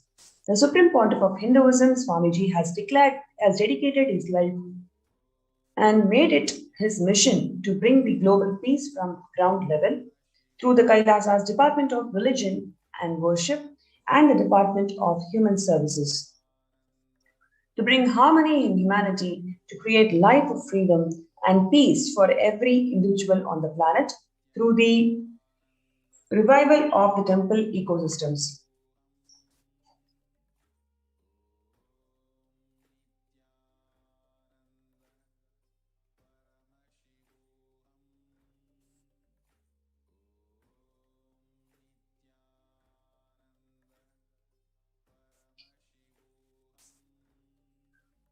Joshua Gordon, the director of National Institute of Mental Health, pointed out that the environmental factors present both risk and protective influences on mental health.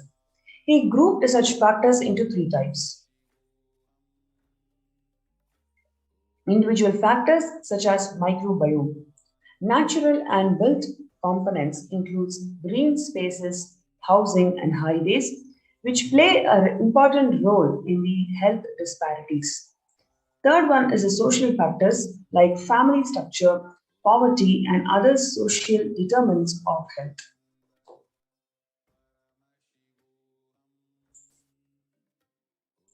From 1994 to this day, the Supreme Pontiff of Hinduism has worked tirelessly in the revival of temple ecosystems globally. Through Kailasa's Department of Religion and Worship and the Department of Human Services led by the Supreme Pontiff of Hinduism, this lifelong commitment to mission and vision of bringing global harmony, sustainable living, and reproducible ecosystems has been proven in building active, contributing temple ecosystems around the world.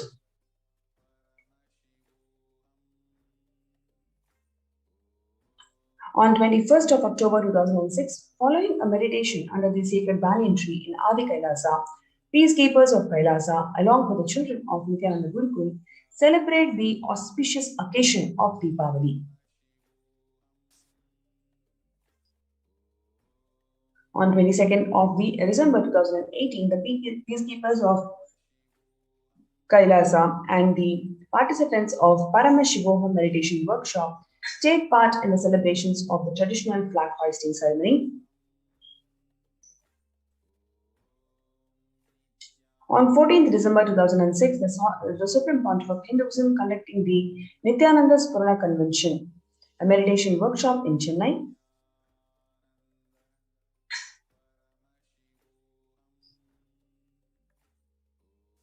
On 17th of December 2006, the Supreme Pontiff of Hinduism conducting the Nithyananda Paramashivoham Convention program at St. Peter's Engineering College.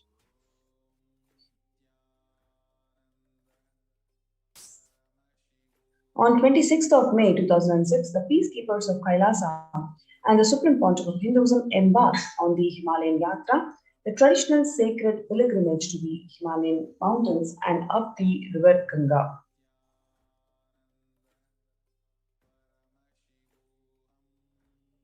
On 20th of December 2011,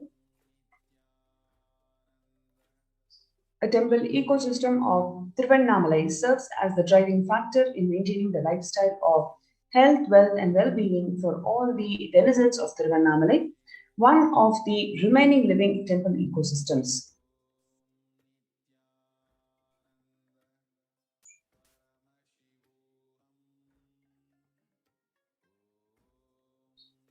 On 31st of December 2018, the peacekeepers of Kailasa and the participants of Paramashivoham meditation workshop take part in the morning meditation and the traditional puja or the ritualistic worship.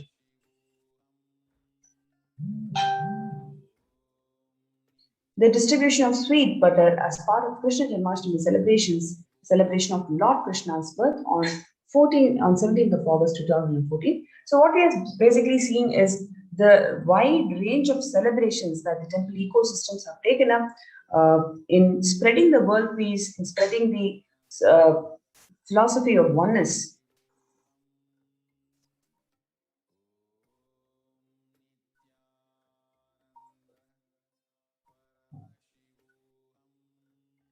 Playfully colorful celebrations of Krishna Janmashtami on 17th of August 2014.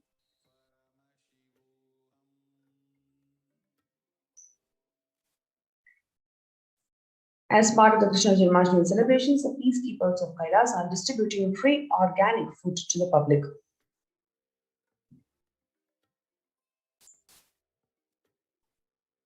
(11th of September 2016, the peacekeepers of Kailasa, led by the Supreme Pontiff of Hinduism, take part in Kara Seva, the voluntary contribution of physical service towards the cleaning or construction of the sacred Hindu temple.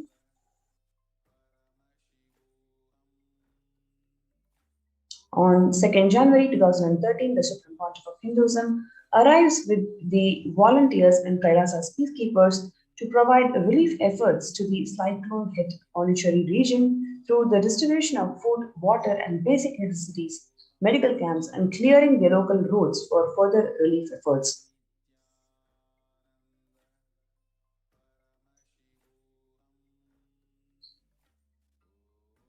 On 4th of January 2012, Thane flood relief food preparations.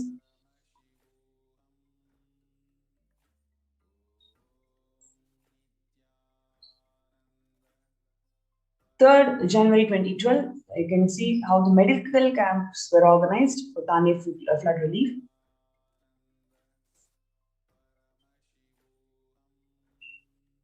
So, a glimpse of all the Kailasa's temple ecosystems around the world. You can see almost in all the continents, you have several temple ecosystems established by the Supreme Pontiff of Hinduism, Jagadguru Mahasanidhanam, His Divine Holiness Swamiji.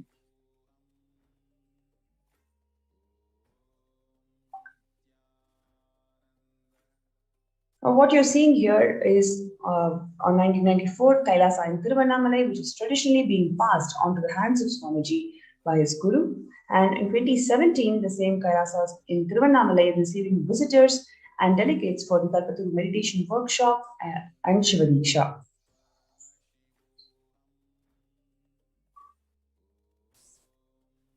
You can see here how in Kailasa in Tiruvannamalai, Swamiji himself serving the Anadan and take part in the traditional temple services.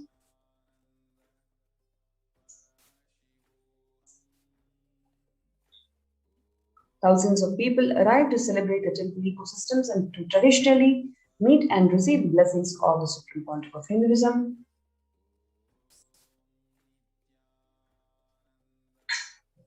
Next, what you're seeing is the some other temple ecosystems, like for example, the Tiruchenkoil Savanya Peetham, Adi Nithyananda Paramashivam, the first temple established by Swamiji at the age of 23 on the banks of the sacred Kaveri River. This was the start of the borderless Hindu temple ecosystems we know today as Kailasa.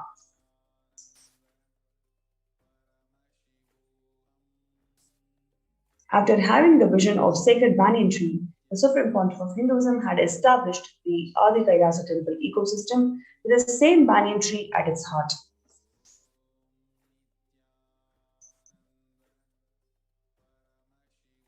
Through the live stream of sacred banyan tree and deities, the temple ecosystems of Adi Kailasa is continuously being made available to one and all wherever they are.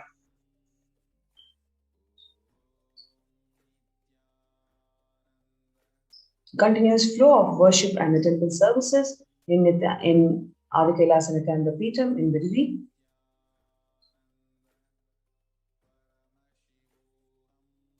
The first temple established by the Supreme Pontiff of Hinduism, India, the temple physically came to life in just 9 months. The Kailasa in Columbus, Ohio. The chief presiding deities of the temple are Nithyananda Paramashivam and Devi Nithyananda Parashakti, which are like 7 feet tall granite weighing 6 tons, and their divine faces have been directly hand-carved by the Supreme Pontiff of Hinduism.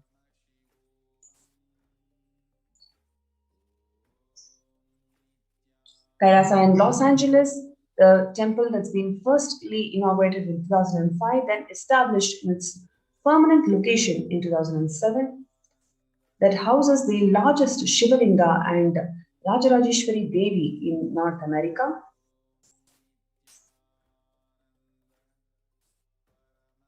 As a 25,000 square feet temple complex housing 80 plus deities, it is one of the largest Hindu temple ecosystems in the world. Kailasa in Los Angeles, California. Kailasa in Seattle, housing the blissful dancing form of Ganesha and the largest living Nataraja deity outside of India. Kailasa in Seattle is also known as Chidambaram of the West.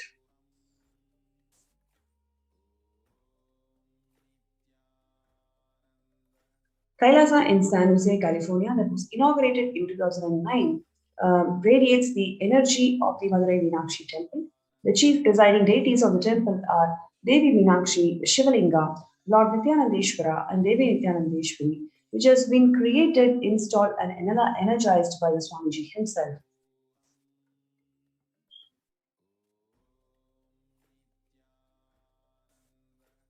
Alongside the Shivalinga and Nityananda Ganesha, Kailasa in St. Louis carries the energy of Tirumala Tirupati of South India and houses one of the tallest Venkateshwara deities in North India.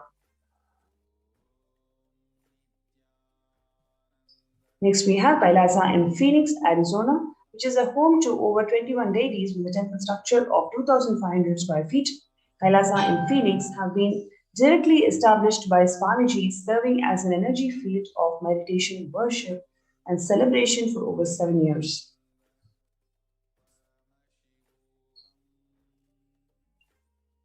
Next, we have is Kailasa in Houston, that is formally inaugurated in 2017. The Supreme Pontiff of Hinduism has declared the Kailasa in Houston as the Parihara Sthala of all the Navagraha doshas. Kailasa in Toronto, that's active and alive from 2011 onwards, which has been blessed to radiate the superconscious energy of Kailasa that goes on providing various temple services to the community such as Annada and traditional Hindu ceremonies.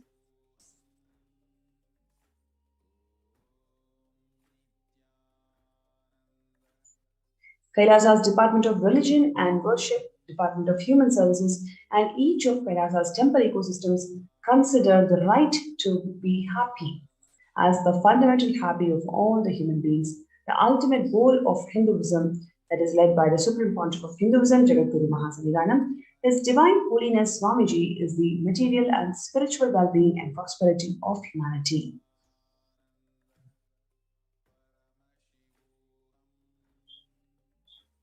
So we welcome you all to join the COVID Care Protection Centers. You can register in the link through kailasa.org/Kailasa Care. we welcome one and all to experience the significance and the impact of these amazing temple ecosystems on one's consciousness that the Supreme Pontiff of Hinduism, Jagadguru Mahasanidanam, His Divine Holiness Swamiji, has established and revived over 26 years. So we invite one and all to register yourself in kailasa.org/Kailasa.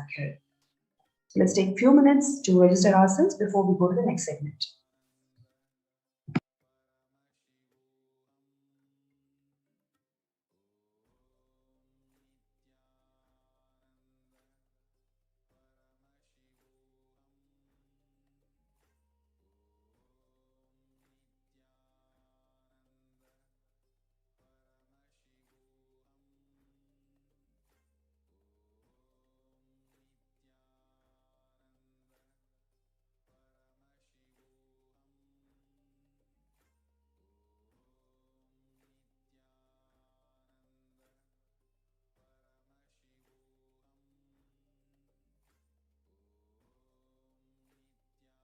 Just be alive for next 3 years. Don't die within next 3 years.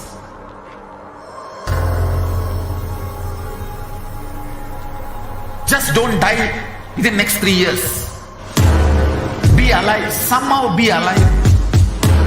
I'm working sincerely. I will reach you somehow. Somehow I will reach you.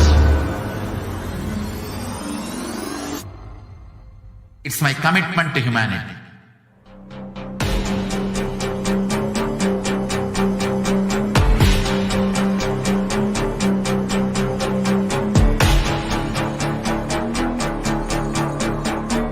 Just don't die within next 3 years. I will reach you wherever you are, whichever corner of the world you may be. I will reach you with enlightenment. You manifesting the space, state, powers, being Paramashivoham. It is possible, and it is possible for you.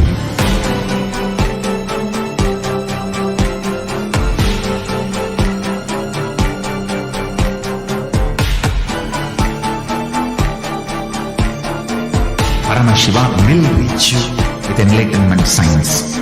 I know he is going to do the job. Just be alive for next 3 years. Nothing else.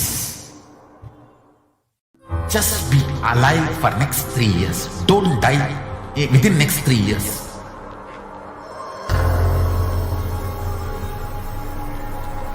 Just don't die within next 3 years. Be alive. Somehow be alive. I'm working sincerely. I will reach you somehow. Somehow I will reach you. It's my commitment to humanity.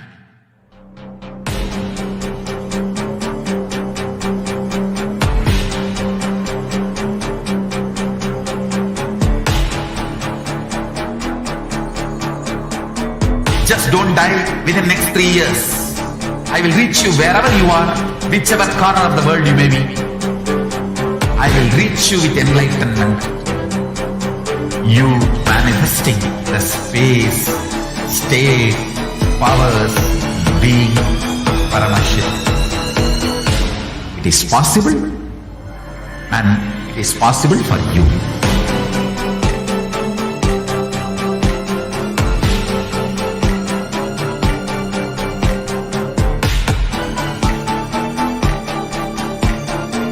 Paramashiva will reach you with enlightenment science.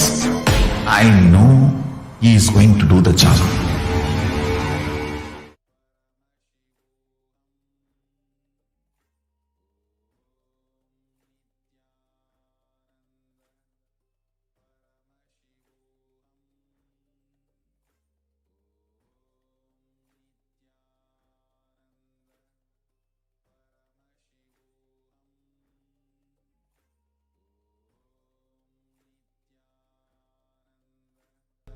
Paramashivoham. Om Nithyananda Paramashivoham.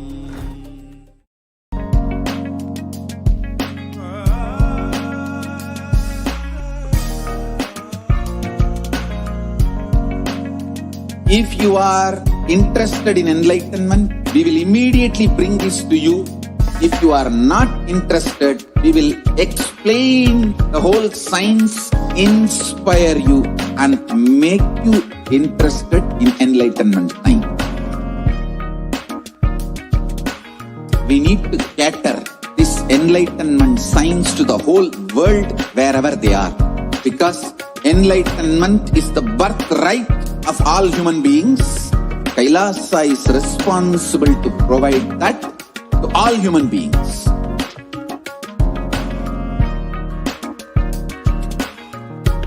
Kailasa is the totality of the knowledge I received from my gurus and practice manifested in my life, perfected by teaching millions of people from all cultures, time zones, backgrounds, genders, nationality, race, from every creed.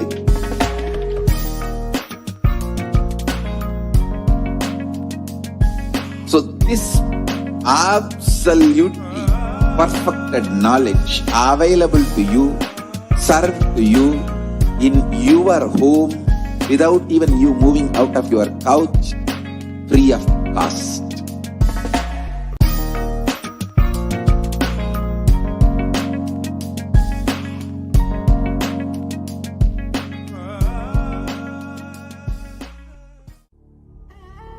What I mean by the word Kailasa, listen intensely.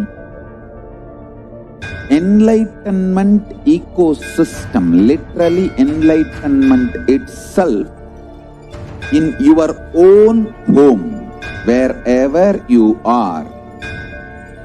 If you cannot come to Kailasa, it's okay. Kailasa can come to you. Kailasa coming to you is Kailasa.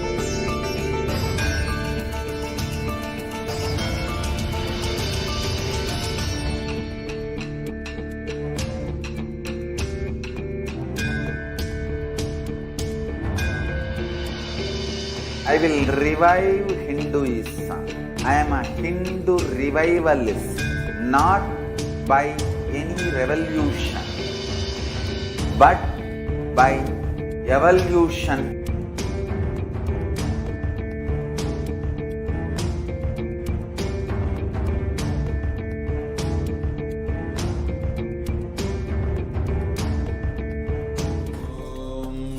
Nithyananda Paramashivoham. Om Nithyananda. Nithyanandam. Welcome back to all of the viewers who are joining us today for this program as we enter into this next segment in today's program, the persecution of the Supreme Pontiff of Hinduism. We have been in a marathon series of spreading awareness about the Hindu Holocaust and the persecution against the Supreme Pontiff of Hinduism.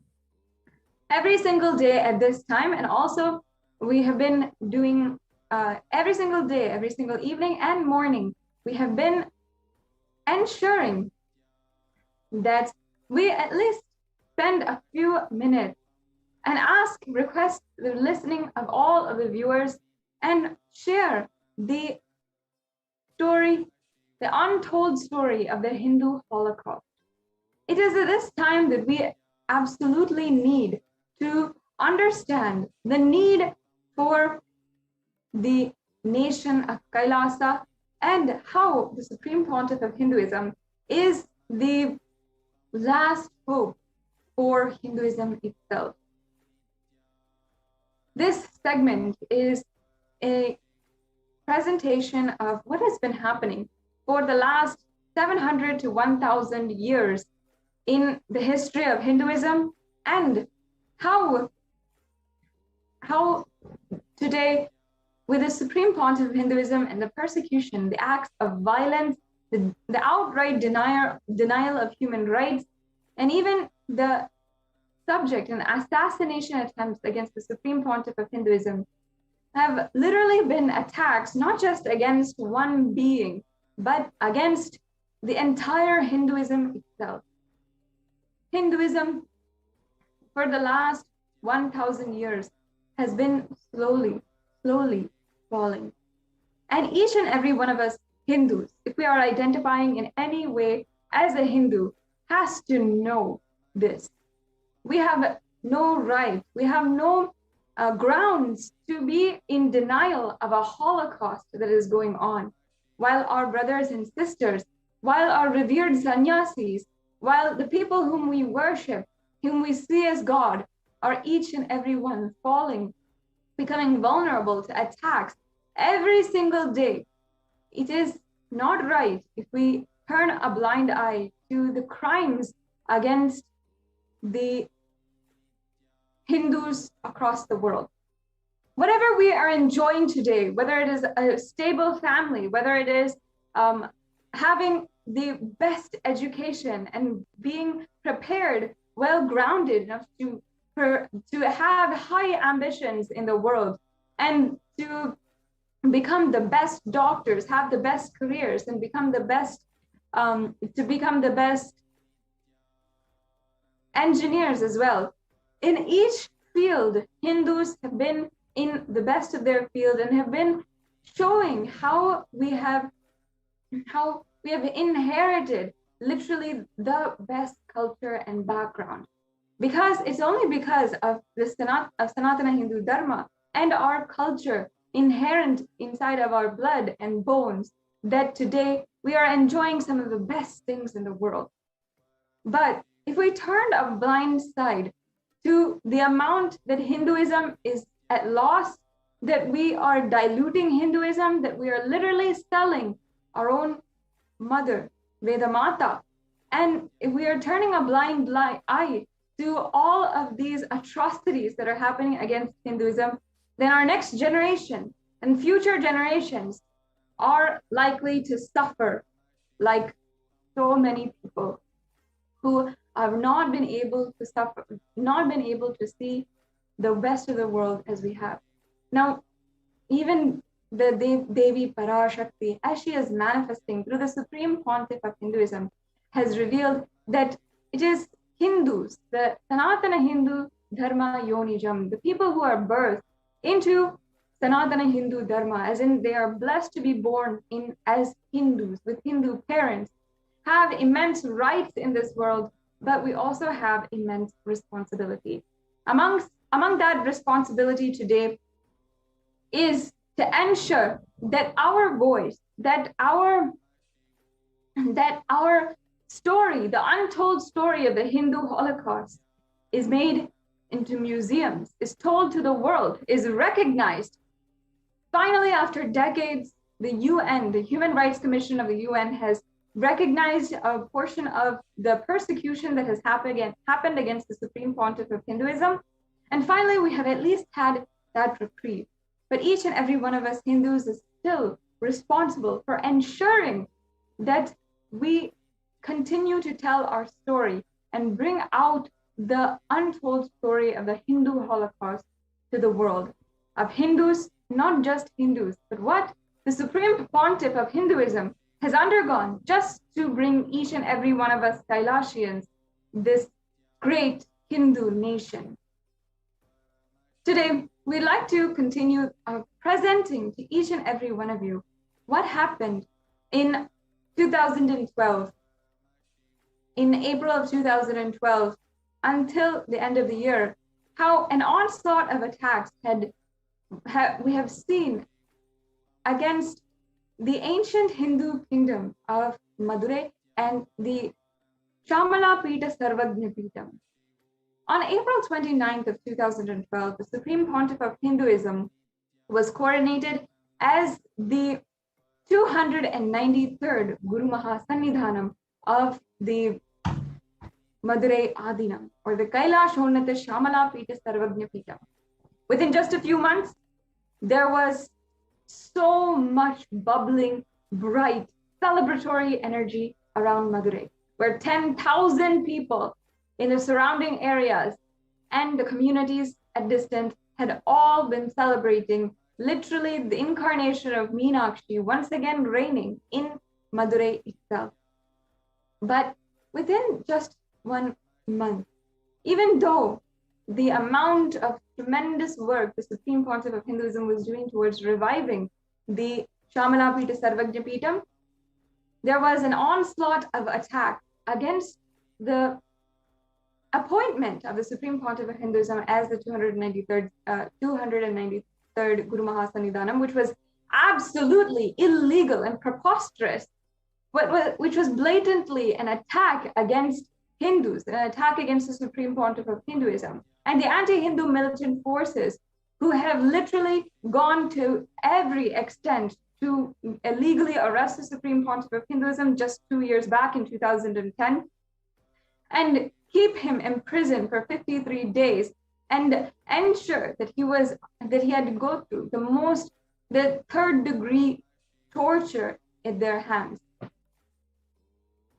Another attempt that they made was in 2012 with an onslaught of more than 50 cases filed within just a month, and so many different attacks which had hurt, literally hospitalized the sannyasis of the sovereign order of Kailasa, who were initiated by the Supreme Pontiff of Hinduism directly, and attacks against the Supreme Pontiff of Hinduism himself. We saw some of the most brutal attacks. While on one side, the Supreme Pontiff of Hinduism had successfully revived the Shamalapita Sarvajnapitam and had brought to life the indigenous kingdom of Madurai and the surrounding areas. And finally, at long last, even in Madurai, all of the Hindus were celebrating that the Supreme Pontiff of Hinduism was there, literally living with them. Now, within just a course of a few months, the media mafia, as well as the lawfare that was used as tactics to pursue a huge attack against the Supreme Pontiff of Hinduism, which was trying to stop the efforts of reviving the ancient indigenous Hindu kingdom of the Shamalapita Sarvajnapitam. Now today, in this segment, we'll be presenting how these attacks had happened. Actually, from the beginning, we'll be presenting the revival efforts, the huge amount of work that the Supreme Pontiff of Hinduism did for reviving the ancient Hindu kingdom, but then what in turn the anti-Hindu militant forces had done against the Supreme Pontiff of Hinduism.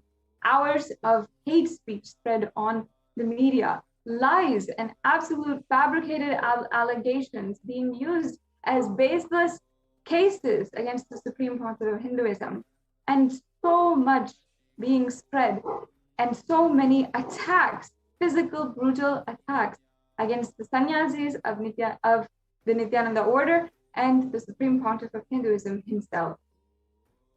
We would want to present to each and every one of you what happened in Madurai in 2012, and we hope you stay tuned and understand the amount that the Supreme Pontiff of Hinduism is doing and the state of Hinduism in even one of the boiling pots, the cultural cities of the whole of Bharata, Madurai. We'll just be right back with you and continue this segment on the persecution against the Supreme Pontiff of Hinduism after a very quick break.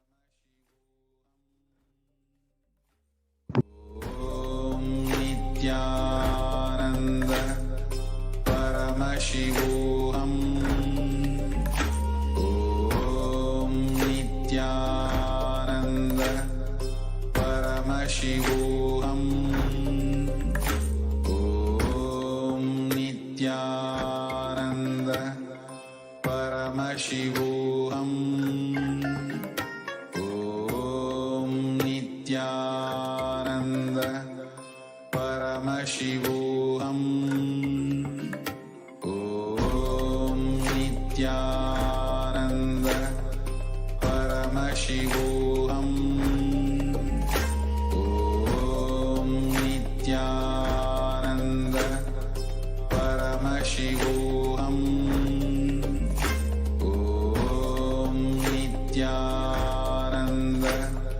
Paramashivoham. Om Nithyananda Paramashivoham. Om Nithyananda Paramashivoham. Om Nithyananda Paramashivoham. Om Nithyananda Paramashivoham. Om Nithyananda Paramashivoham. Om Nithyananda Paramashivoham. Om Nithyananda Paramashivoham. Om Nithyananda Paramashivoham.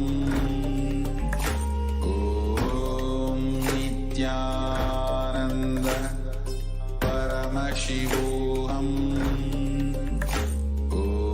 Om Nithyananda Paramashivoham. Om Nithyananda Paramashivoham.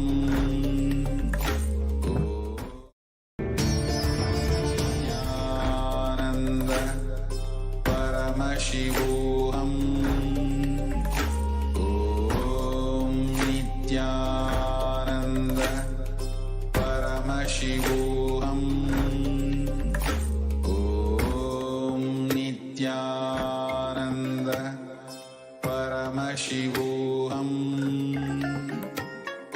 Om Nithyananda. Welcome back to all the viewers.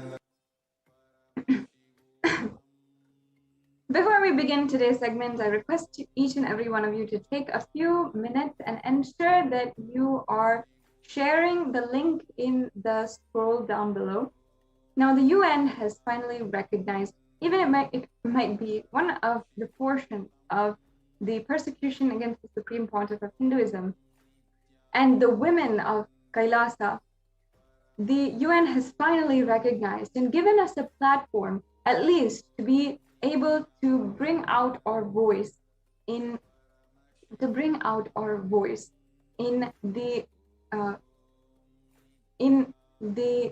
about the attacks done against the Supreme Pontiff of Hinduism and Hinduism in its entirety. The Human Rights Commission of the United Nations has recognized Kailasa as one among the persecuted communities that they see have been through the denial of human rights in their and as one of their basic necessities, and have seen the evidences for the violence that we have provided in a report. The link for the report is in the scroll below, so please ensure that you are going to that link, exploring a little bit, seeing and reading the story of the persecution against the Supreme Pontiff of Hinduism. And this particular subject that the UN is featuring is the persecution on the rights of the women of Kailasa, and how just for protecting the equality of women's rights, the Supreme Pontiff of Hinduism has undergone so many attacks and so much of persecution. So please take a few minutes and share, not just with your friends and family, but please also consider who might be interested. Let's take a few minutes and even just think in your circles of friends who might be interested in hearing the story of all the survivors of the different attacks, the most atrocious attacks against Kailasa, and who might be willing to spend a few minutes and share further. So let us ensure that as Hindus, we're taking responsibility for the persecution that still continues on until today. I really ask each and every one of you who is joining today, please make sure that you take a few minutes and share the link below. And not only that, if you know or would like to tweet at different Hindu leaders and notable people who are interested in Hinduism, then they will be interested in the stories of survivors who have taken up this lifestyle, who've taken up the Hindu lifestyle and literally given up everything in order to live this beautiful lifestyle. And for that very reason, and nothing else, going through so much of attack. So now we will begin understanding the whole timeline of what has happened in the Kailasa Shamala Pita Sarvagya Pita. So I request the slides can be projected.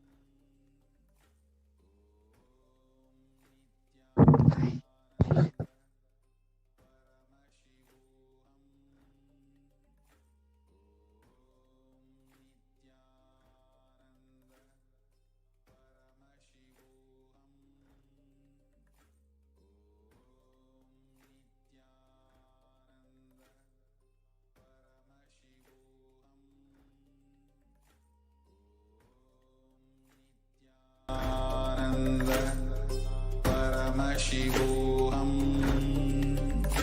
Om Nithyananda Paramashivoham. Om Nithyananda Paramashivoham. Om Nithyananda Paramashivoham. Nithyananda Paramashivoham. Om Nithyananda Paramashivoham. Om Nithyananda Paramashivoham. Om Nithyananda Paramashivoham. Om Nithyananda Paramashivoham. Om Nithyananda Paramashivoham. Om Nithyananda Paramashivoham. Nithyananda Paramashivoham. Model community.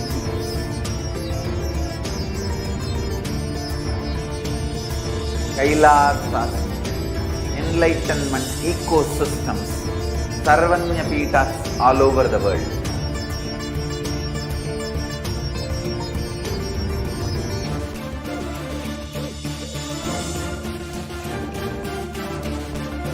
All powerful cognition, knowledge, only when you live, power manifestation and possibilities manifestation happens.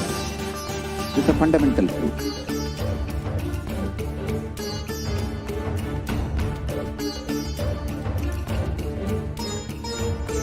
Hinduism cannot live exclusively as one sampradaya. No. All sampradayas of Hinduism is an ecosystem.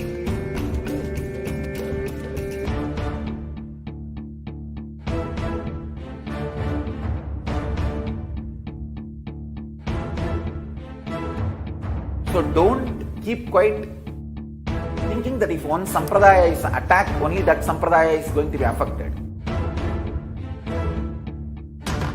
All of us are ecosystem.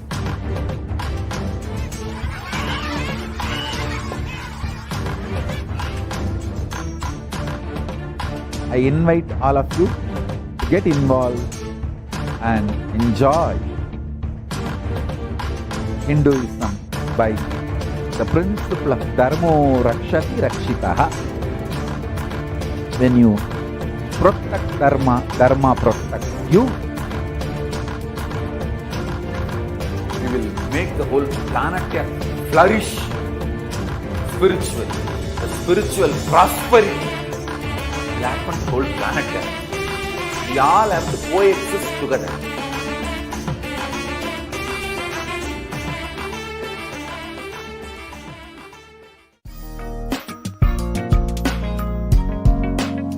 We get you health. We get you ability to build beautiful relationships in your life. We get you direct spiritual support, and we make sure you become wealthy.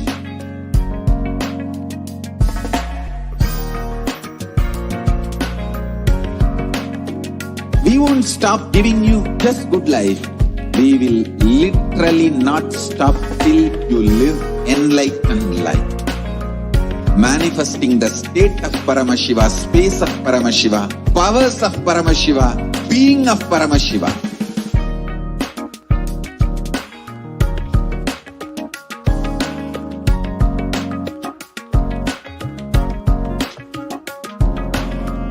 Whole world should become Kailasians. I want the whole world to know Hindus have something great to contribute to the world.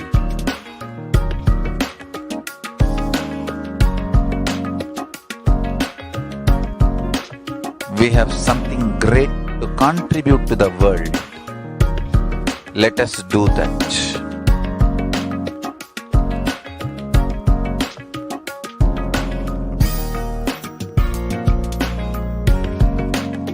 Kailasa is proper customized spiritual service helping you to identify your root patterns of suffering. We have perfected the science of helping every individual from every cultural, religious, nationality background.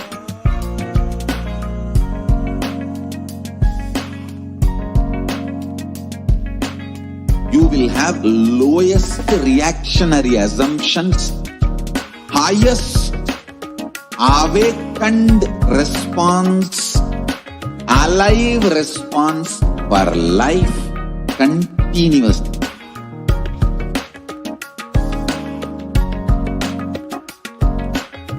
Kailasa is Paramashivoham. Nithyanandam. So let us now understand and begin with the origin of the Kailashonata Dvadashanta Shamala Pita Sarvagna Pitam. This kingdom is the ruling seat of Madurai, which was established in the midst of time by Lord Paramashiva and later revived by Devi Meenakshi and Lord Sundareshwara. And here is the original Guru Parampara, Lord Sundareshwara, Devi Meenakshi, and then the Madurai Adinam, the Kailashonata Shamala Pita Sarvagna Pitam, was revived by Tirujnana Sambandar, who is there on the right hand side. So this is the oldest Hindu papal lineage. And as you can see here, the 288th Guru Mahasannidhanam of the Shamalapita Sarvagna Pitam and the 289th Guru Mahasannidhanam of the Shamalapita Sarvagna Pitam. So just with the number 288, that calculates to even more than 3,000 years of history for the Madurai Adinam, for this ancient indigenous kingdom. The next slide, please. There is records of all of the Guru Mahasannidhanams who are the sovereign leaders, literally worshipped and revered as the gurus, the Rajya gurus of the whole kingdom, and surrounding all of Madurai and all of the villages and all of the different temples, the different heritage sites, and all of the ecosystems surrounding Madurai. The Guru Mahasannidhanams were serving as the sovereign leaders, and they had all the rights. They were the sovereign leaders of each of these Hindu countries. We can go on to the next slide.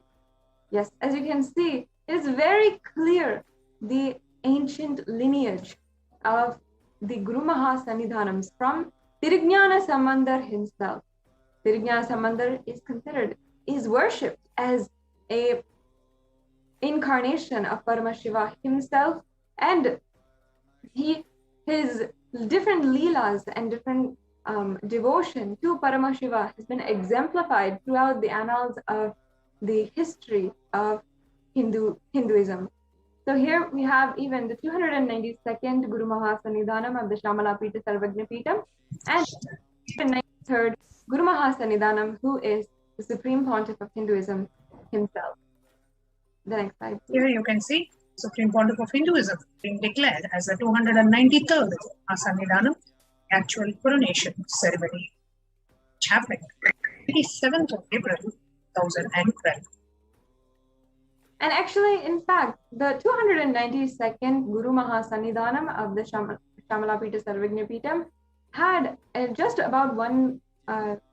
few months before his coronation and his declaration to coronate the Supreme Pontiff of Hinduism, he had a dream, a divine vision of Paramashiva himself saying that and instructing him to coronate the Supreme Pontiff of Hinduism as the 293rd Guru Mahasannidhanam of the Shamalapita Sarvagnapitam.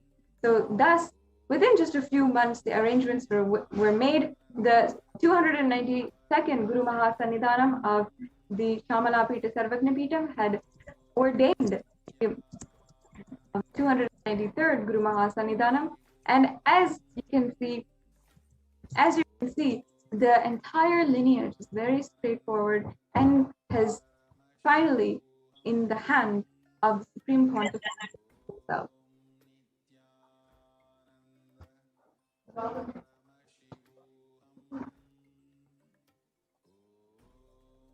Yes.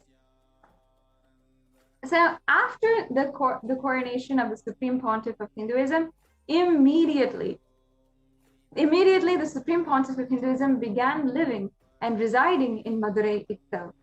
And from the morning until the night, until the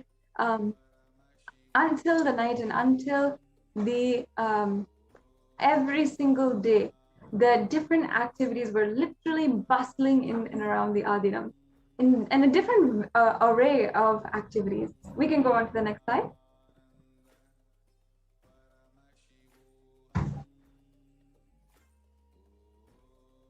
Here you can see the Supreme Pontiff of Hinduism, the oldest Hindu papal state of Madurai Adinam. Various pictures of the Supreme Pontiff of Hinduism as the 293rd, and going to the temple. This is inside the Madurai Adinam, along with 292nd Pontiff, doing the Parartha Puja, which all the pontiffs, they do that every single day, as long whenever they are in the Madurai Adinam, they do the Parartha Puja, the puja in Adinam itself. And here, the Supreme Pontiff of Hinduism celebrating the 5-day Tirujnana Sambandar Guru Puja festival, which is an ancient tradition being followed in the Madurai Adinam, along with a host of other religious and service activities. The Supreme Pontiff of Hinduism had gone and spearheaded the restoration and revival projects of all of the temples which come under the Madurai Adinam, including the Kanjunur temple, the Sachinathar temple, and the Alagar Kovil temple, and the Panniga Parameshwar temple. Here we have a video of the Supreme Pontiff of Hinduism going to the grounds of the temple, the Kanjunur temple, and direct all of the different projects that were going on that he has spearheaded.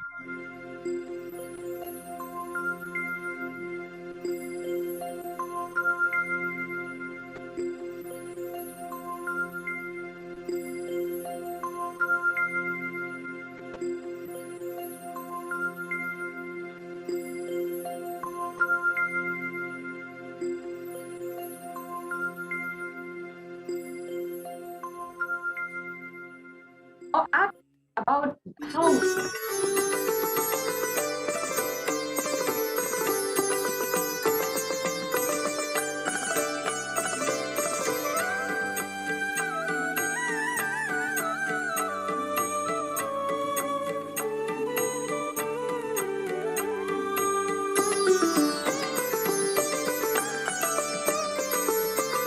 Arunachal சிவனே நித்ய அருணாச்சல சிவனே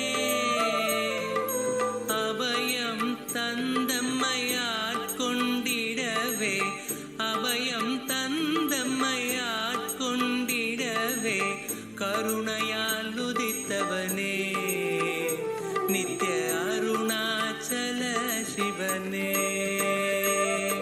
அருணாச்சல சிவனே நித்ய அருணாச்சல சிவனே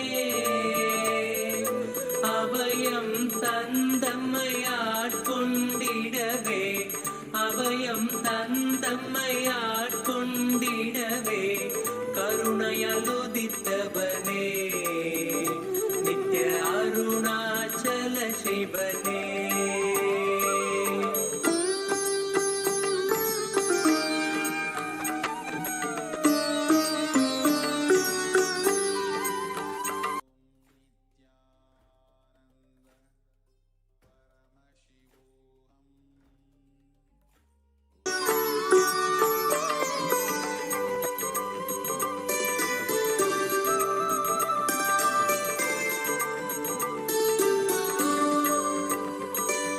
திருதயுக அக்னி திரேதையில் மாணிக்கம் துவாபரத்தாமிரமாம் உயர் துவாபரத்தாமிரமாம் கலியுகம் உய்ய அருணாச்சல இந்த கலியுகம் உய்ய அருணாச்சல திரு மலையன எழுந்தவனே நித்ய அருணாச்சல சிவனே அருணாச்சல சிவனே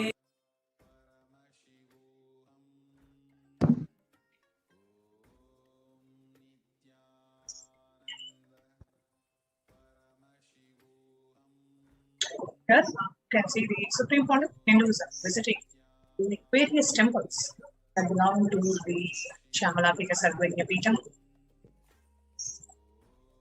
All these were immediately upon the coronation of the Supreme Pontiff of Hinduism. Supreme Pontiff of Hinduism visited the various temples, started the whole revival and restoration process. Here you can see the revival and the restoration process of all the four major temples belonging to the oldest Hindu papal state, the Shamalapika Sarvagya Peetham. Supreme Pontiff himself gets on the ground, cleaning the temple, dusting the temple, meeting the various temple authorities, doing the complete revival and the restoration process. Hundreds of volunteers came from all over the world just by looking at the sheer hard work of the Supreme Pontiff of Hinduism, just the Tyaga. Not only the Supreme Pontiff of Hinduism is being worshipped inside the Sanctum Sanctorum as the main deity, Paramashivoham himself. He himself is cleaning his own temple, a sight which no disciple could even fathom. Compassion and the hard work of the Supreme Pontiff of Hinduism. Here you can see the Supreme Pontiff wearing headscarf and cleaning the temple himself. They're also used to the pontiffs coming and being received with respect and with all the traditional respect and attending to the rituals. Here you see the pontiff who is so active and on the ground and doing everything, leading the way and being an example for all of us. Just by sheer hard work and Yaga and the compassion of the Supreme Pontiff of Hinduism inspired hundreds of volunteers from all over the world come over just to be a part of this huge revival and the restoration process.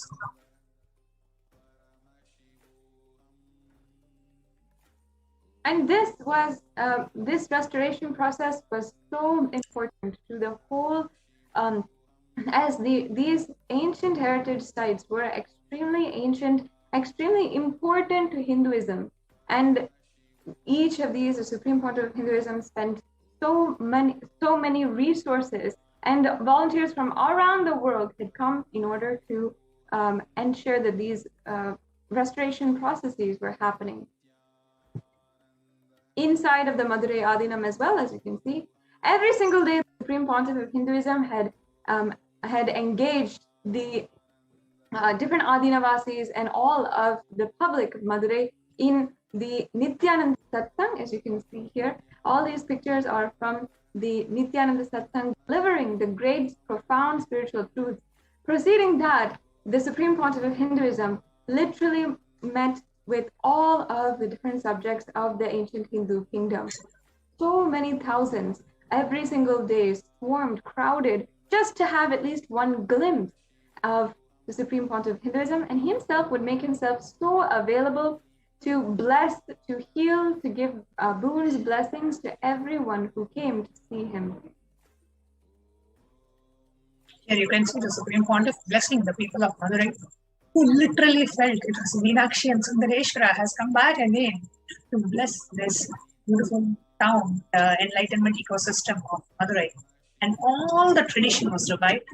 The tradition of offering the enlightenment milk, the tradition of Annadan, the tradition of the medical tests, everything was revived. Annadan, the free food served at least 2,000 people every day. The organic Sattvic meals were provided. And also the Annadan meals were provided 24/7. So at any time, if anyone wanted to come and have food, they could have food.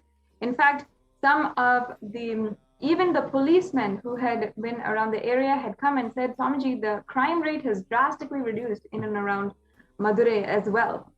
Because, not just Annadan. Yes, please go ahead. Yes, just because the Supreme Pontiff of Hinduism was feeding people, and he was literally feeding thousands of people every single day, the amount of theft had reduced because people were feeling so fulfilled, not need to do any kind of thievery, any kind of robbery, if they just wanted some food. And not just a free Annadan, not just the Annadan, offering the free organic Sattvic meals, the Supreme Pontiff of Hinduism also inaugurated the free multi-speciality medical camp. So people could come get not just the spiritual healing from the Supreme Pontiff of Hinduism, but also physical diagnosis and as well the medical advice, and the medical tests were done and a diagnosis was done as well. So from all aspects, the Supreme Pontiff of Hinduism did everything that he could do to reach out to the public, to offer services, free food, free medical care, free education, programs, free darshan, free satsangs, everything was offered free of cost. The whole city of Madurai was vibrating the divine presence of the Supreme Pontiff of Hinduism. Then you can see the doctors from around the world coming and offering their free medical services at the free multi-speciality medical camp. And the Hindu leaders. Yes. So from around India, Hindu organizations, leaders of Hindu organizations, as well as the leaders of different mathas and different the Hindu organizations had all come to request the time of the Supreme Pontiff of Hinduism, had all come to support in the revival initiatives that the Supreme Pontiff of Hinduism was doing in the Shamala Pita Sarvagna Pitam. So here you see how the various religious leaders and Hindu leaders had come to support the activities and the revival of the Supreme Pontiff. And this was exactly what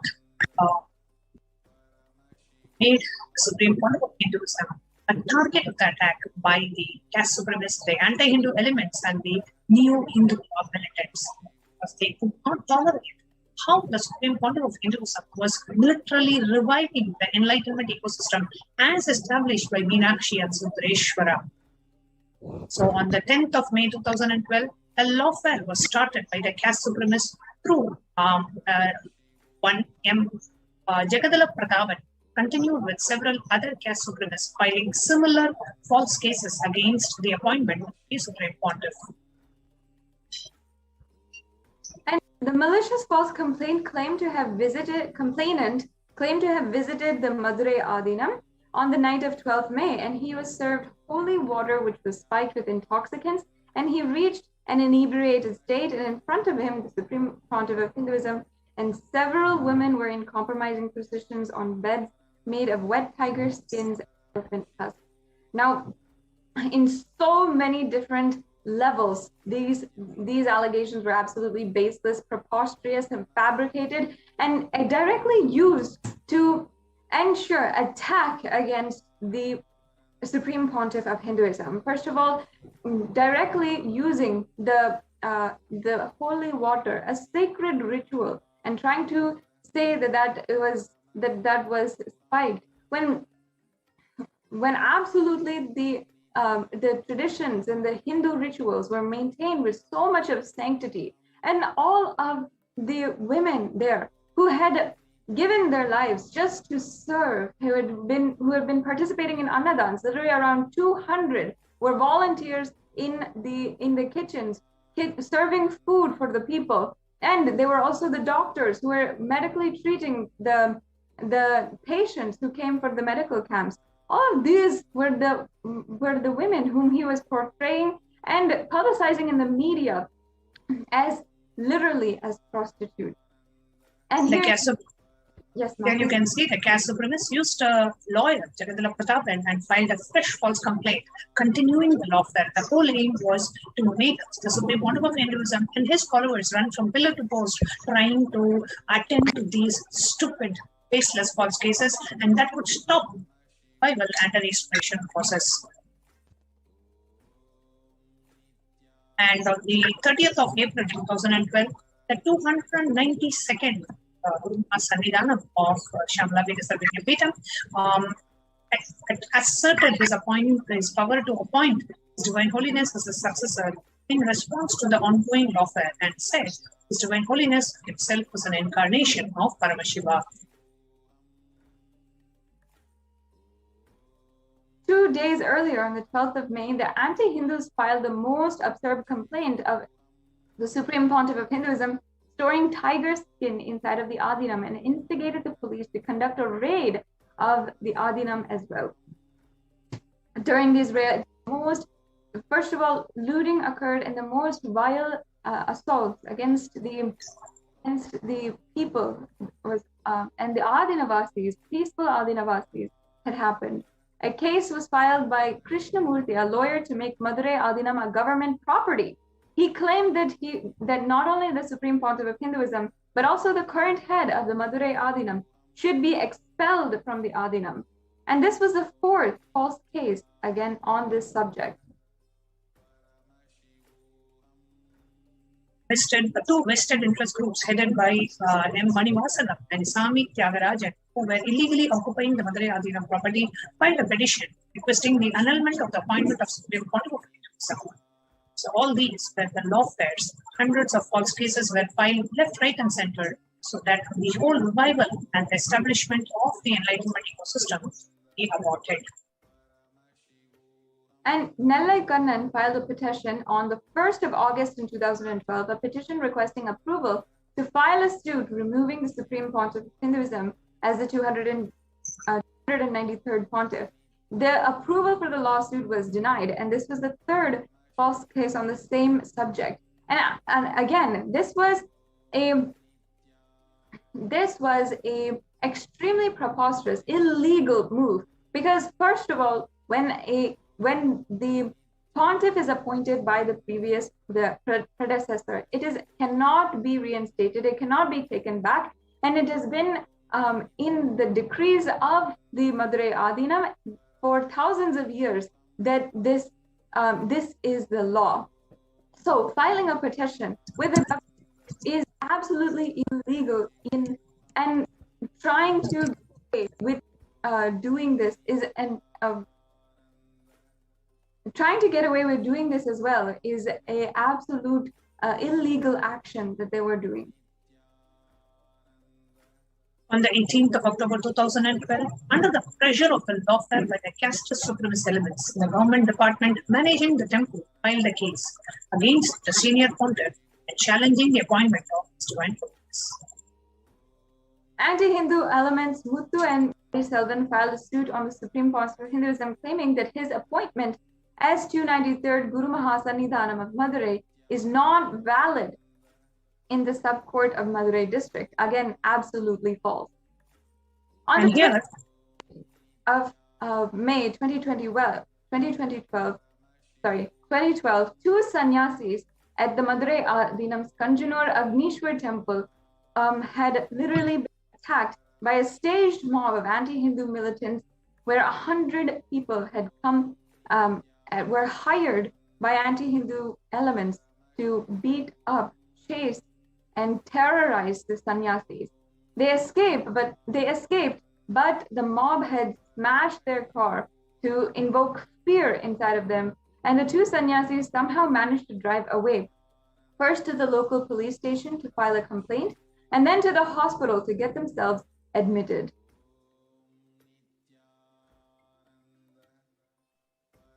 As you can see, watching some of the really brutal and terrifying footage of this hired that is chasing and beating the sannyasis. This entire mob attacking sannyasis of the monastic members of the monastic order of Supreme of the sovereign order, Kailasa.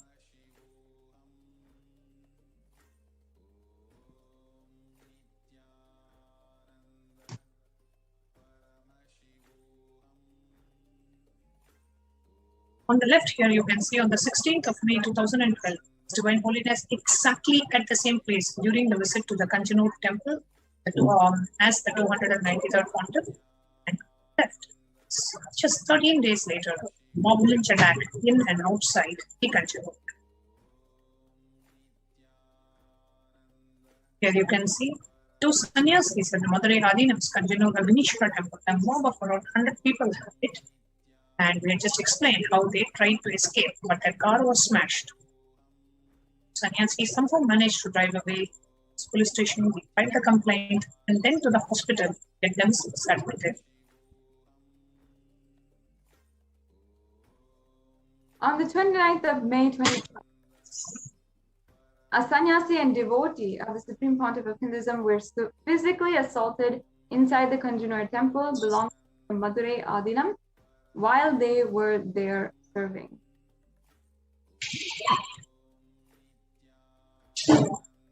When His Divine Holiness and the 292nd Pontiff were traveling back from Kanjanur, the attackers confronted the vehicle.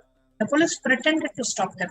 Assassins dragged the devotees Sandal Kumar and Muthu Krishnan out of the escort vehicle and beat them up brutally, while His Divine Holiness and 92nd Pontiff were very much there. Here you can see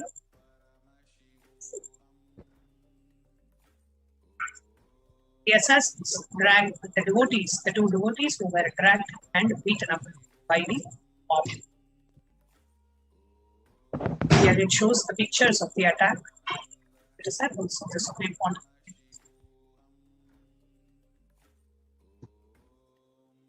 You can see how the disciples were attacked.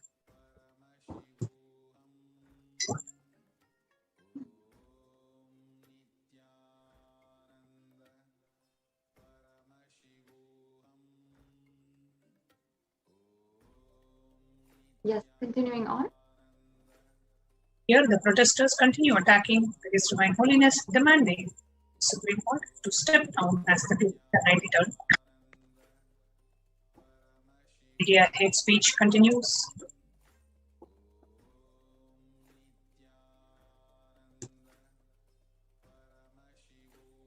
Here you can see the Supreme Pontiff of Hinduism in the main Madurai temple.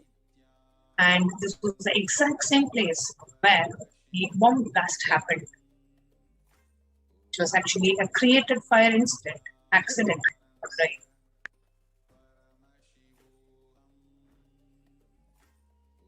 And on the 5th of March 2018, the High Court barred the entry of the Supreme Pontiff of Hinduism into Madurai Adinam, the Shamala Pita Sarvagna Pitam.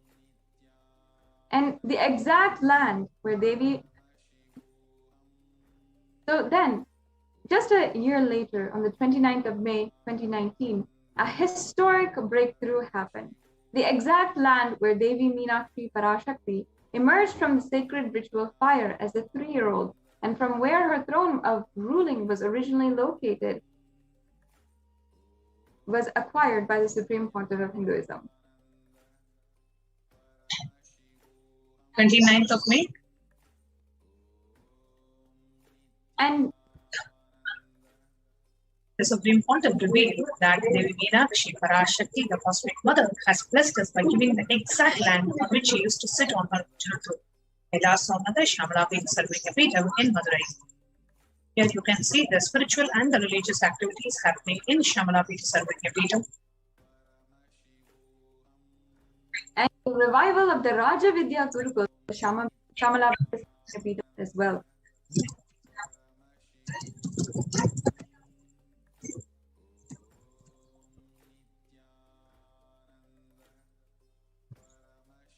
All the rituals, the revival of all the traditions was done by the Supreme Pontiff of Hinduism. Everything as per the tradition, as how this entire ecosystem was established by the Meenakshi and Paramashiva himself, is being revived by the incarnation of the Meenakshi and Paramashiva, the Supreme Pontiff of Hinduism. And the initiated disciples of the Supreme Pontiff of Hinduism had continued the services to the people, including conducting Akashic reading sessions for public who are seeking blessings and boons for their health, wealth, and prosperity. Nadam continues for the people of Madurai even during 90.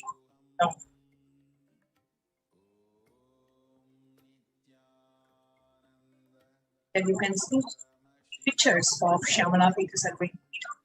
Right outside the main tower of the main Meenakshi temple, we have a huge Shamalapita Sarvingapita where sannyasis are staying even today, even during the COVID time. Annada, the free food offering, has been continuing to go on. All rituals are being performed as the part of the Shamalapita Sarvingapita. Today was an attempt to present the persecution and the attack on one of the most ancient indigenous religious kingdoms of Kailasa, Shamalapita Sarvingapita, as a part of the Hindu First Observance Month, July 2021. The upcoming segments of this program, we will be sharing further persecution that has happened and is still happening within the Supreme Pontiff of Hinduism, Kailasa.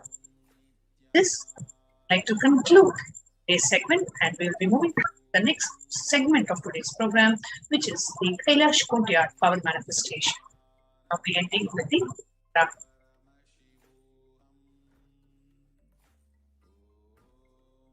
Namada Namida Purnama Rachyate Asya Purnamadaya Purnameva Vasishyate Shanti Shanti Shanti Hari Om Tat Sat Sarvam Bhagavat Shri Nithyananda Paramashivam Padukarpanamastu Om Nithyananda.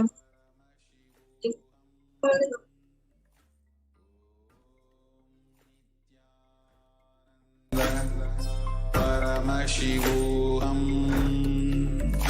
Om Nithyananda Paramashivoham. Om Nithyananda Paramashivoham. Om Nithyananda Paramashivoham. Nithyananda Paramashivoham.